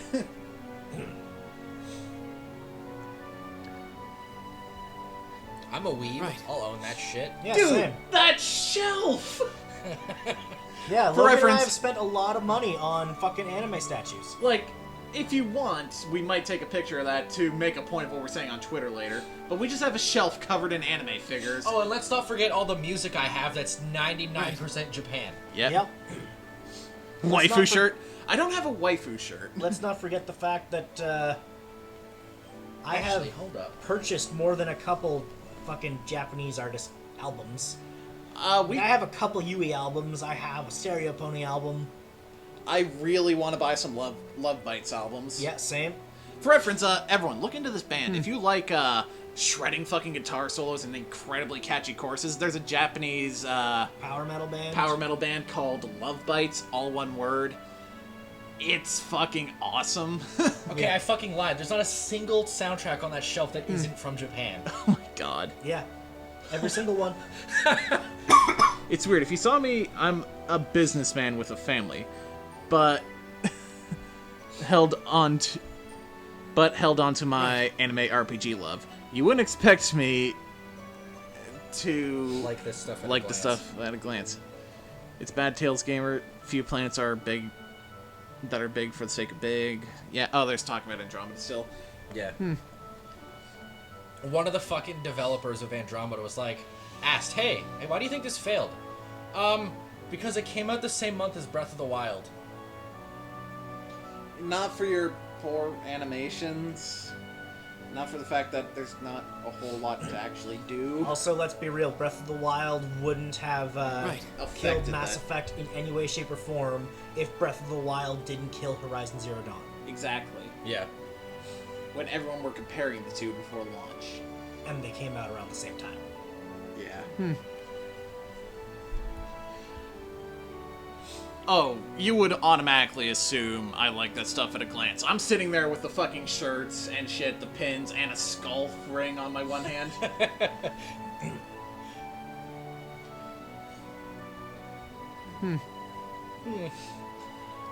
I'll also, most days, have headphones on my way to school, on the bus, either listening to Japanese music or some metal or punk. I poured 300 hours in a total of Mass Effect Andromeda because I also played a lot of the multiplayer. I haven't heard anything about the multiplayer, so I don't know. Right. I don't know anything about the multiplayer. For me, the game I've probably poured the most time into in my life is the original Xenoblade Chronicles. It's Final Fantasy X or Kingdom Hearts 2. It's probably Kingdom Hearts 2 for you. Yeah. It's Final Fantasy X, hands down. Thousands and thousands of hours of my life is It's Final pay to Fantasy win, X. kind of. For context to those who don't know, I lost my sight in February of 2009. Had it fully gone by June of that year. Yep. Kingdom Hearts 2 came out autumn end of 2005. I beat it 15 times before I lost my sight. I used to have hair like Ed from FMA. Unfortunately, that shit doesn't slide in business. It's an unfortunate truth. This is why I get into voice acting or radio. They don't give a shit what you look like. Well, no one's gonna fucking see you. Exactly. Like, in the words of James Arnold Taylor, well, not actually James Arnold Taylor, it's Fred Flintstone's original actor. Would you stop looking at him and listen to him? Yeah.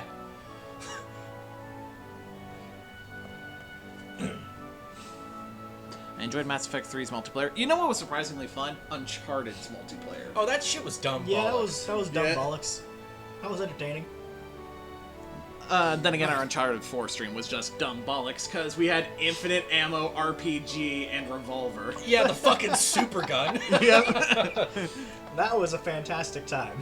Just, oh no, Nate! We're outnumbered! We're good. 3 shots, 3 down!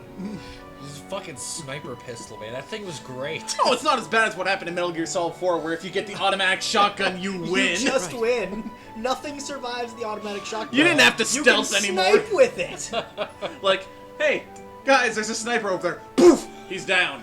Ow! We beat the Raven fight with just the shotgun. The only thing we used the snipers for was the wolf fight. Uncharted did have multiplayer. I don't think the first one did.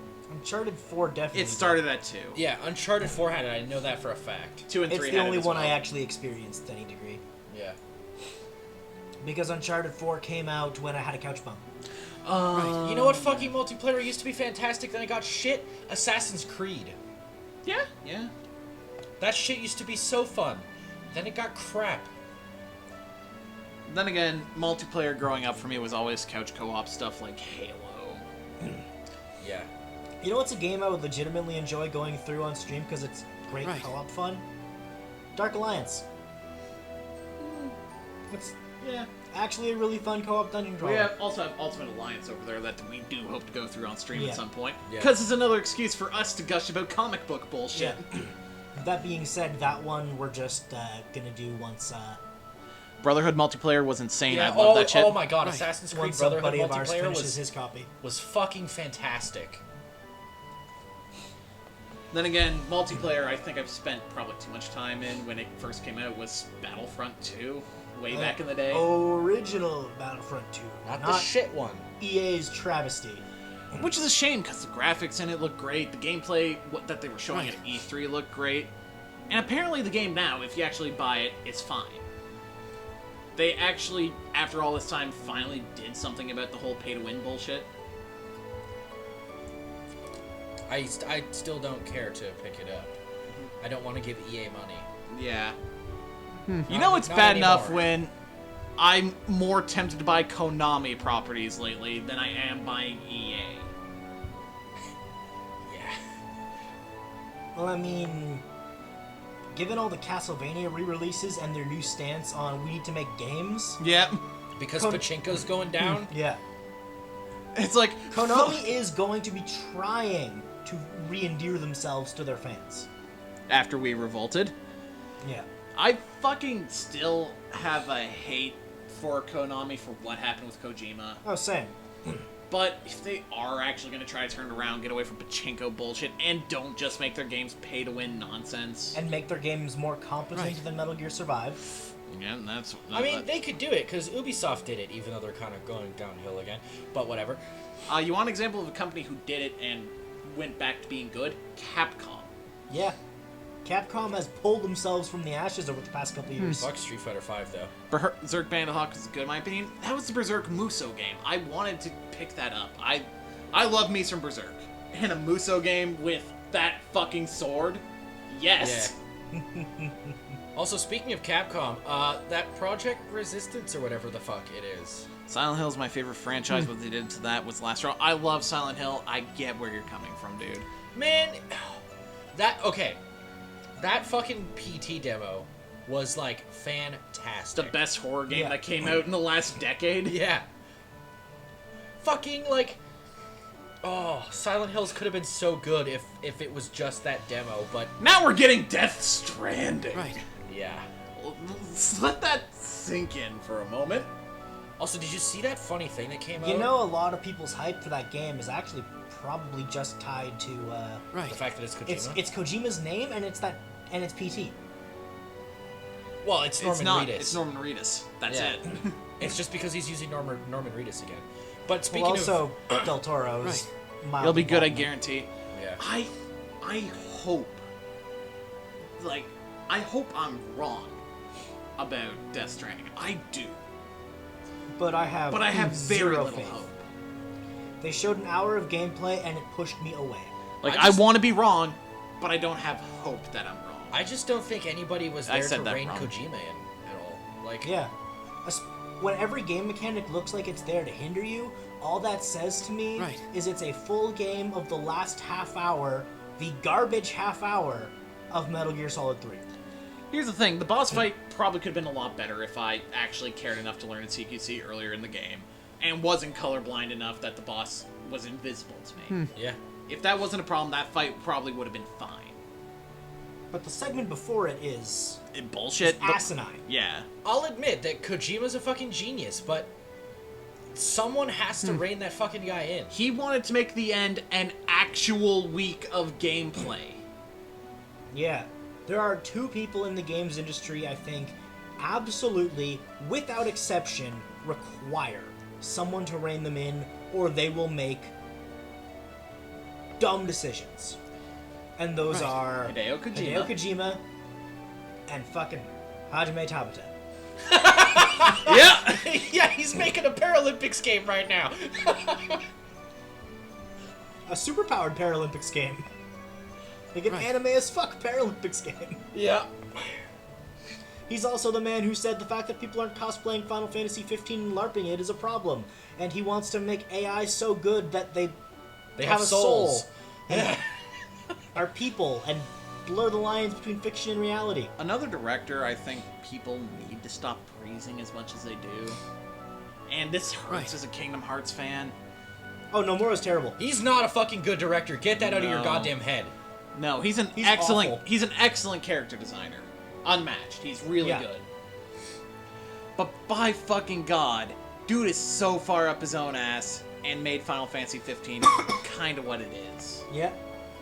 I mean, he's the motherfucker who thought, let's make Final Fantasy 15 a musical. Because he went and fucking saw Les Mis. Now, admittedly, I probably would have preferred that game. Taro Yoko, near director. Yeah, Yoko Taro? Yeah. I don't think he's like that crazy. No. Because, let's be real, Nier Automata was great. Yeah. But the combat was kind of shit. Yeah. The one game I think Nomura really aced with being a director?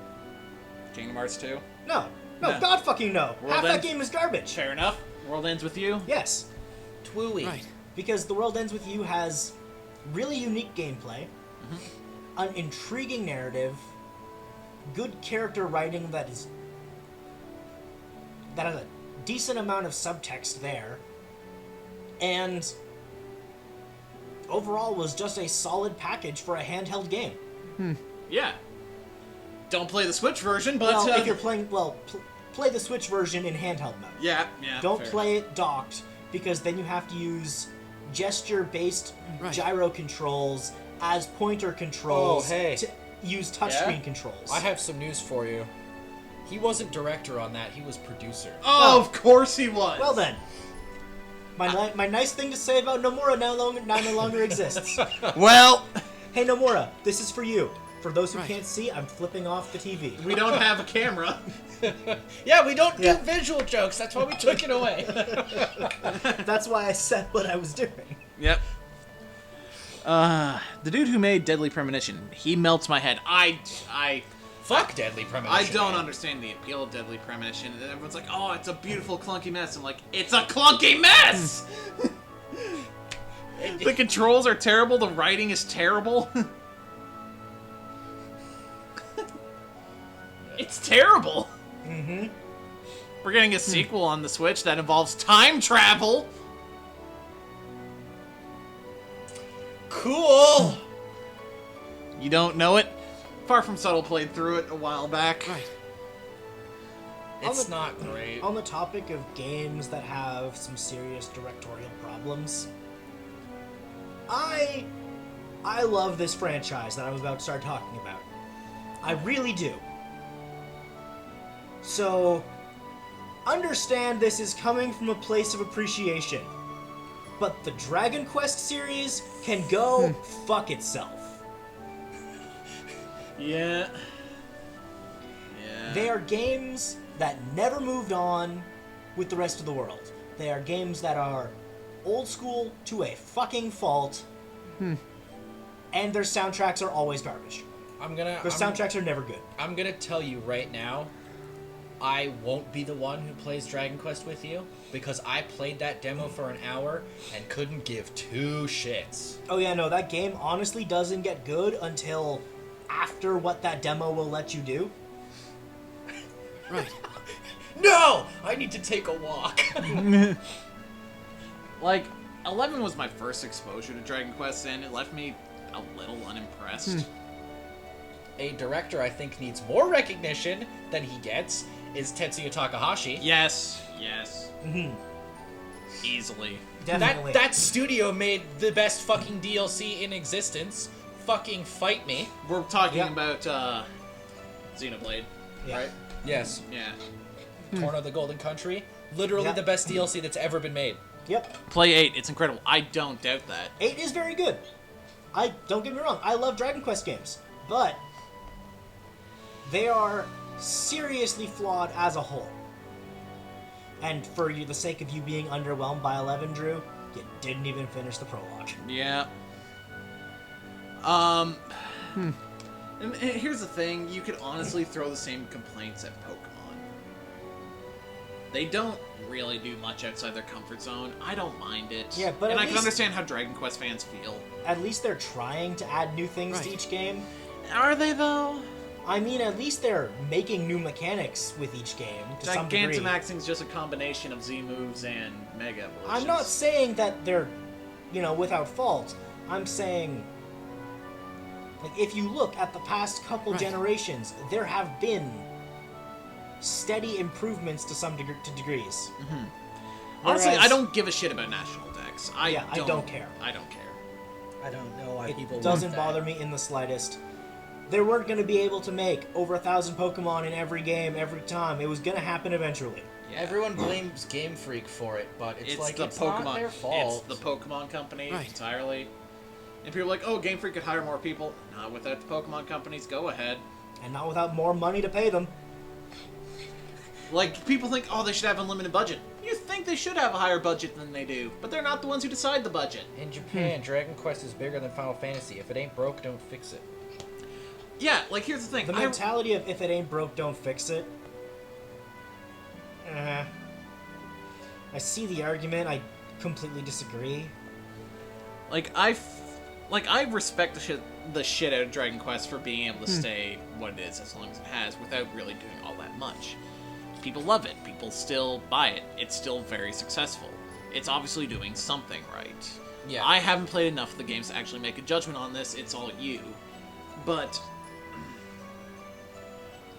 I don't know. I feel you do have some merit in what you're saying of it feels like the game itself has yet to evolve with the world around it. Mm-hmm.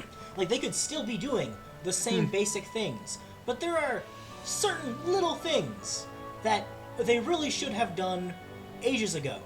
Like, maybe making a save point before a boss fight. I don't know, maybe that's a good thing? Yeah. Maybe don't make certain things as heavily RNG reliant as they are. Maybe, put a little bit more into your actual telling you where to go and what to do at points than an old school SNES. Final Fantasy VI, the world just ended, now go everywhere, collect, and do everything again. In that situation, it's fine. It's games like Tales of Symphonia that says, hey, go here. Okay, but where is here? Hey, you should have a map. No, we didn't get the map. Japan did. Yeah. Also, you could, in terms of, like, gameplay mechanics, you could say the same thing about Persona 5. Yeah. Oh, yeah. I fucking love that game, but Persona 5 is doing dumb shit that fucking turn-based RPGs from fucking 10 years ago fixed. Yep. Yeah, like, it's just... My problems with Dragon Quest are just that every single game, without fail, has a bunch of little things that are frustrating and stupid and the rest of the industry has moved on from. Thank God, at least, they didn't make the inventory management as pain in the ass as some of the older games used to be. Look at Legend of Heroes. It's still formulaic and traditional behind Smoke and Mirrors. Just makes you feel like there's more than there actually is. There's actually a whole lot going on in this game that we haven't gotten to yet. But if you're talking purely in terms of gameplay, yeah, the gameplay's formulaic. No gameplay's not going to be formulaic, but there are certain conveniences that time has caused to become a standard that,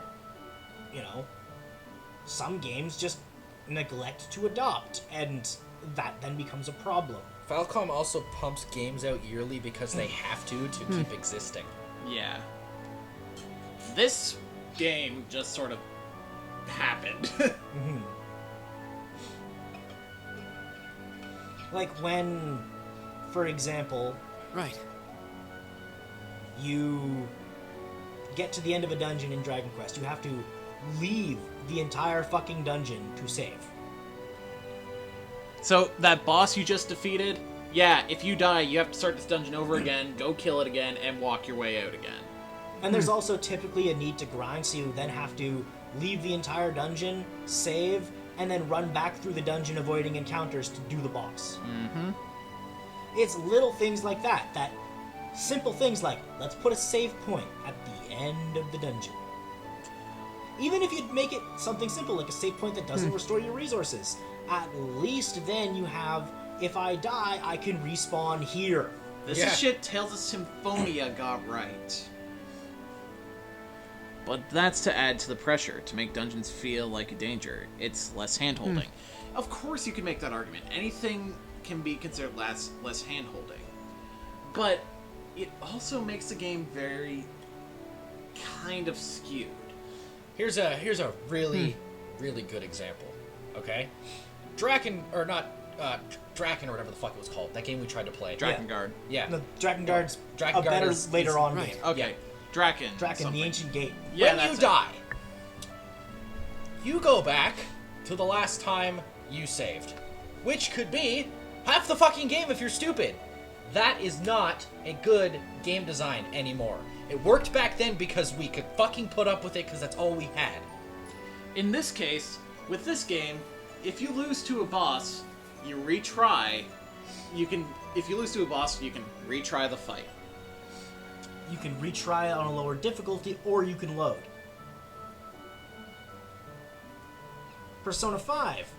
If you die in a boss, you can restart the boss, you can go to the last safe room. Or load your last save. Or you can fucking... They give you the option to go back a week. Yeah. Mm-hmm. Also, games need to stop, like, preventing you from skipping cutscenes. Yeah, no, that's something that needs to fuck off. Also, like Dragon Quest XI, as far as I'm aware, doesn't, like, the best thing you can do to skip cutscenes is hold fucking L2 and go through the speed mode. And here's something... Persona 4 wasn't good when it did it! Yeah. Something convenient about this game, there's no save points. You save wherever, and the game still gives you that option. Doesn't that make the boss less epic, though? The stakes aren't as high. That's not true! Yeah.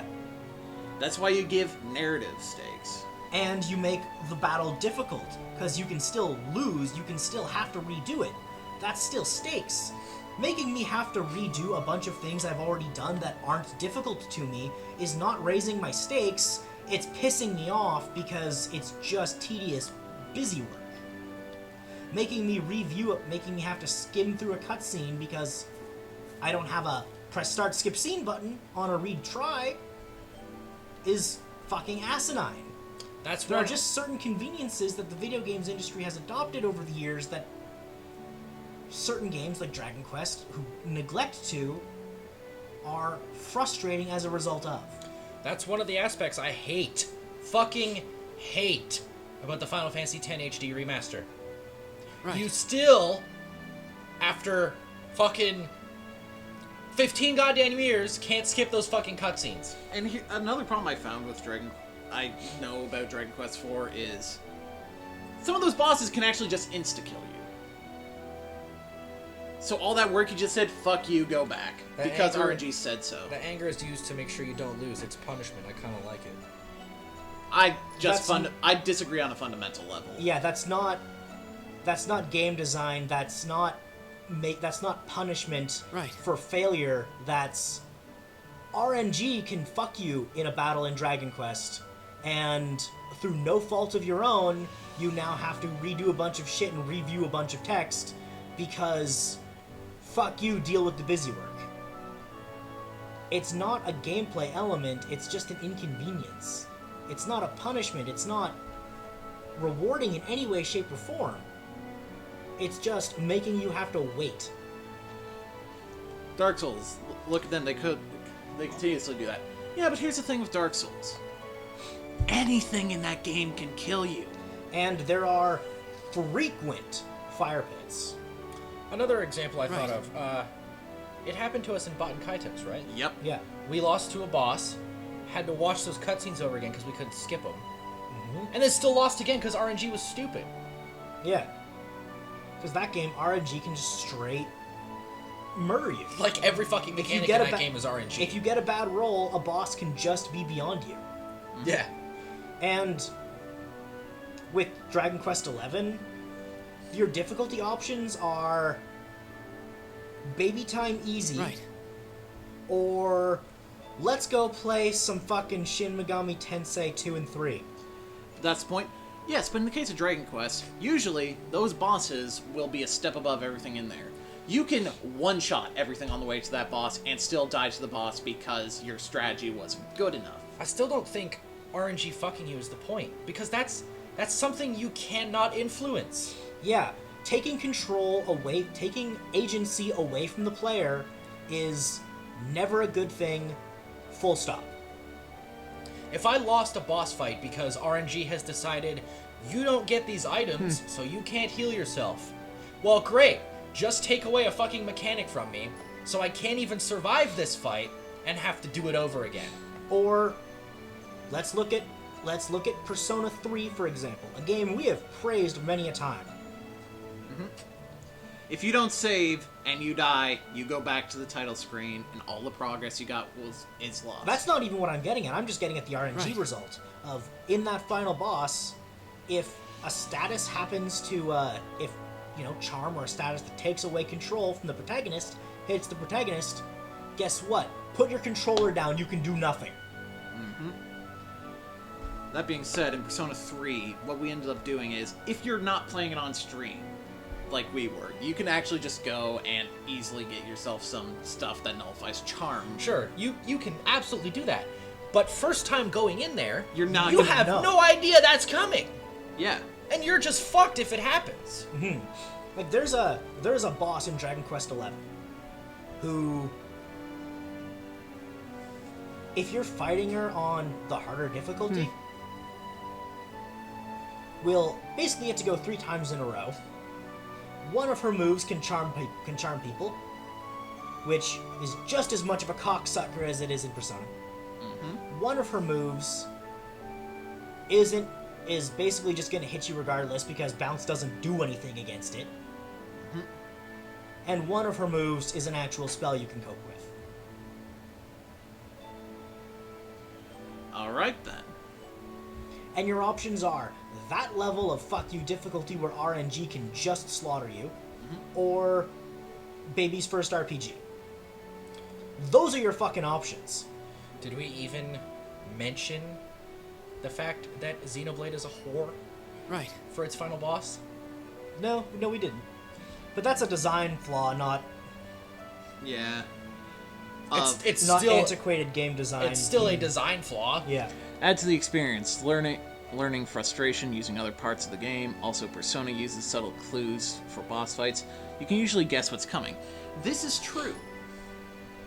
However, I'm going to compare Dragon Quest to older Final Fantasy games from now on because they were basically fundamentally gameplay-wise the same back then. They're the same fucking thing. Yeah. You get to a boss. You can, nothing in this dungeon can actually kill you by this fucking point. Nothing. But you get to that boss and suddenly you're getting two-shot no matter what you do. You know what? Actually, let's bring this into Octopath. The game even gives you numbers saying, hey, you're supposed to be this level. Cool, I'm one-shotting everything up to this boss. They're not giving me good enough experience, and no matter what I do, no matter what party format I'm using, what skills I'm using, everyone is dying in 2 hits. That's not even true half the time, because fucking trash mobs can still two-shot you if you're 10 levels higher than them. Yeah. That's true. And that boss that made us give up the game was two-hitting our tank. Yeah, it was And got to one-shotting everyone else. And it was attacking twice each time it went. And it was hitting the whole party and inflicting poison. Like, even if you use Defend, that was 3 hits. Even if you used Ulbricht's skill to stack up Defend, that's bad. And back to last save point. Though in that game, at least they gave you the fucking courtesy of the save points right before the fucking boss. Yeah. The stakes are there. The difficulty is there. But we don't have to run all the way back through a dungeon from the last overworld campsite we found. Which isn't even necessarily at the entrance of the fucking dungeon. I haven't played Octo. People told me it was lackluster, so I steered clear. Soundtrack, Great, though. amazing. Soundtrack, visuals, fucking top. Even the storytelling at the beginning was fantastic. Gameplay? Never saw the second half. Fucking garbage. Why would you even use Therion? He can't steal rare items. For shit. Nope. He's useless in battles. His stats are terrible. He's quick. Okay, what's that actually give you in combat? Fucking nothing. Yeah, because even if you jack your speed, it's not like it's gonna be he goes, now they go, then he goes, then they go. No, it's a set order. Everyone in that game has magic. How long is it? I might buy it.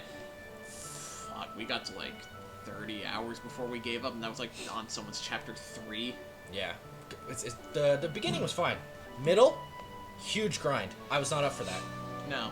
Especially since to get any level of XP, you need to rely on a move that's RNG chances of positive and negative benefits, which can be anywhere from 10 times XP and 10 times gold to your everyone party's just dies. dead. Like, one of the fucking things is like, oh, your entire party has 1 HP now. Cool. The problem with if you're not getting those 10 times multipliers, you're getting nothing for XP and gold, to the point that you're not going to be able, like, you'll go to the second town, see a sword, like, I should upgrade. Oh, I Look can't at the fucking price. afford that. That's like double the money that I have seen in this entire game. You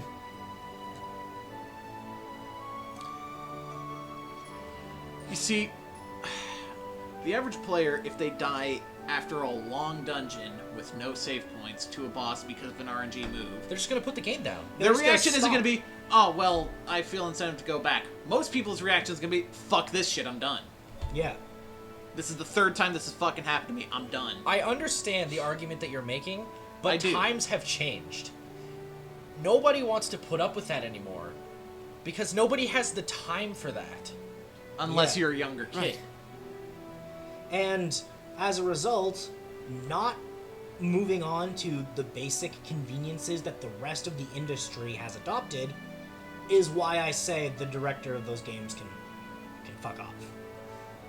That was a long loop around, and we've been talking about this for like 20 minutes.